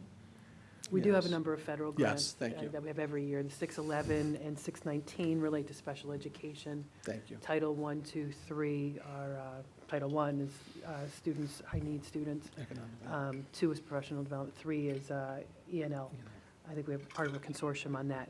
But that's a shift out of Julia's, now Rosemary's 611 grant. So Thank you, yes, and those teaching assistant positions are staffed up based on IEP needs. Correct. But these two positions, Mhm. the COVID coordinator coordinator and and the the psychologist are the rest of our COVID funds? I Yes. think, yes. And that's through the We would expect that to, 2022-23 school year? yes, and we would expect that to really, Deplete those funds. thank you, yeah, deplete the funds. I was going to say extinguish, deplete's better. Thank you. It was a Less fire that we've incendiary. had to put out. Yeah, and two, we do think this will give us a good opportunity to again assess, do we need these on a long-term basis? And if so, we know that we've got the forecast of the foundation aid for ICT, as I said, but then it could also be the place to absorb these, should we determine we need them permanently. And then that far column to the right, again, you've got the budget-to-budget variance, and then kind of where we are today as a school district and what the budget would look like tomorrow. You see that variance, again, on the green portion up top and then the grant portion down below. So if it's a net variance of actual to proposed next year of 3.3 in total. All right, so Verda, the way this makes sense in my head is that if we're coming out of this year, right, with a certain number of positions filled, and net new for next year is 3.3, Correct. right?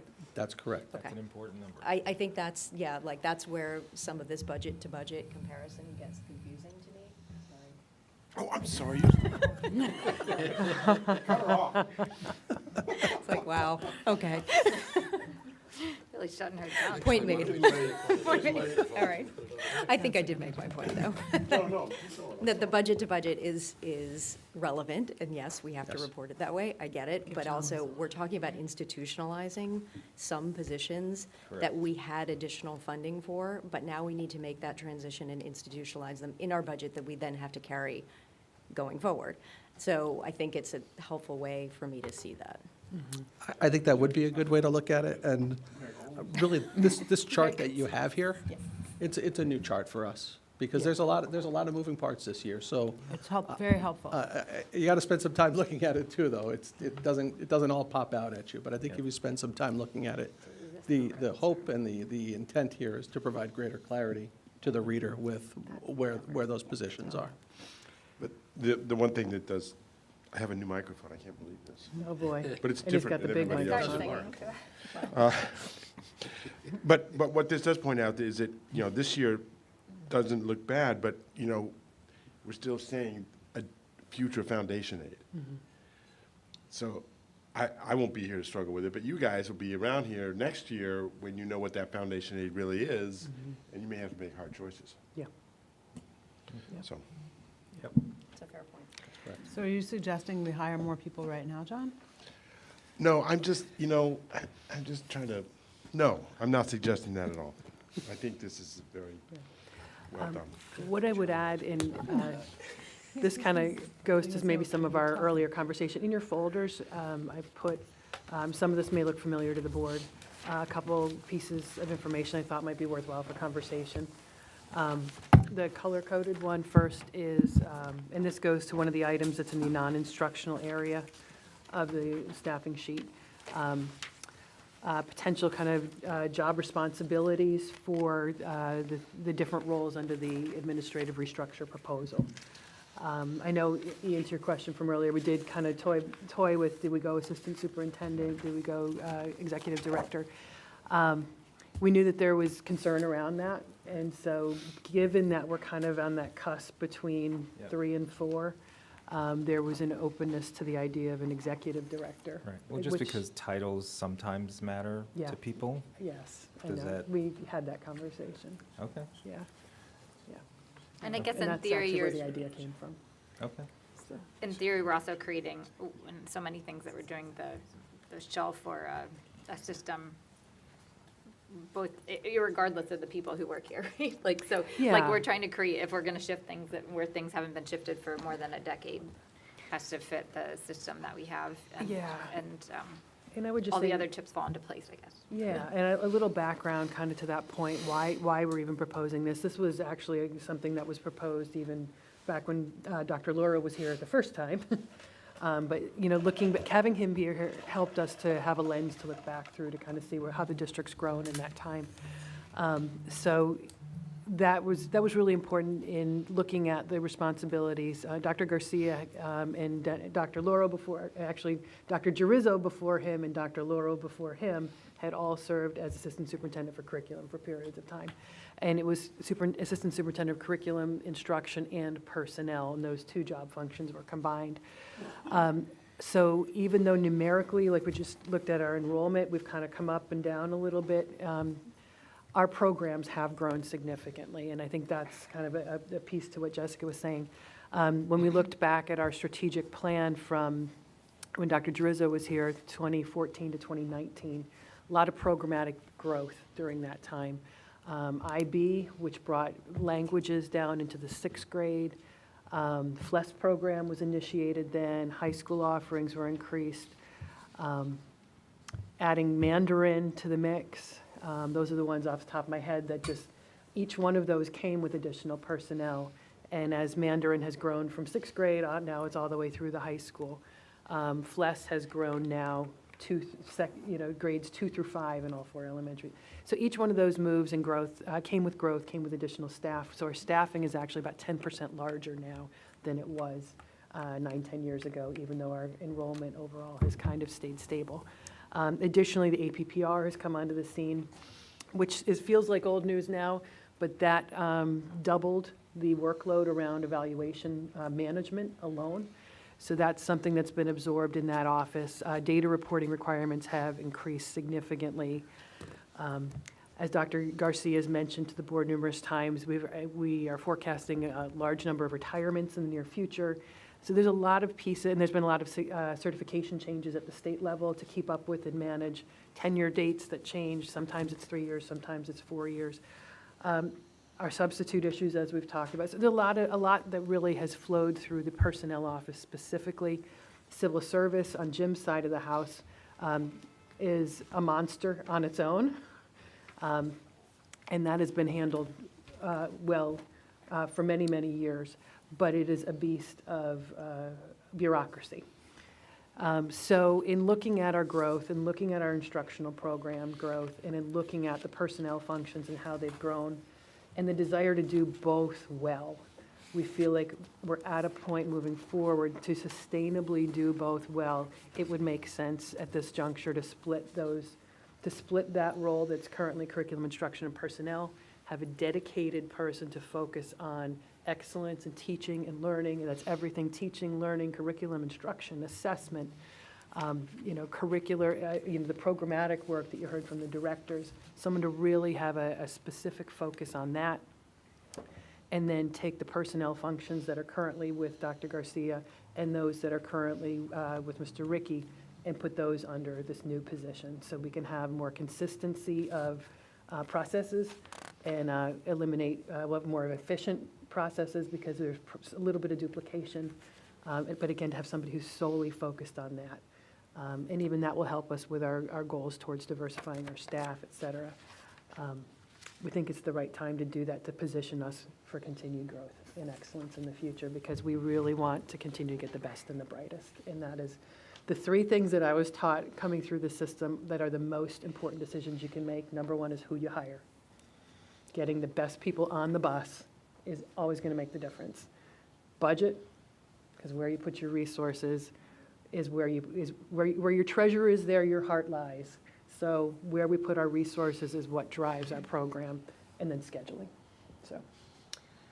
So that's really why we're proposing this to the board. And again, the job descriptions, this is our initial, a lot of talking went into this, probably some tweaking if and when it becomes a reality.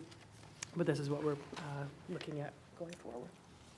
I'll stop talking. I'm noticing, Dr. Champ, that on the, also on the list for the human resources person are some of these policy oversight roles, the sexual harassment officer, the Title IX officer, the DASA coordinator. All of those things this year seem to have gotten a little bit more complicated. Correct. So somebody needs to be making sure that those are. Yeah, and we have always worked in partnership, assistant super PPS and curriculum. I think you're right, the areas are critical. We can't make mistakes in those areas, and so to have someone who's really trained as the lead in those, I think will be really important, and still likely a shared role, but someone with that expertise will be very important. Yeah, it's definitely not unreasonable.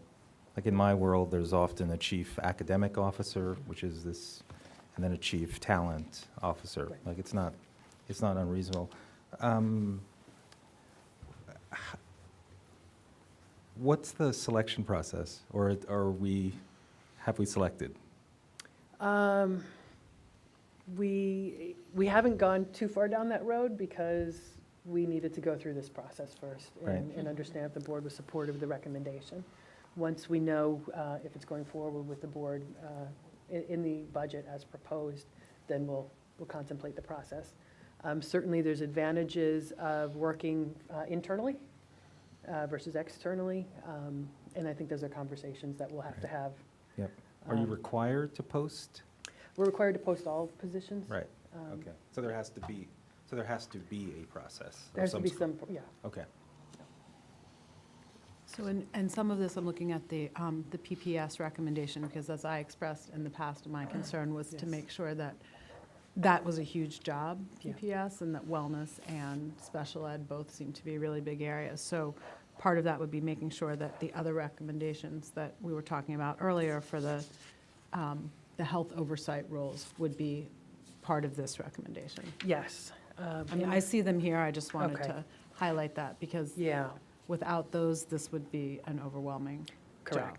Correct, yep, I think that's important. So you will see the coordinator for student health services, that's built into PPS. One staffing item that is not on that spreadsheet, because it doesn't actually require an additional FTE, is the coordinator for DEI, for diversity, equity, and inclusion. I think it's worth mentioning that now, too, and actually. It's in the stipend section, right? Yes, it's probably in the stipend section. In your folders is also a job description for that. That is currently listed under the, where do we put that? Oh, actually, we didn't, we originally had it placed under the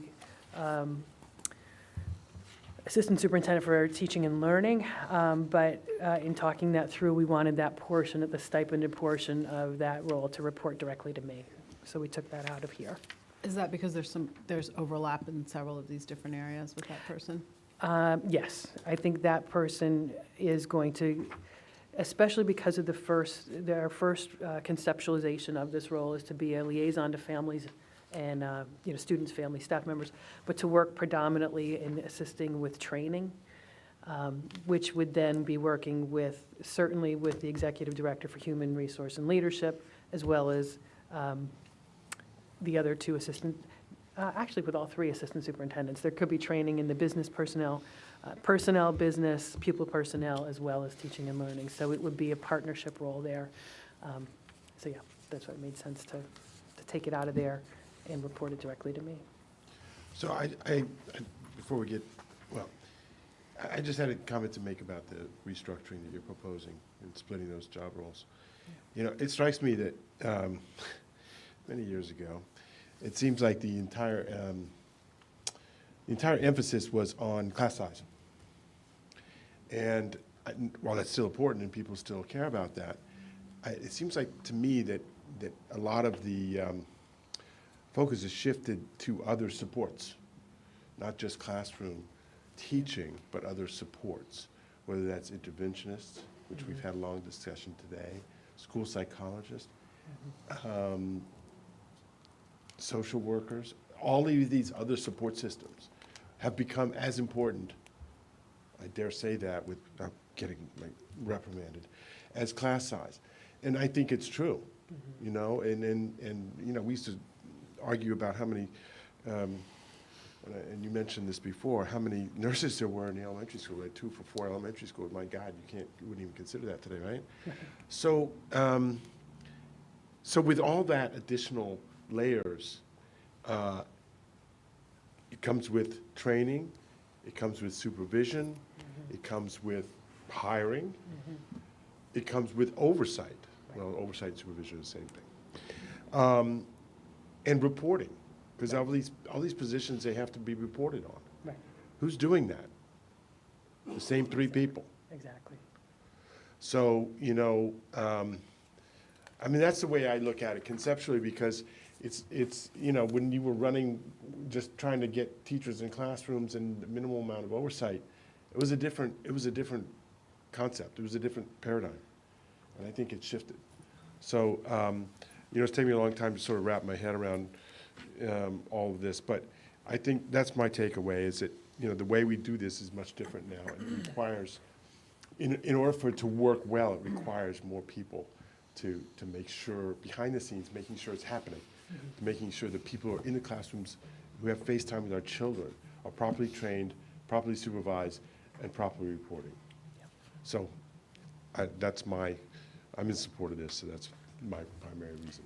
I agree, because I also think that parent expectation has always been high in Pelham as long as I've lived here, but it just seems the expectations grow, and the needs grow, and people keep saying they want academic excellence, and I feel like the only way that we can do that is by ensuring that we have the structure in place to support that. To me, having somebody who's bogged down by all the important elements of hiring, personnel, and then also overseeing all the curriculum and instruction. I don't know how you do all that. I mean, I know Jim's job is huge, and I know the job that Julia had was also very huge, but given that the main goal of what we do is teaching our students, to have that combined with something else, to me, doesn't seem like the right approach, given how much program we've added over the last number of years. Yeah. Academic program. Yeah, and in this structure, who do the principals report to? They report to me. Still, okay. So what's the relationship between the principal and the assistant superintendent for excellence? How's that? Yeah. So principals all have we got a solid line in the organizational chart to me and a dotted line to the assistant superintendents, and would be as well for the executive director. So it's a collaborative, cooperative, whichever term you would like to use. Certainly, the assistant superintendents can direct building principals. As far as the actual evaluation supervision, that's technically me. And of course, we meet, actually, we're going to be meeting in the next couple weeks before we're going to be meeting with the board to review administrative probationary candidates in the coming weeks. So we're going to be meeting at the cabinet level to, prepare for that. Got it. So there's always a collaboration on our part, but the direct line is to me, the shared line to the assistant superintendents, and in this model too, to the executive director as Got well. it. So in this so you have 10 direct reports in this structure. Right? Yes, plus athletic director reports direct to me. Athletic director. I'm trying to think of anybody else. John Small. John actually reports to under teaching and learning. Okay. John's it's an interesting position because some districts do have the director of technology reporting to the superintendent, because it's another one of those roles that has a foot in almost every area. Yeah, Sharon, our data analyst, technically reports to me in my office staff. Yeah. I think that covers it. Yeah. If the curriculum and instruction role is broken out, do we still need dedicated humanities and math and science? I believe we do. Yeah, I think there's an incredible amount of work, and well, you see the expertise. No, I definitely appreciate all of and the their vision work. and the leadership that they offer. I think that will still exist. I think this will really just give someone, they're going to be more able to turn their full attention to it. And I think you see as well, there's programmatic growth that we're aiming for. I would see this role taking on a little bit more involvement in the MTSS process as well. I think that's always a shared effort between curriculum instruction and PPS. Because it's really a general education program, it's not, sometimes people see it as the road to special education services, and it's really not meant to be that. So I would see a little bit more of a direct role in the MTSS process from this person. We have talked a lot about data and data dashboards. I would expect the Assistant Superintendent for Excellence Teaching and Learning to be the lead in really keeping the eye on the ball with data as we start to build that out around achievement. if the title changes, if hypothetically someone is appointed as an assistant superintendent and then moves to this role, would that affect their tenure or anything like that? I'd have to get a little bit more confirmation from attorneys. I think it would depend on what their prior work had been, if there was a relationship and similarity in the work. If they were tenured in a very similar area and they moved into this, and we could make an argument that I think it's at least 50% the same, then I think that could carry over. I've inquired about that. I made initial inquiries about that. I think once we were to identify who that may be, who the positions may be, then we could answer that question. But I think it's possible.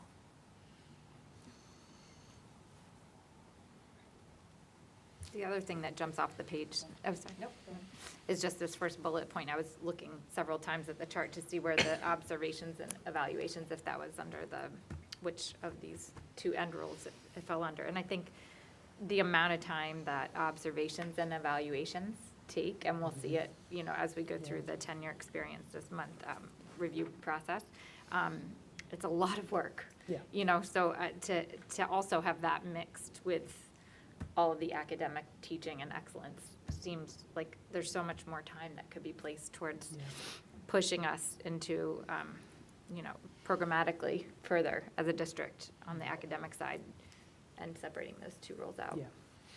Yeah, and that's so critically important. The evaluation supervision process is huge. So to It's have. critical. Yeah.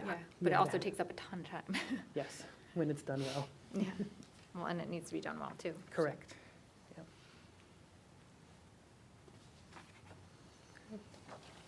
Sue, were you? Yeah, well, yes, I agree that this makes sense conceptually as well, too, and this is kind of a tangential question, but PPS, obviously a really important hire. Do you have a best-case timeline, for, I know the search will kick off with the search firm, but.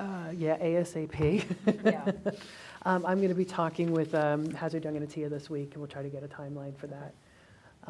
It's been posted already. We advertised in the New York Times, Ed Week, OLAS. We know that we've already got a large group of, I don't know what large. We already have a group of applicants.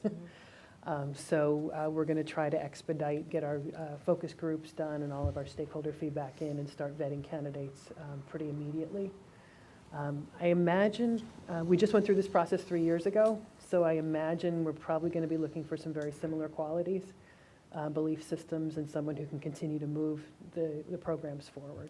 And since it's the same search firm we worked with before. They know the district. They know the district, they know our values. They also know who we've met with in the past and who we don't need to meet with again. So that I think will also expedite it. But as I think I said earlier, there are other districts looking, so our goal would be to get out there and get to the front of the line.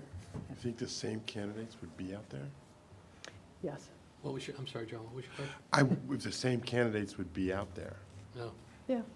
Yeah, it's probably a Maybe. small community, of I people know, in I was that just role, thinking so- about that. And there's a lot of movement going on right now, too, at all levels of administration for a variety of reasons, mostly COVID-related. It's been a hard couple of years. Yep. And, people are really, a lot of people are looking for just a change, a new chapter. And Cheryl, can you talk about the nursing coordinator, since we're Yes. talking about PPS right now? Yeah, and I'm sorry I didn't have a job description for that to share. That is something that, again, this year we've kind of seen, COVID certainly brought into the forefront the need to have somebody overseeing, somebody with a medical background overseeing our student health services more in district. We kind of alluded to it earlier when we were talking through the nursing budget. We often there's times of the year we traditionally need additional nursing assistance, whether it's athletics, certain times of the year getting paperwork in order. We often, we'll need substitute nurses when our nurses are out. We have an agency that we work with, but it's still very hard to find substitutes. So we've got money that we spend on substitutes, money we spend on the service. With having a COVID coordinator this year, and especially this half of the year where we've had a nurse as a COVID coordinator, we've really seen some value from that.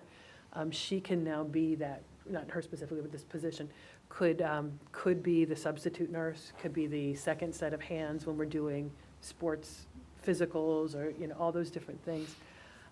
And we think in having someone with that medical background is going to help us to better supervise and better coordinate the program, or the nursing program district-wide. Nurses traditionally have been under Gene Farrell, who's done a great job, but not his background. So to have someone who's got more of that training, I think will help us long-term to just make sure that we've got all of our Ts crossed and Is dotted from a medical perspective, and be a liaison to Dr. Legue, be a liaison with the building principals. So we foresee it as someone who would kind of supervise and coordinate all 6 of our nurses, be the substitute. If we have spikes in COVID, they would then also jump back into that COVID coordinator role. So we see them serving a lot of different roles. But again, we're putting it in the federal funds for this year to assess, is this really something we need long-term? We know COVID's going to be around a little bit longer. Hopefully it's not dominating the way it has, but we are still going to be experiencing side effects of that for the next year. It's a great plan. Yeah. Okay. Do you think, is there any way, rather than increasing like one full FTE for the administrative structure, is there any way to do like a half FTE or hire an assistant to help with some of the responsibilities, or? For the administrative? Yeah, there are some districts that that would hire maybe more of a director, like a civil service, human resources director. That is another option. I know Jim Would had. that person be part-time? It wouldn't be part-time necessarily. You generally, and with the volume that we have, I don't know that part-time would really fill the need. Certainly could be looked at. I know I'd asked Jim to put together some numbers. I can share that with the board, as a follow-up, kind of what some different scenarios could look like. And I believe not a part-time, but a civil service level director is one of the scenarios I asked him to look at.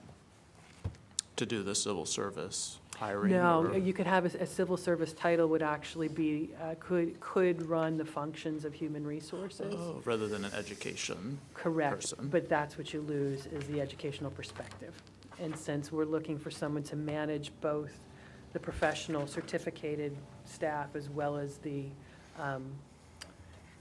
classified, the civil service staff, I think our perspective would be to maintain someone with a pedagogical background, I think would be, if we really want to value the oversight and supervision of the instructional staff, I think we'd have to maintain someone.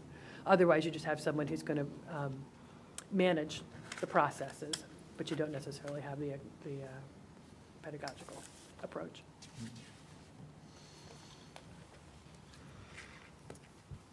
Okay, any more questions on staffing? I know that was quite a lot. I could just leave it as you look through the staffing, there's a lot of other information in there about class size and other things that you can take a look at, and if you have any questions. Again, we've got 2 other board meetings for budget discussions. And we're going to shift back to John's section now?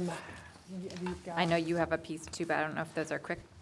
Yeah, mine quick, but we can go out of order because I know John's here. I'm looking at John thinking, so We sorry. still have the BOCES, and Jim, maybe I'll ask you your preference here. We've got the BOCES services yet to go through from this morning, Yes.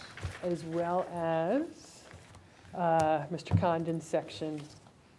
And then Would you and you Jim. want to start with? Let's take care of Mr. Condon, I Let's take care think. of That's what Mr. I Condon. think He we takes should care do, of too. us all the time. Absolutely. I like heat in my office. So. You share an office with You live in an old house. We so share a it couldn't bathroom, so. It's the John and Jim. go- The John and Jim Jack show. and I don't want to know about that. That's too much information. Thank you. Yeah. Okay.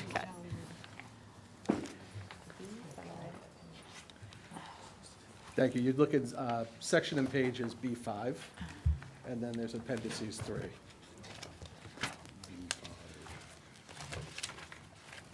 John is joined by District Treasurer Jackie Vio. She has all the answers. For the record. None of us could do this without her. So true. How true.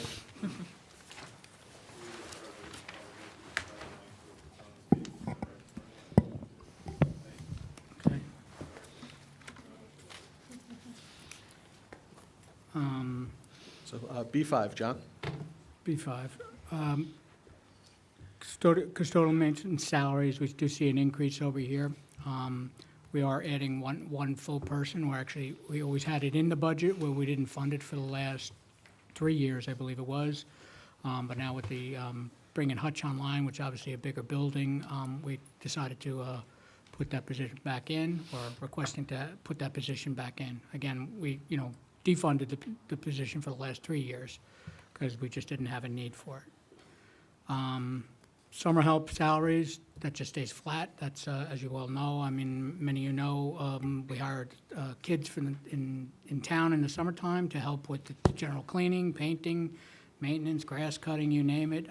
It's a great program for the kids. It's a great program for us. I think, although we do pay minimum wage, it's still cheaper than our guys. And I think it's, our guys do take vacations. They're entitled to that. So these positions help fill in those positions where we're not paying for, overtime or additional manpower to take care of the work that they're taking care of. I think it's a great experience for the kids. I think the kids get a lot out of it. My guys get a lot out of it. And, at some point, these kids have worked hard in our life or did some manual labor. Right. They speak fondly of it. I think for members whose kids may have done this position or people in the community, I think our former students do speak fondly of the work. Great experience. And a lot of money for a kid at that age. Oh, yeah. The minimum wage is pretty good for the kids, and as Mr. Condon said, we get a lot of work out of them. We really do. It's a big shock for them to get up at 6 in the morning to go to work, so that's, if they can make it through that. We do get drop-off come August, they all say they're gonna work and then they don't, but, that is what it is. So, substitute coverages, obviously that's for during the school year when people are out, those are coverages, again, flat, nothing to talk, nothing really to discuss. There is an increase, obviously, in school-related emergencies over here. We had brought this down to $188,000. Traditionally, it was up around more in line with the 250. I had brought it down for the last 3 years to a lower level, and we've kind of maintained that. And then, boom, COVID hit.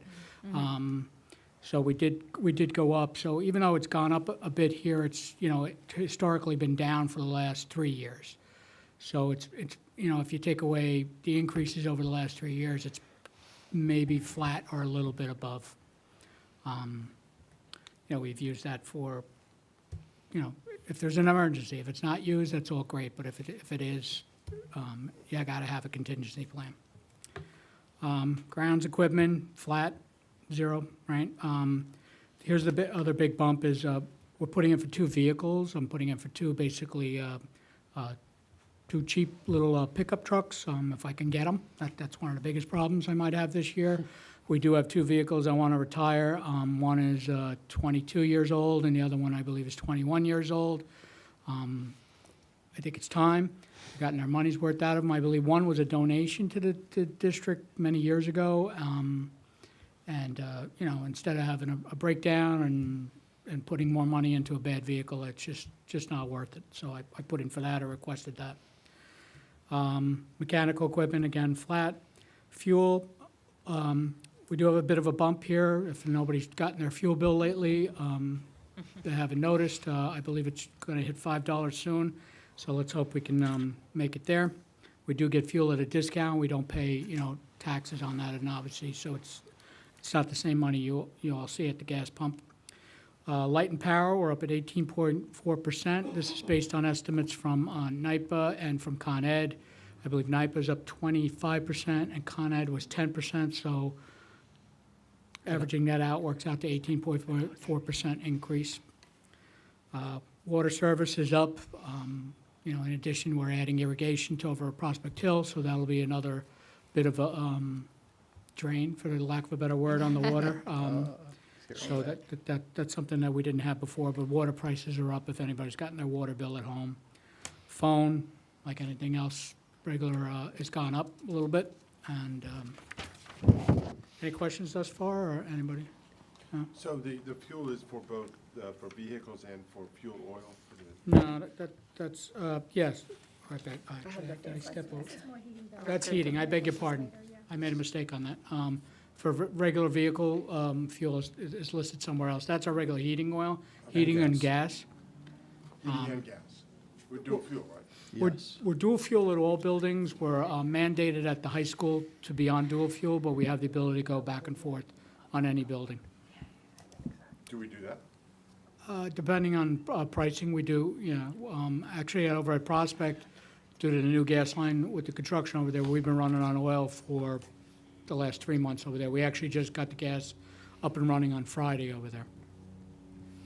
But, I mean, gas prices are up, fuel prices are up. We do pay barge price for fuel, which is basically whatever the price of oil is on Friday on barge price is what we pay if we buy the following week.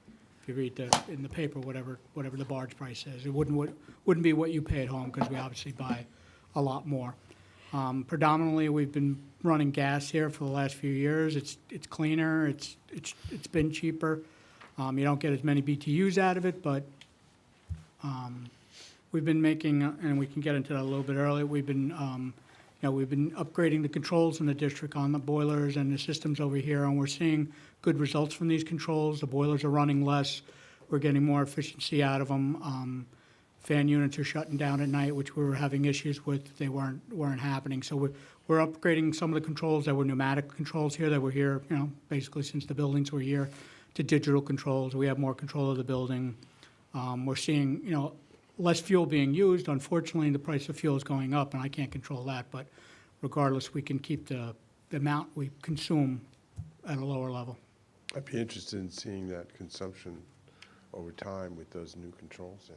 No, it's fascinating. It's great to see. This way you can keep it as flat as possible. It'd look better if fuel wasn't going up double. I'm not talking about the cost, I'm talking about quantities. Because cost is a variable, right? Yes, sir. Yep. I mean, and it becomes a little more difficult, of course, when you go into degree days and all that. Oh, that's too complicated. That gets way, yeah. But if you're doing numbers to numbers, But as John and I talk about too, when you're efficient, you're running your equipment less, and that prolongs your life of your equipment. So it's good all around. So, okay, next page. Professional consultants, there was basically flat, $125 difference there. We spend some time on that, John? Yeah, there you go. I'll cover that, all right? No. Contract services. John, sorry. I'm sorry, So, sorry. Since we're finished with the Hutchinson project pretty much, and things look like they're moving in that direction at Prospect Hill, what are these consultants for this coming year? I mean, some of the consultants are for masonry. We have masonry consultants, we have a roofing consultant that checks our roofs every year. All our roofs are under warranty. But if there's repairs required, we do masonry consultant. Obviously, hopefully we don't have to do any masonry consulting at Hutch, so that's reduced for that. But our other buildings, we do have a masonry consultant check the buildings and what work is required and what needs to get done, what has deteriorated, what has not deteriorated. So they're like ongoing contracts? Yes, ma'am, yeah. We have a roofing consultant that checks the roof. If we do have a leak, he does come in and arranges to have a roofer come in and repair it, who's on bid, and make sure that the building stays watertight. We have, if we've needed an architect, like say, somebody wants a room divided or subdivided, and, it's not just a partition wall, we'd need architectural drawings to examine that, to see if it's legal to do it, to deal with SED, to make sure it's done properly and not haphazardly, and putting, people in a room that doesn't have proper ventilation, situations like that.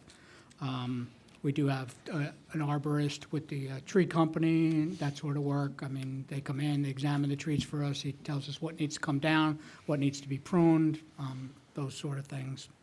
Asbestos, if we need it. We're very fortunate in this district. We don't have a lot of asbestos left, so my predecessors did a really good job on that.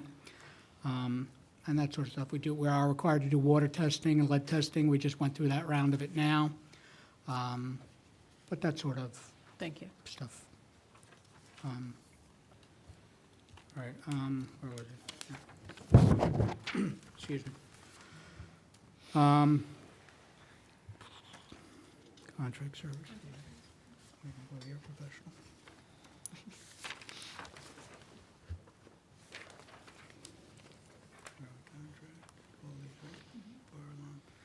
These are all contract services for intercoms, fire alarm systems, burglar alarm systems, exterminator, you name it, it's all in there. All these are on bid.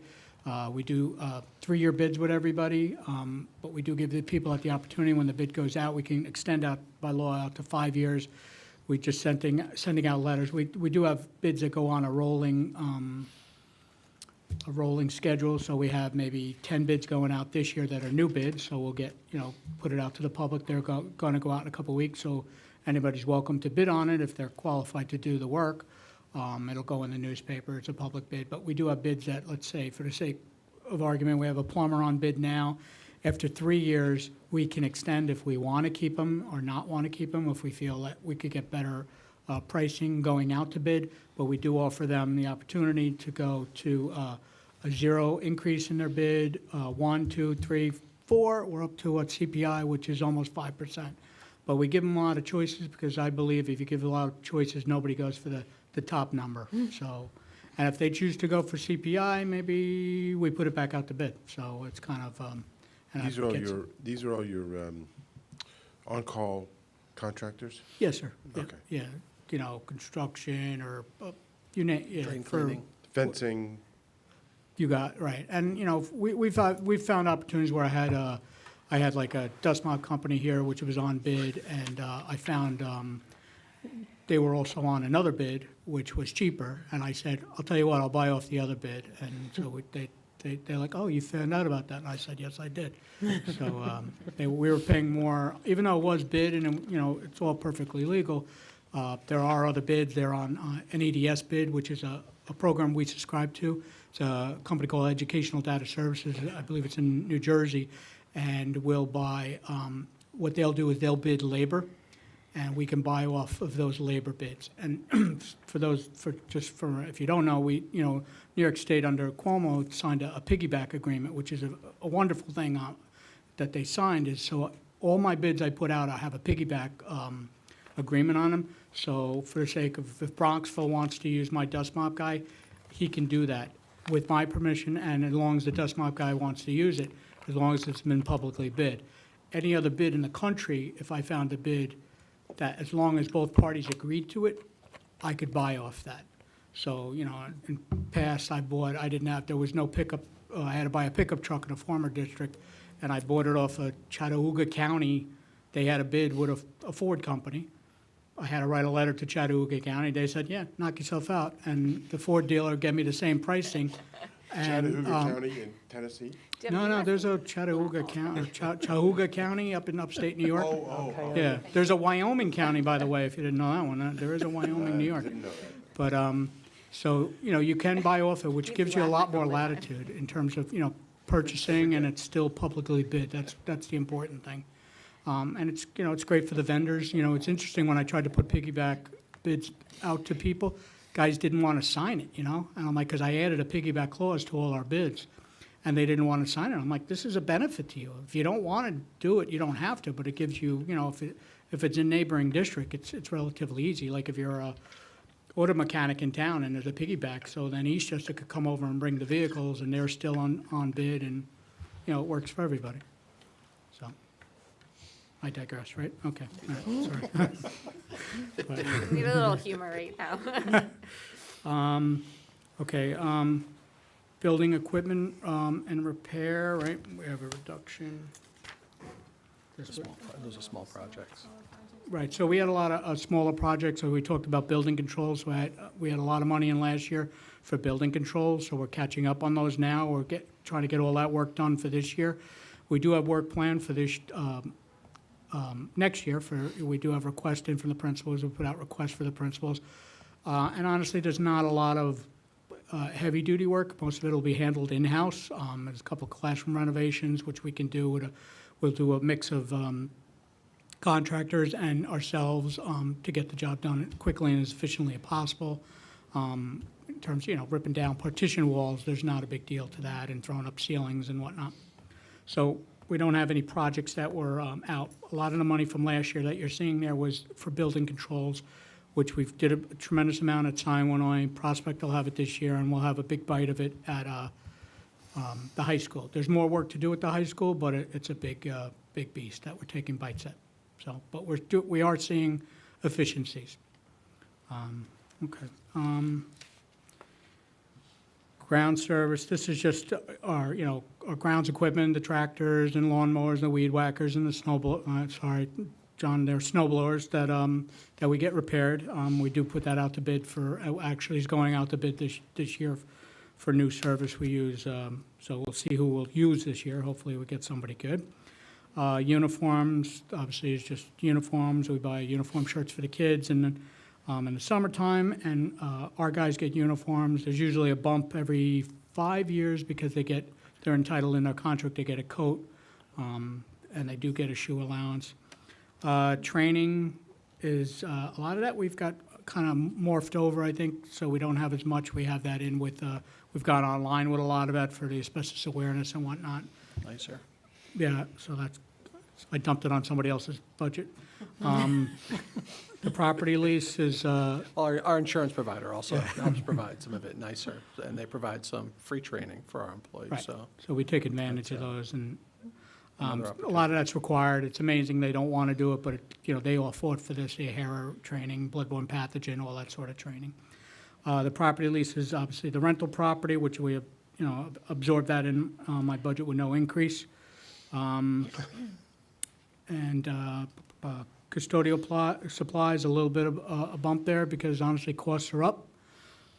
Wax, you name it, everything else is being driven up. Ground supplies are down. We haven't been able, don't need as much grass seed for the fields. It's amazing. I don't know why. We did cut, we used to resod it, that's turf, sorry, I thought anybody didn't know, but, we're not buying turf anymore. We stopped buying turf a couple years ago. We used to resod. That was $40,000 a year, I believe, if that was, so we pull that out of it. What do we do at Franklin? Well, we bought a new piece of equipment about 3 years ago, an aerator. We heavily seed and heavily aerate the field, and we get good response, although. And irrigate. Yep, an aerator. And so it basically does it cuts the ground, and you get very good performance out of the turf from it. And, honestly, with the turf, when you put it down, it really should rest a year. I mean, you really should stay off it for at least 2 growing seasons so it can knit, or if it does knit properly. We don't have that luxury here because we have these kids that want to go on it all the time. And, the middle school kids are out there every day. And then on the weekends, it's, soccer heaven, that's exactly what it's there for. So I think we've been doing much better with just seeding and instead of doing the turf. But, it's something we could always do if it ever had to get done again, but, I'm not advocating, I'm just curious. yeah. When I say turf, I mean, sod, yes, sir. Maintenance supplies, flat, here's your fuel. There was enough contingency in there. We're not, we don't use a whole lot of fuel because it's a smaller district, but you still go through it, so, but that's where we're, keep it up. Recreation salaries, that's the, oh, yeah. As you look at that, there's a note just kind of explaining a little bit about that category. So with our shared services with our partners with the town recreation. I think, page D4, section. Yeah.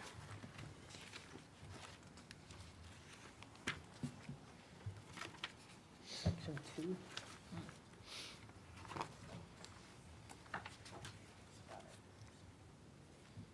All right, so basically the town, and we have a municipal agreement with them that they pay for half of one of our groundsmen for, this has been it's probably an intermunicipal agreement. I think it's been signed 20 years ago or whatever, so that's the way that worked.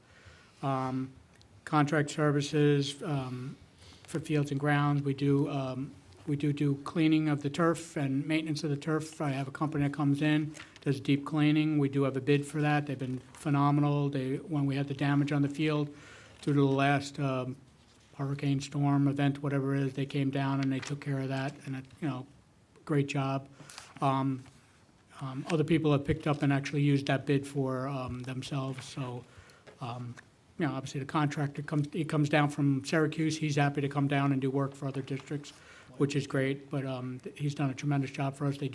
We do a grooming in the fields, we do cleaning and grooming on a regular schedule, but what this is, they do a deep cleaning where they basically pull out a lot of the rubber out of the top of the field. It gets filtered and then pushed back in. I mean, one of the biggest things of keeping these fields going is to keep the fiber up straight. Once the fibers start rubbing against each other, your field deteriorates very quickly. I mean, I think Glover is in very good shape in terms of the amount of use it gets. I know there's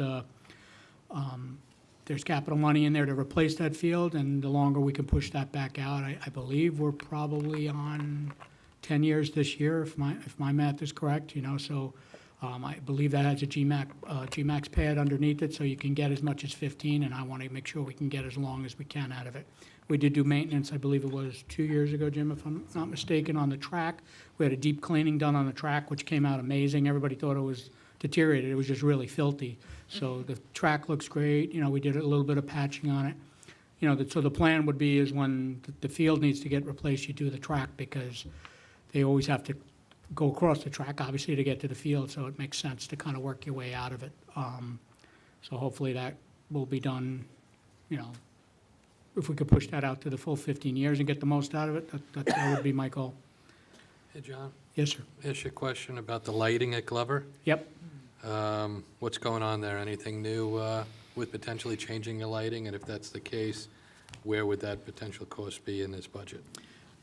We don't have anything in specific to pay for it ourselves. We did look at a quote-unquote an energy performance company to look at it. We would have been the first to do it with a field. We did bring it to our attorneys, correct me, Jim, and Yes. they didn't like it. They didn't like the opportunity that was being provided to us. I can talk a little bit about it, too. It's similar to an energy performance in that with New York Power Authority, they've run a situation like this with municipalities, but they've not yet run any of these deals through school districts. So there's a couple of school districts that are kind of poking around the edges right now to see what we could do. And really, it's finding out that guidance from the attorneys. Will we require, is it a public vote? How does it get classified?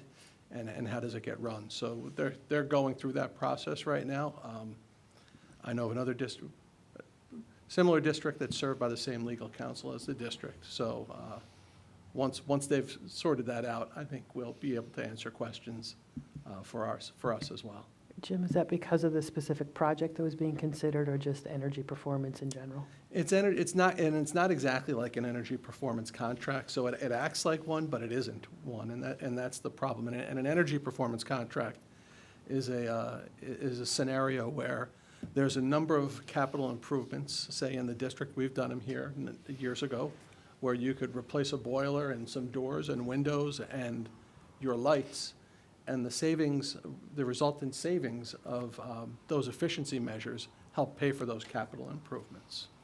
So in this instance, I think what we want to do is look at our lights at Glover and see what we could do if we could turn them over to LED lights. And I think there's really it's pretty exciting opportunity in that certainly the cost would be a lot less, because when we run those lights now, they're on a demand meter. And demand electricity is even more expensive than what we normally have to pay for it. So if you're off the demand meter and you're on LED, the cost is a lot less. And if it's a lot less, you'd think your uptime on the field is better. You get more use of your field. And that's great for the community, being able to get the night lights. The only reason to do it through an energy performance type arrangement is to have the other people pay for it. That's right. Yeah, exactly. That's right. And It's a financing arrangement. Yeah, it's a financing mechanism. So, I mean, usually the state has a stipulated payback period. Yes. Is it that we can't meet that stipulated payback period? Well, I think they're figuring that out right now. Locally, they ran this at, which park? Gilly Park in White Plains. It's Yeah. it's right next to, across the street from Burke Rehab on Mamaroneck Avenue as you look at it. Yep. So they're round lights, they're LEDs, but that's owned by the city. So the city operates by a different set of rules than than us, which is state ed department. So why don't we just finance it ourselves if we're gonna save the money? Okay. Because we don't make as much. It sounds like, John, it sounds like maybe there's some state ed legal issue. That's what it sounds like Only if you've Jim is done it saying. as an energy performance contract. Correct, if you So want you're to saying use it. just to enter the contract with and pay for it? It's pretty Well, expensive. I know it's expensive. What's the payback? If the payback is 7 years, it's worth it. Sounds like a job. How for the much money are we facilities committee. talking? Sounds like a job Yeah. for the facilities. That's committee. right. Absolutely. Put it on the All right, facilities committee. move on. Next. Yeah, I mean, when we did this a few years ago, we looked at, I think it was about $1.6 million, John, for an LED. It's a lot of conversion. money. It was a lot. That's a lot. I'd have But to check on I that. don't want It was- to, those were old numbers, so it think probably that was best to give during- you a new I think number. it was The during beauty of bond LED is bond it gets cheaper and feasibility. cheaper. That's Yeah. the one thing. Right. But Understood. then Thank talking you. about gives us a good scale, thank you. Yeah, and then my the number ballpark. may be high too, Okay. so it's, I think But it's that not might like be a little high. $20,000, so. no. No. But there's an That's real money. opportunity, it's getting better, and I think we're definitely moving in the right direction. So if we had a capital reserve, this is something that we could use it That would for? be an excellent idea. This is an infrastructure item which could be covered under a capital reserve. In with- all seriousness. With voters' yes. approval. No, As I it's a say great that with idea. a straight face. Yeah. Absolutely. I mean, even if you did a field, you know, kind of, like I thought of doing maybe a couple of lights so that you could use the LEDs for, just practices, which is, what kind of runs everything. And, the other thing is, that this is a lot of the lights are used mostly for town, not very little is used for the school. So in theory, the school, it's not a big expense for us per se, but it helps the people in the whole town. Is Dan still here? I mean, I made Dan's sure he gone left. conveniently. I made sure he He left left before I just in said that. time. Yeah. It's getting late, so I don't want to start a conversation about this, but another one can we throw to facilities is just an update on where we are with Julianne's playground. A couple parents have mentioned that things aren't in great shape over there, and I know that, and I don't know, I haven't been over there in a while, so I'm not speaking personally, but I also know the junior league project has been delayed Yes. as far as I know. I actually don't have an update, but since COVID, so. John and I received an email just the other day. Okay, We know okay. some of the equipment's taken some vandalism. Yeah. So some of it's coming out of service. Some of it cannot be replaced, and we're trying to evaluate Like where what we the are. best next steps are. Certainly, knowing that Junior League had something in mind, it's tough to make a recommendation to install a large hundreds of thousands of dollars piece of equipment. Certainly, John and I, we're trying to be innovative and trying to provide, opportunities out there and seeing what we can do. We're evaluating it. Okay, I'm happy to coordinate a meeting with junior league at some point So offline. to do our students use that get on a an daily update on where we basis? are. They've been using it daily because of what, of Hutch Yeah. not being able to. But on a normal basis, when No, Hutchins. we don't use it. It's basically a town park that we pay and maintain. Right. And Once the rest of Hutchinson is completed, the site work, we don't anticipate there being an educational need for it next year. And again, I think that's conversations I've had with Dr. Fitzgerald, as part of running her building. With the tennis courts, athletics really uses the tennis courts at Glover. They don't. They have not been using the tennis courts at Julianne's. So that would be the other educational need at this point in time. But it was built in a town-wide effort, as a community effort. But John, there's a, as Jessica said, prior to COVID, there was a plan by Junior League that was pretty far along. I remember attending a meeting for planning pretty significant renovations and thinking about different ways of using the park that attracted a broader range of ages. So that got put on hold, and I don't know what the status of that is right now. So offline, we'll try and Yeah. reconnect on that and kick it to facilities. I didn't Yeah. mean to start a whole. And even in the meantime, certainly, we're looking at opportunities and evaluating it to try to get some product, a play product out there for all of our young ones. I just, back to the question about LED lights. So the town pays the power bill for the time period when the town rec is using the lights, or? Yes. Yeah, there's a formulation for hours and when people use it, and they actually send, they bill us for when the lights are on. I mean, we don't really use them at night that much. We only use them for, Friday night light games, and, we do have, in the fall, like some later football practices, they'll put on one, and there's this whole formulation that was created by the former recreation person, how much a light bulb costs, and the wear and tear, and the energy. But it's, just, yeah, so, but the one thing about big energy pulls like that, as Mr. Ricky talks about, a demand meter, is like you have to pay a upfront charge to have that much electricity available. And we're talking 7 years ago, I knew in my former district, it was about $50,000 just before you ever turn the light on.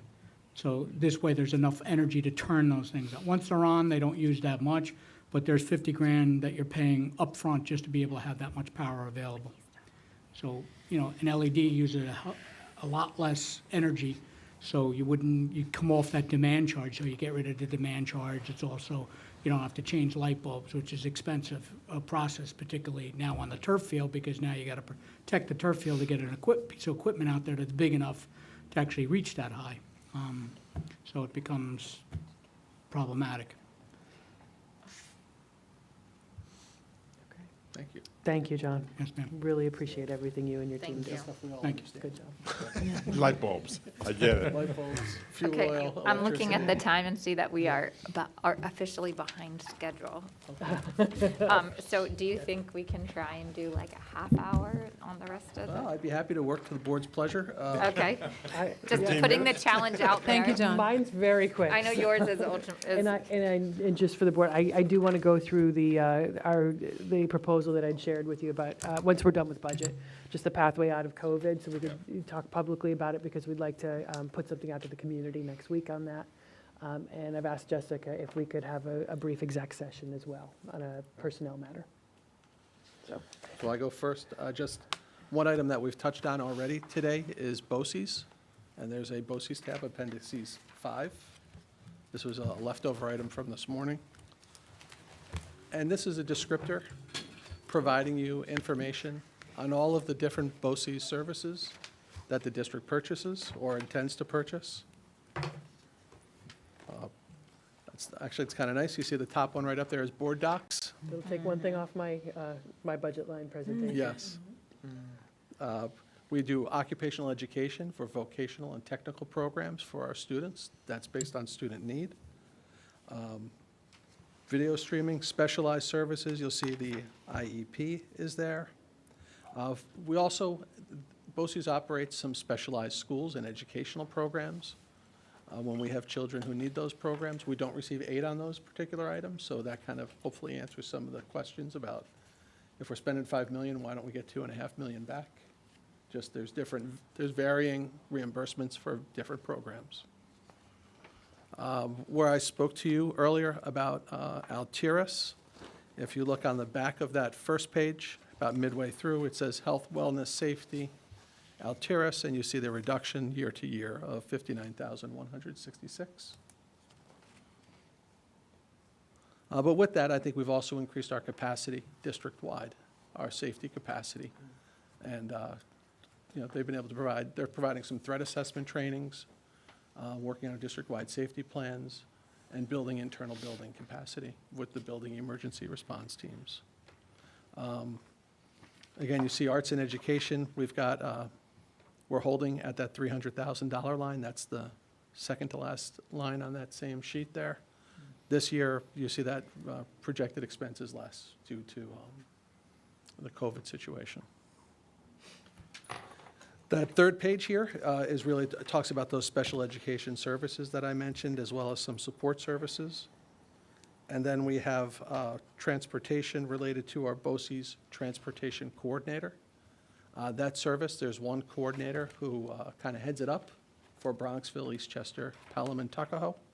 That's our share. And obviously, there's a fuel portion to that. And later on, we have a transportation tab, which will provide for the readers detail on number of students transported out of district, those that are transported by public transportation, and those transported by yellow bus service.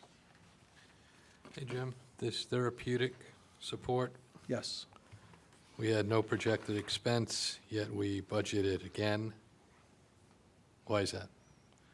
I would have to ask the folks in PPS, because they were the ones who would subscribe for that program. Seems I like may- Jackie. Oh, yes, I please, think thank that's you. going to be one of the contingent positions that's included in the special ed Oh, budget. thank you. So they budget for one contingent private placement and one contingent BOCES placement. Thank you. And it's around So 100,000. this is an out-of-district? Yeah. So in case a family moves into the district or a need develops during the course of the summer or whatever, they have Is that just in funding for case? that. So there's two contingent okay. tuition positions in the budget. Okay, thank you, Jackie.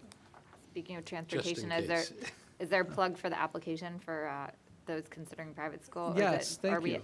April 1st. I if knew you- it was coming, so I If was you're like- considering sending your student out of district and you would like transportation, you can pick up an application on the district website. You can call us, we'll send you one, or email you one, and we're accepting applications up until April 1st. And it has, I mean, the reason why we asked for it so early is because we have to budget for it. That's true, that's the state law, too, Okay. the deadline. Last few years, the governor has extended it, but I don't know where we're going to be this year. Yeah. So, again, it's an April 1st deadline. Sorry, Jim, to belabor this, the one-to-one aides, is that a COVID-related decrease, or?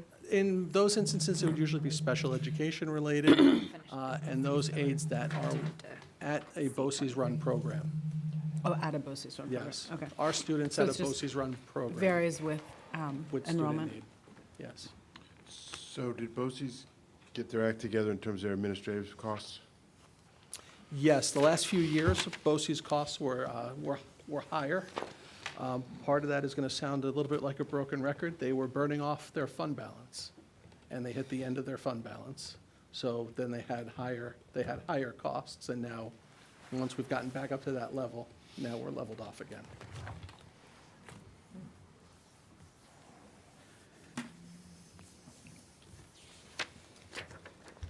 And then if we go to C23, it's attendance and building safety. And again, this is the cost center for our salaried monitors and our hourly monitors.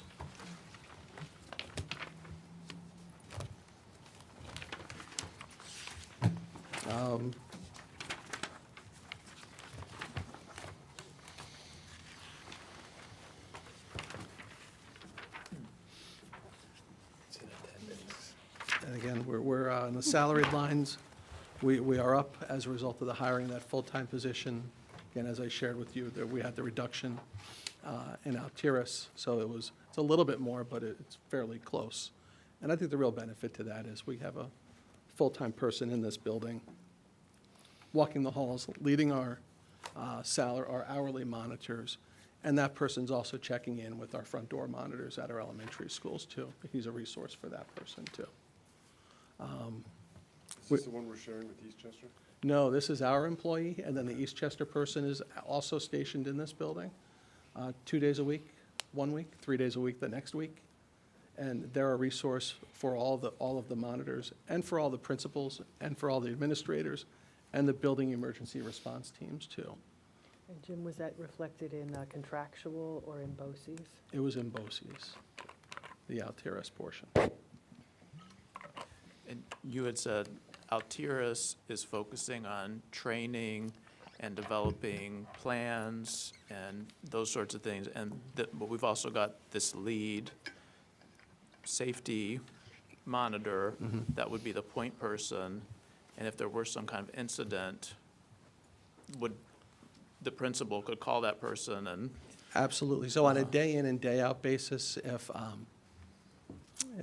Ms. Sabia or Mr. Berkowitz are looking for a particular student, or if they need coverage, safety coverage, a certain door, a certain area, they contact this lead person. Okay.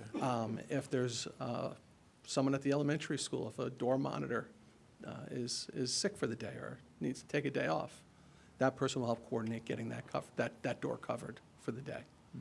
So it's really that resource. Same way, if something happens at an elementary school where they're saying, I'd like you to check something out, he's an available resource. And when we run our drills, our lockdown drills, he's a part of that team that partakes in those drills. And again, the benefit is he's a retired law enforcement officer. We certainly like their skills. We're not looking for police officers, but we really like their backgrounds and their skills. And if there were a lockdown at the elementary, not a drill, but a real lockdown, would that lead monitor go to the elementary school, or would they stay here, or? He'd probably migrate over, depending on the scenario. If it's a real lockdown, the cops go show up. Right, Yes, yeah. exactly. Just, it depends on how quickly you can get there, how close you can get at that point in time, but yes. And also he helps coordinate our radio checks and our, just liaise with our police agencies, so that helps too. Okay, I think that goes to me next. Yes. B1. Section B1. Sorry, what section? B, B is in board. 1 and 2, the blue tab, B1 and 2. So very quickly, this is you and me. We start with the Board of Education section, part-time clerical, that's administrative support during the budget vote. So we bring on just help for during the budget vote specifically. Contractual costs include graphic design, any potential consultants that the board would not want to hire, something like Hazard Young and Atia, for example, could come out of that. If we had board training, those costs are included in that 10-400 line. Video streaming services for our meetings, et cetera. Cheryl, I'm sorry. Yeah. Why is the first line up 40%? That's based on our, we wanted to increase it, I think, based on our actual spend. Is it because Actual was a little bit higher. the last budget vote, we needed so many extra people to count? It definitely changed. We've seen some changes just in the regulations from the state for the last couple of years. I'd say the 2 years Mail-in? ago, the mail-in ballot was Mail-in, a yeah. significant increase in workload. Last year, it wasn't as bad, but I think we're just looking to make sure that we've got enough there to cover whatever may come this year. Gotcha. I anticipate it being pretty much a normal vote this year. It's not a lot of money at all, just, I No. was curious why it was. Yeah, I think that was just 40%. to make sure we had enough there. Supplies and materials, then once we have our graphic designed items, and that's usually things like our budget focus, et cetera, printing, communications, et cetera, that come out of our offices on behalf of the board and the district. BOCES services, that's your board docs that we saw in the other BOCES budget. Stipend for our district clerk, so looking to raise that a little bit in line with the raises that were extended to our non-represented group last year. Then going to the district meeting, that line, both contractual and supplies, has everything, it's solely related to the budget vote. So that's where we have had significant increase in costs over the couple years. We're maintaining, actually just adding a little bit this year. Again, the paper ballots, but one of the biggest cost increases there related to translation of materials into Spanish. It was a mandate that went into place a couple of years ago, and we've tried each year to do a little bit more and more in compliance with that regulation. So there. Going on to central administration, the first line there, of course, is my salary line, and then the clerical salaries associated with my office.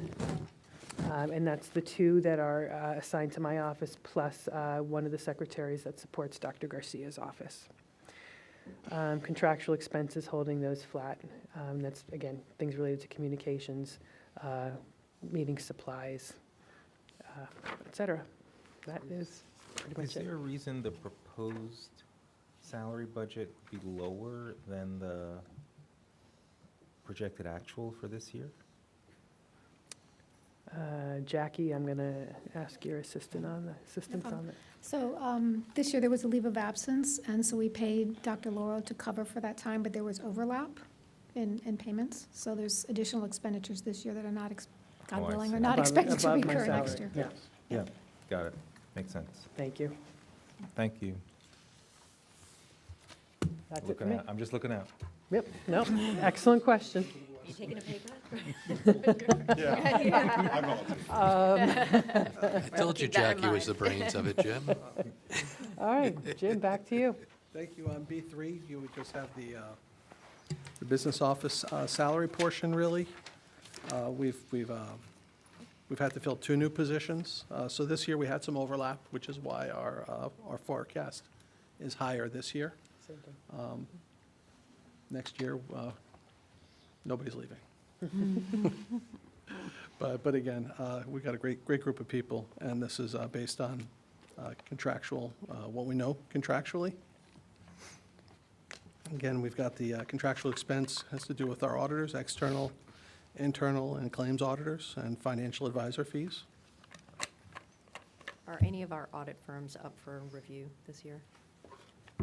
No, I don't Yeah. think so. Okay. That We makes just, it we just easier. did claims. I think we're into Yeah, year we 2. We're recently going went to for 3 of RFP. external, so we're okay. That's nice. Your internal was this past year. We renew that one every year. Right. Yes. Then the following page, B4. Again, we've got our contractual expenses, which relate to legal counsel for labor relations, collective bargaining associations, FOIL requests, any number of those types of legal items. The second line down, you'll see is the position for Executive Director of Human Resources and Leadership, but that is the new position. Now, as you look at that, remember there was a 60-40 breakdown of that position before, so really what you're seeing here is 100% of that particular salary on this line here. So the residual, the increased budget to budget is that cost. So this to is make that. 60% of the existing. Correct. Right, It's the and six- this number, I should have done the math before, but this presumably is higher. Earlier on the curriculum part of the budget, you would see the balance of Yeah. of that position. Right. Because it used to be split 60-40 in 2 different places. Now you're going to see 100% of a position in each of the places. in the But this budget. reflects 60% of what the current No, the adopted assistant budget does. superintendent. The adopted budget does. The proposed budget is 100%. Correct. Correct. Just so, again, as it's represented, I just want to point that out. That's where it is. The rest of it, again, relates back to the data analyst, small amounts for equipment, contractual expenses, supplies and materials.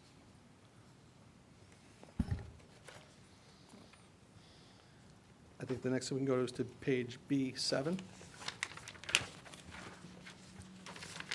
That top line there, where you see an increase of about $26,000, a 7% increase, we have related to our insurance.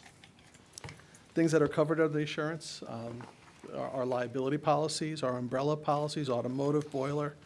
We do have a cyber policy, and we've all, I think everybody in the business world's been getting the notices this week. Needles up, everybody keep your shields up. We got to be careful with what's happening globally. So we're all getting those same things. Be careful of what you open. And our student accident insurance. And again, the cyber insurance was interesting. We did it for the first time last year. And they took so many claims the first year, they got out of the business. So we're with the second vendor with a little bit less coverage. Jim, so the new Sanborn map building insurance related to that is built into here as well? Yes. I'm going to call Nicer and make sure of that, too. But we do have our umbrella policy, and it covers the house at 314 as well. And your public bonding, which we don't, we don't have a surety bond, but we have bonding, which acts in place of a surety bond for the public liability as required for public officials. So that indemnifies the board. We can move forward to D1 through 3. Transportation? Yes.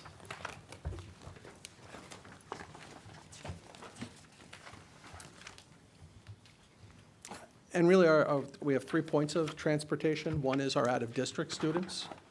We do run one bus internally for our special education students that services all of our schools or as needed. And then we have athletic charters. or athletic buses. So those are really the three broad categories of our spends for transportation.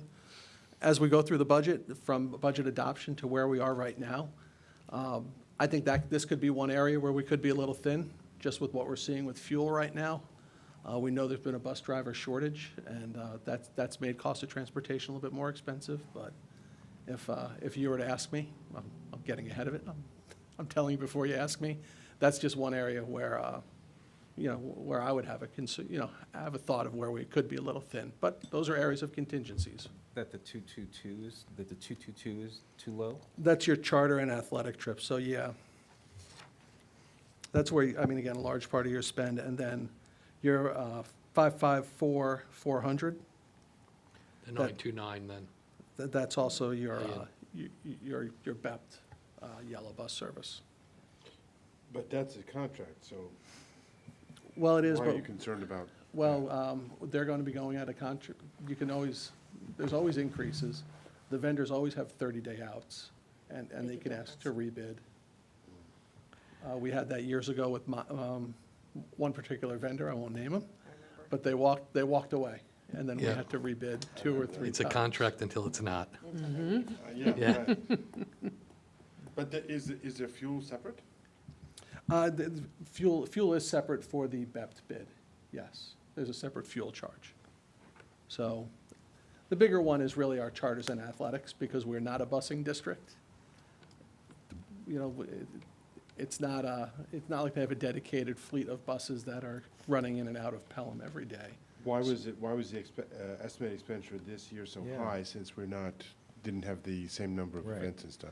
My Well, question we as seem to be running we're running distancing, we're running a lot of buses, so double the volume. Running what? I'm Oh, sorry? this is a Because social of social distancing? distancing, we have to space kids out on the buses. And this is a piece of why we didn't do field trips for a lot of the year. I Yeah. mean, So we- athletics, we've always Yeah. paid for, we paid for it, you see the big budget implication. But we did not want field trips going out knowing that we had to double the busing and knowing how expensive So field with trips less are. busing, we have more cost because of the double busing. And I don't think it's in every scenario. If you got a basketball team, No, certainly. but understood, Yeah. but in general. Yeah, If you're filling it up. yeah, and that thankfully is That's, going away. our team up in Plattsburgh went up on one bus. Yeah. You need, going to a football game, you need 2 buses to take them because you have the number of kids on the football team as opposed to 1 in the past. And then fuel is COVID. Enough said. Behind that, there's a They're lot of. safe as long as they're on the bus. That's true, too. And behind that page, there's just a lot of detail. I think if you care to look at it, just shares with you where our students are transported. You see we have contingent positions because children arrive. If they come in after that April 1st deadline, if they move into town and they request that service, we have to provide it. So it's So not, what's the deadline for? well, it's what we know. We could capture as many as we can. And certainly, there's a difference in cost between yellow bus service and public bus service. And again, you can see, it's 30, next year, we're forecasting 39 students on public transport at a cost of about $52,000 versus about 43 students at $414,000 on yellow bus service. I didn't know we sent kids to Eagle Hill. Yes. Yeah, it's within a radius. So, It's near my office. My son went there. Really? Yeah. In Southport? Eagle Hill? no, No, it's in Greenwich. Greenwich. Oh. Oh, I think they also have a branch in Southport. I'm not sure about that. Maybe they open it up. Is any reason needed, or just it's parent preference? Parent choice. They just have to ask for the transportation, By if April it's 1st. within a radius. Right. I was talking to a colleague in Irvington. Yeah, it's a big chunk. Remember, that radius includes Rockland County, if you live in Irvington. So they're sending students over the bridge, just small fact to share with you. So fortunately, we don't have that. Oh, we send people in the Bronx. We do. We do. If we go to, let's see, we did D 1 and 3. If we go D 5 to 8, we could talk about employee benefits. The first 2 lines really touch on the retirement systems that I spoke about earlier. Our full-time employees participate in one of two retirement systems, the teacher's retirement system or the employee retirement system. They're both run at the state level. And the state or the pension systems assign an annual expense of what the district's contribution is for every dollar earned for each employee. So as you look at the state retirement detail you see there, there's an 11.6% contribution. It went down from 16.2 to 11.6. That's based on fund performance. But really, so for every $1 earned by an employee, the district makes a contribution payment to the pension fund of 11.6%. Similarly for the teachers, it's 10.29%.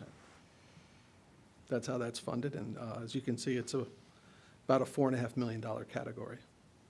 We pay Social Security like everyone else, workman's compensation. You see health insurance, which is stipulated, the type of health insurance service provided is stipulated in many of the collective bargaining agreements. We operate through a consortium called Swiss CHIP, which has been pretty favorable over the length of time. The other option we could run is through a state program called NISHIP, but it's a Blue Cross Blue Shield PPO type program, but Swiss CHIP has actually had better experience than NISHIP historically. So we've done well, and again, it's a program consortium with other school districts. My prior life, I helped run a self-insurance plan in another municipality. You don't want to do that. It's good to run with a consortium. This time of the year, you don't get a lot of sleep. There's a lot of, when people come out of winter, there's a lot of stuff going on. We have employee benefit funds that we contribute to as part of collective bargaining agreements. And we also have some other contractual requirements for retirement incentives. If people give us proper notice, they receive certain payments upon retirement. I mean, it's just worth noting, I mean, health insurance has 1.5%. increased by more than $2 million in 2 years. Right? If I can speak to that, so that number in the final budget will be lower. We did hold some salary dollars here as part of collective bargaining for the teachers and the custodial contract. Now that that's been settled at the last board meeting, that'll be pushed up to the salary line, and this number will be lower. Okay. Year to year, our health insurance increase is 1.5%. I don't think I've ever had 1.5%. Yeah, that's impressive. Pretty good. Yeah. Okay. But thank you for letting me say that again. That was important. Yep. And then last, we have sections D9 through D12. That has to do with our debt service and interfund transfers. Again, we've got one transfer for special aid, which the district's 20% share for special needs students for a summer program costs, which are mandated. And the others are the principal and interest expenses related to the debt service or the debt held by the district. You see it's $6.5 million annually. And again, if you look at 2021, it was that 3.5 that we've got that new amount as a result of the capital plan, or the capital bond of 2018.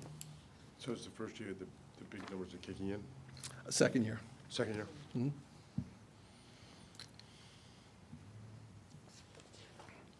Next year, we hope to That's part of get, the reason why, to the extent we can, we could cover some of what would have been used by the debt service fund in budget this year. Yes. Or with other funds this year, allows us to use a bigger portion of the debt service fund to reduce the burden on the taxpayers next year. Right, so it is benefiting everybody for us to do that way. directly. I mean, we can't bank on it next year. I mean, we Right. should probably not bank on it next year, but the fact that it was, kind of handed to us in a sense this year was good. Definitely. I think from a conservative budgeting standpoint, if you plan it, you can't plan, you have to plan for it to not be there. Yeah, you have to plan to use it. Yes. Yeah. I mean, certainly, we've had a favorable experience, and it is going, we do expect it to be there. But I think when you put it in there, you have to plan that there's a very real possibility that it won't One-time be there. expenses, kind of. Yeah, and when we knew that these bond numbers were going to kick in these years, one of the ideas was that we would use this fund, to smooth the impact of that Correct. until, yeah, as long as we can. That was definitely part of the planning. Right. And if you see, your debt service went up about $3 million. You've already absorbed about half of that, and you've got about half of it that you're tapering or tampering down right now with that debt service fund. Yeah. Does anybody remember when the debt from this starts rolling? 2029. 2029. I knew I knew somebody imprinted would on her have that brain. in their brain. It is. Still have a little time. And fortunately, it's, if you forget, it's on page D12.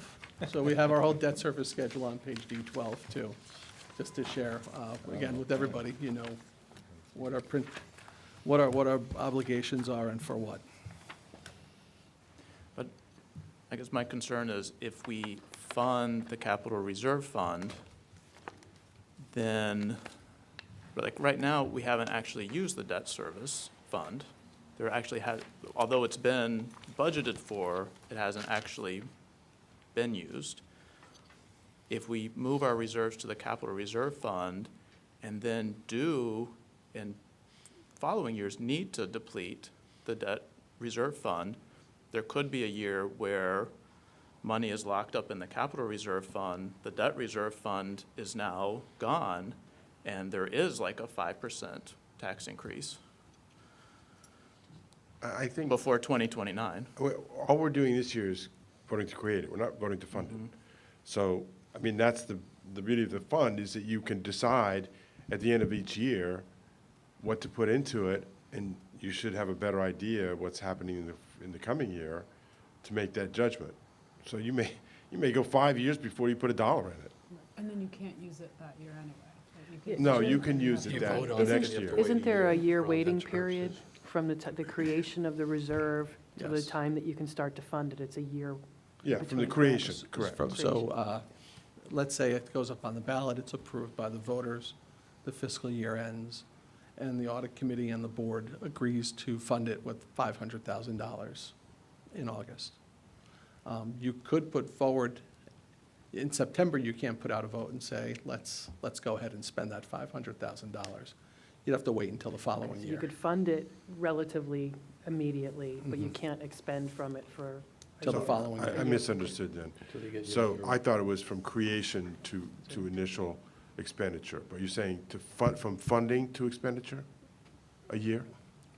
From approval of it to when you ask to draw it down. You've got a- Okay, you've so got it's a not year. from when you take put a money into it to when you take money out. Right, well, I'll run this all by the internal auditor once Okay. more, But you have just to to make vote, sure. you have to have a vote No, I to You have to take it have a out. public vote Understand. to That's spend right. it. Yes. To draw down those Right. funds, once they are in a capital reserve, it requires a public referendum. Yep. Right, A and that- separate item Yeah, so it'd be on the annual Right. vote. So you really- In the annual vote in May. Yes. It's only- Or there if you can't be- wanted to there have can't it- be a special vote. You could have a special Yeah, vote. you can have a special vote. Wow. I Charlie don't think wouldn't this, make up. I don't think a board would choose to do that. Cost but enough to hold you an could. election. Yeah. but yeah. Well, I guess it would depend on if it was an emergency situation. I don't think this is an emergency fund. No, but I could, So it's meant for You better- planned long-term projects. agreed. I guess I. So we have other mechanisms for emergencies. So, I'm sorry, with the debt service fund, so we allocated $1.6 million that we were going to use this year from that fund, which we're not using because we can cover it out of the budget. So that money stays where it is in the debt service fund, and as of right now, you're proposing that we use 1.5 this year. If we use the 1.5 this year, what's left? You've got about 550,000. There's about 2.1 million in total there right now. Okay, thank you. Plus whatever is Left left over over from- from right. the current bond projects. Right. Can be put back into the debt service fund, number TBD. Correct. Right, okay. Can you move fund balance from the general fund to the debt service? Unfortunately, no. We've asked, and we've been told we can't. Okay. That would be my first choice. Okay. Jim, thank you. Thank you. Thank you so much, Thank you. Jackie. Amazing job Thank that you you. guys do, Yeah, very thank you. detailed. And, Jim's done already? You want more? So just for the board, we will obviously have more opportunities to discuss this at our upcoming meetings. It's a lot to take in one day, but really appreciate the attention and time and detail to that, the work that went into it, and the thoughtful questions. Before we wrap up today, just wanted to take a couple minutes to talk about COVID, because God forbid we have a meeting without talking about COVID. Really to share with the board and share publicly with the board what the administrative team and I have been working on over the last week. I think as everyone knows at this point, the state did come out with new guidance along with the the lifting of the mask mandate. So Wednesday was a wonderful day at the schools, very happy. It was like the first day of school all over again. And the state came out, it was really, really great. I think we estimate 70 to 80% of students and staff were maskless on day one. And we expect that to hold and probably increase. So really, I think folks were ready, very ready for the move. So what we did, we met with the guidance came out in its usual form, 7 o'clock the night before before we went mask optional. We met with the administrative team though the next day and have formulated some plans to get us from where we are to back to as normal as we believe we can be this year. I just wanted to highlight that publicly for the board. And we'll be putting a communication out about this on Monday. I may even be putting together a little video, just thinking that might be the quickest, easiest way to share the updates. So we're thinking of this kind of in stages because we don't want to make any quick moves without pausing to see the impact of those moves. Social distancing has been at the core of most of the logistical challenges and protocols, as we said, even with busing. As little as we have, it still has impacted that. So the way I keep approaching this is thinking about how are we going to contract? We've been socially distanced in every way for the last 2 years. How are we going to start to now bring our spaces back together in a way and maintain safety while we do that? So it's really going to be we're going to take a couple steps in that direction. Certainly going mask optional on Wednesday was step number one. We are going to basically hold all other protocols in place through this coming week, and we're going to assess the impact of that as far as COVID cases.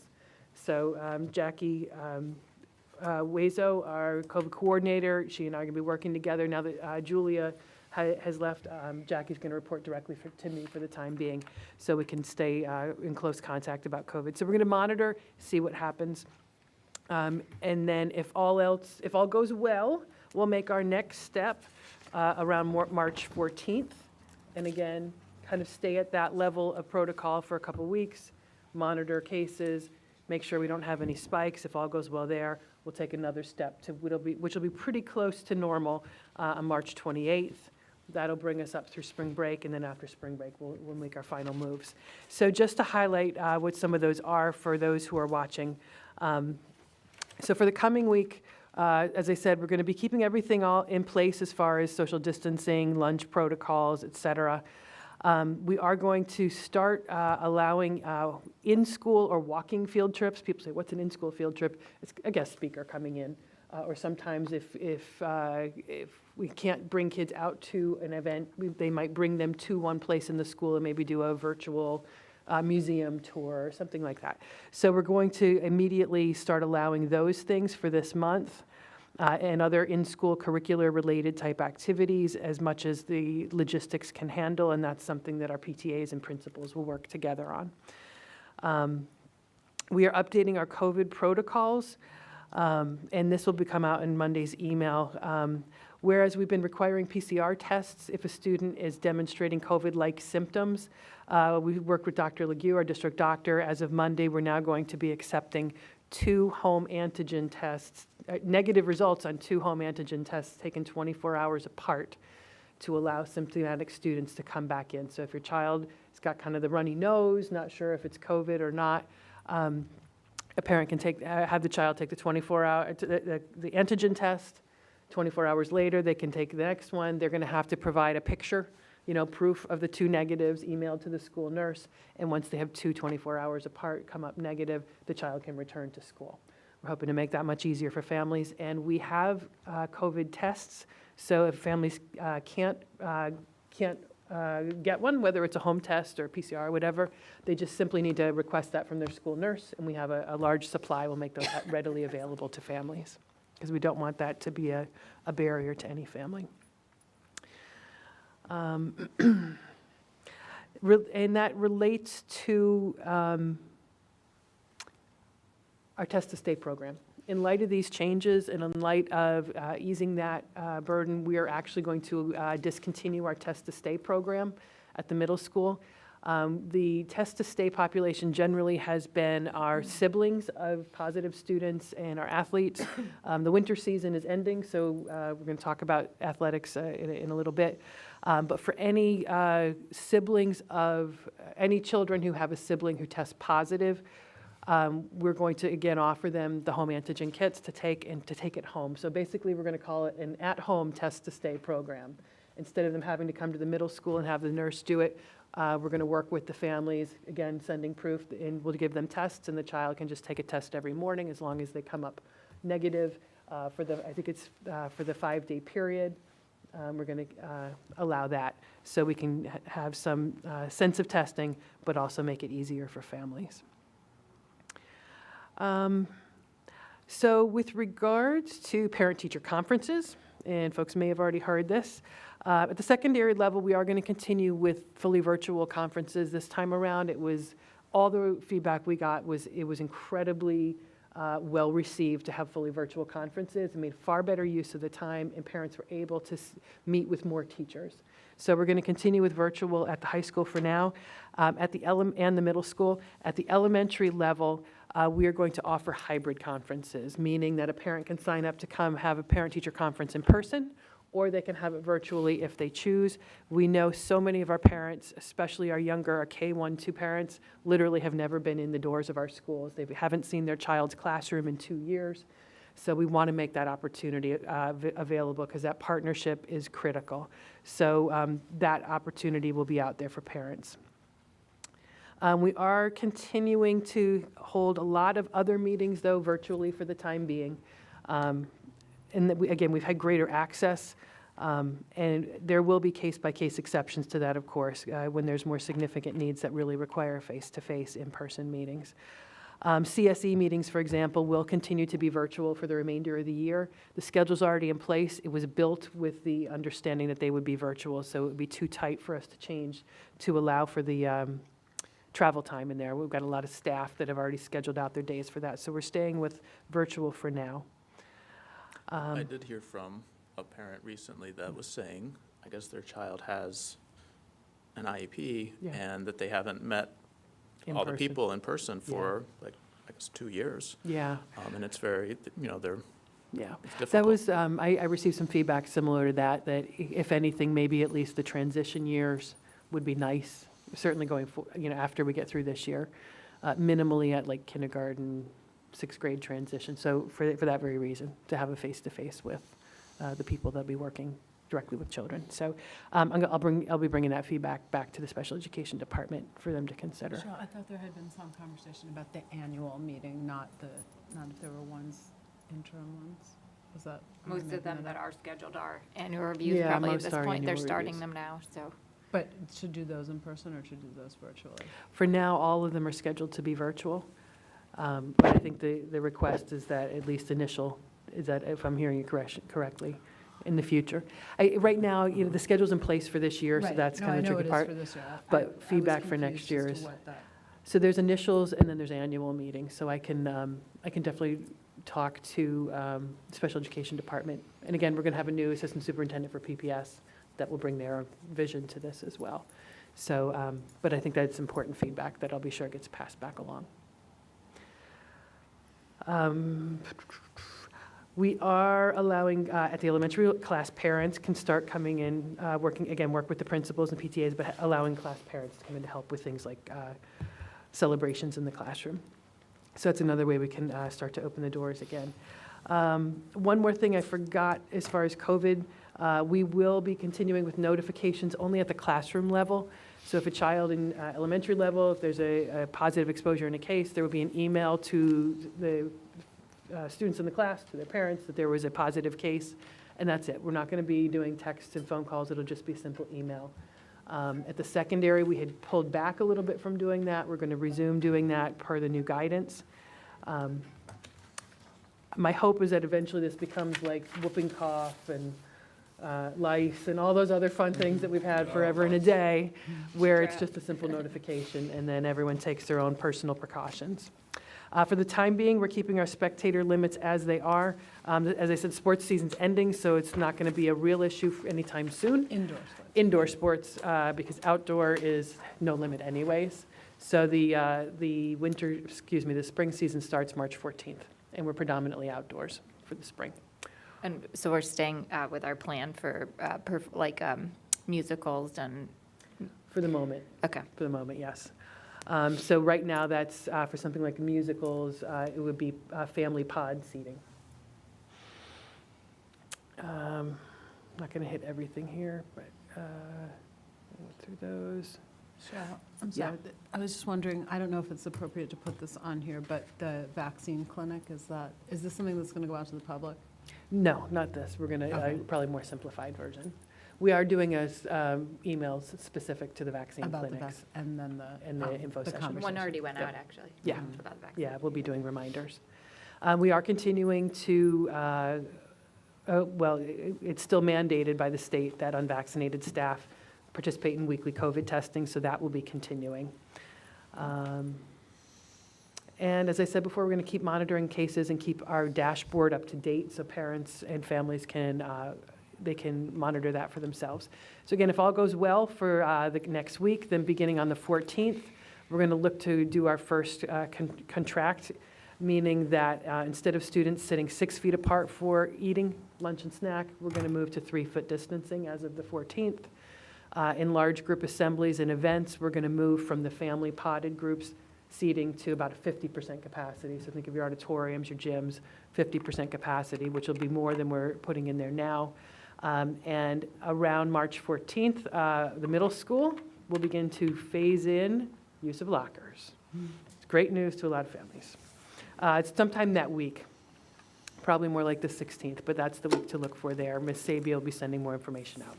So that's kind of where we'll be for 2 weeks. If all goes well, we don't see any spikes in COVID. Then on the 28th of March, we plan to go to the big step to really normal spacing. So lunch will go back to normal in the cafeterias and lunchrooms. Large group events in school and after school will go to full capacity in auditoriums and gymnasiums. Field trips with busing then can go out. So I did share some of this with our PTAs, knowing that busing, as we've already talked about, is hard to get, and a lot of planning has to go into field trips, et cetera. So I gave them the heads up to start thinking about that and just to plan for them to go out after March 28th. And of course, we are going to then also be able to do any of our middle school transition activities in person. Later in the year, we have kindergarten transition. Those can all be in person again as well. So we're excited to be able to bring back a lot of those important in-person events. And that'll bring us up to spring break. Again, if all is still on track, when we return from spring break, we're hoping then to reinstate hot lunch at the elementary schools. Whitson's needs to staff back up after having been downsized for a year and a half. Jim is exploring, and I can't promise this, but I told him he would be a rock star. We're exploring whether we can bring pizza day back. Pizza day. I know, that might be a step too much. Well, part of it is that we're still working with the federal requirement for free lunch for all students, so that complicates matters. But anyway, so hot lunch will be returning after spring break, potentially pizza. If we subsidize the pizza for a certain segment of the population, could we do it? That's what he's exploring, Okay. what the regulations would allow us to do. The pizza is more expensive than the, Probably. Yeah, the pizza was made by Pelham Pizza, but it was made to fit the federal guidelines, but it was purchased. Although free and reduced lunch students did get pizza as the free and reduced lunch Have you ever meal walked of the into day. Pelham Pizza on pizza day? Like the boxes literally are, like I insane. happened to go in one day. Yeah. It was Hard like to- up it's to hard the to ceiling. imagine. So we're working on it. We're Anybody working ever on got it. a hot pizza? that would, yeah, you definitely would be a rock star, because I know that has been greatly missed. Yeah, some kids have never had pizza So day. just a question about the hot lunch thing, because we had a very impassioned Yeah. public agree. comment a couple Yeah. weeks ago. Yeah. And is there any reason we're waiting out that long? It seems to me that Whitson's is probably the issue, but Well, it's actually really the spacing and the spacing is the driving factor to get us to a point where we're at normal distancing in lunch and give it a chance to make sure that there's no spread, as well as the staffing up of Whitson's. We can control our pieces of it. We don't know that we can fully control Whitson's ability to staff up, so that's part of pushing it out. But if we go through all these steps and we have no increases, it seems to me we would feel comfortable accelerating this. What comes right before it is spring break, though, so I guess Yeah. it's sort of like That's the last. the week after March 28th is spring break. I see. Yeah. So it's 3 weeks Yes. of rolling out all these things. I mean, Yeah, exactly. It feels like 3 weeks, but it's only 2 weeks of school because of spring break in between. Cheryl, did you say at PTA Council, I think you said that our neighboring districts are following some sort of a similar Yeah, I don't phased know what their rollout? timeline is, but that was the information I'd received at our superintendent's meeting, is that very few, I can't say nobody, but very few were throwing everything out right away. Most were going to do some sort of phased return to normal. Yeah, I understand. That makes sense. It also seems to me, though, that, if we don't see any uptick in cases, Part of it really is giving the buildings the ability, the time to shift and readjust protocols and procedures and retrain the kids. Because too, and Jim and I had some initial conversations. It's obviously going to be easier, I think, at the secondary for kids to adapt. But we're going from 2 years of card tables with one child at them each to maybe, and it's so sad. could be chaos. the It could middle be- school and high school cafeteria is going to be. It's going to be chaos. But then to go to maybe 2 kids per table, or, some of the tables, if we X out every other seat, we can do a normal cafeteria. So there's going to be an adjustment period. But the elementaries in particular, we've got 2 grade levels of children who have never eaten normally in the cafeteria. And then we've got a 3rd grade level that 2/3 of the year they eat in the cafeteria. And plus now we've got Hutchinson School, which is a whole new building, who's never had normal lunch since so there's a lot of transition that we're trying to build buffer for. If we can accelerate, I think certainly we'd be open to that, but I think we wanted to underpromise and give ourselves the space and time to make sure that we can Well, transition. I'm all into under-promising and over-delivering, but Jim, did you want to comment on lunch? Because I know Jim also, he was going to send you some updates on lunch Are we anyways. keeping an open campus for the balance of the year, too? At Yes, that secondary yes. level? Yeah, You're yeah. not rolling that back? No, Okay. no, we kidding? you cannot take that away We would have now. full public comment maybe at the next No, meeting. yes, open campus for all high school students will remain through the school year. Thank you. I think you might want to say that. Okay, in the public, okay, Yeah. we will. Add that bullet. No, at the last board meeting, I know there was a comment related to lunch at the elementary schools. Certainly, I made myself available to the person who'd made that comment. And at the same time, I paid a visit to our food service provider, shared with them the comments that were shared with the board. I've got some pictures that that I'll be moving forward to you as well, kind of showing you what the school lunch looks like for our elementary students, their options. It's a turkey, a ham, or a sun butter and jelly type option, but they are cold lunch options because of the COVID situation where we are right now, and because all the students aren't in one place. When we move back towards a hot lunch, we would expect to have one Whitson's person on site at each of our elementary schools. We have a place where we can keep the meals warm, and and make sure we serve them according to the health department standards. We also have, there was a comment made about Hutchinson cafeteria floor is not in good shape. The contractor reached out to us this week to try to get a credit because it's in such poor condition, and we're working through that right now. They tried to clean it, and that'll be brought forward to the facilities committee and bond steering committee as one of those open items. And we did have one piece of equipment that had spots of rust on it, which shouldn't, and our construction manager is working on that. And that was a defect in the. That was a defect in the piece of equipment. It was Which it we was were a aware of. cabinet, a stainless steel cabinet that had 4 or 5 dots of rust where there were welds. So I brought that up to our construction manager after those comments, and he walked me right over to that cabinet and said, yes, this is exactly where it is, and we're working with our vendor to get those pieces, or that piece replaced. So the floor is failing? It's not failing, it's dirty. There's stains on it. I see. So they tried to clean it, it didn't work. The discussion, later discussion is do you want to take a credit and try to clean it and accept it as it is, since it's back of the house, or do we want them to chop it out and put in a brand new one? That's a discussion for another day. Okay. Okay. All right, thank you, Jim. Just a couple other pieces. As Sue said, we will be keeping the high school open campus. We are planning for a junior prom and prom in person, indoors, as is traditional. We will be sending at-home tests home with anyone who's planning to come, just asking them to take that ahead of time as an extra precaution. We will be allowing outside visitors as well to those events. We're looking forward to most of our year-end events and traditions being as much normal as possible, especially if they're outdoor events. I know the Olympics, there's portions happening this month, but it's planned to be held in June as well. Mr. Berkowitz will be putting out a letter with all the different events coming up. And our graduations and moving up ceremonies are planned to be under the tent on Franklin Field as well. And I forgot to mention, we're also hoping to bring back lunchtime enrichment at the elementaries after spring break. And I'm assuming the PTAs are on that already, They right? are on board. They have to get some with this planning plan. going. I believe they wanted to have a parade in my honor after we shared this with them the other day. Pelican's truck. Pelican's truck was mentioned. It was really the nicest news that I've been able to deliver in 2 years. So actually, it was, genuinely, it was really awesome. It's nice to be able to deliver good news. Yes, it was.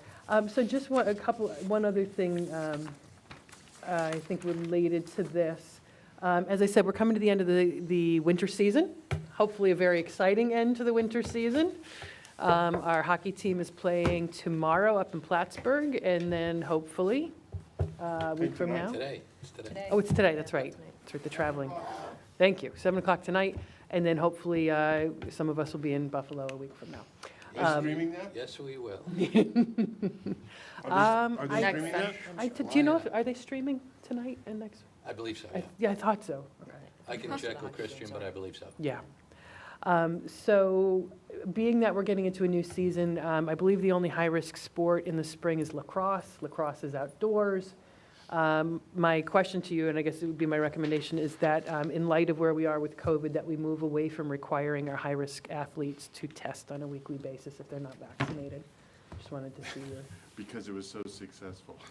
This season it was. I have to give incredible credit to our high-risk winter sport kids. They delivered for us.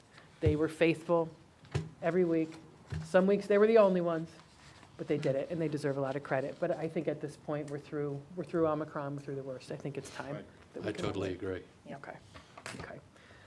All right, and that ends my report on COVID. If the board is good with these moves, we'll be putting that out to folks next week. And I would ask if we could hold just a quick exec session Sure. related to personnel issues. Any other questions or comments before I take that motion? We're all like getting a little bleary-eyed, Exhausted, right? I know. This is a marathon budget meeting. Okay, so I would like to take a motion to reconvene an executive session to discuss the employment history of a particular person or persons. Do I have a, So moved. Second. all in favor? Aye. Any opposed? Any abstentions? Thank you. Okay, thank you all Thanks, Jackie. so Thanks, much. Jim. We can run right back in We'll just go in the, there. no, since the tech folks need to tear down. In the We're gonna have to, yeah, back to where we had breakfast. 5 minutes. Yep. Oh my God, I Oh, remember. take a 5-minute break, Well, there's yes. cookies in there. So, Oh, Should we go in there like old times? Are there cookies in the car? all right, so go get your cookies, bring them to the other room. And it will be very brief, I promise. Oh my goodness.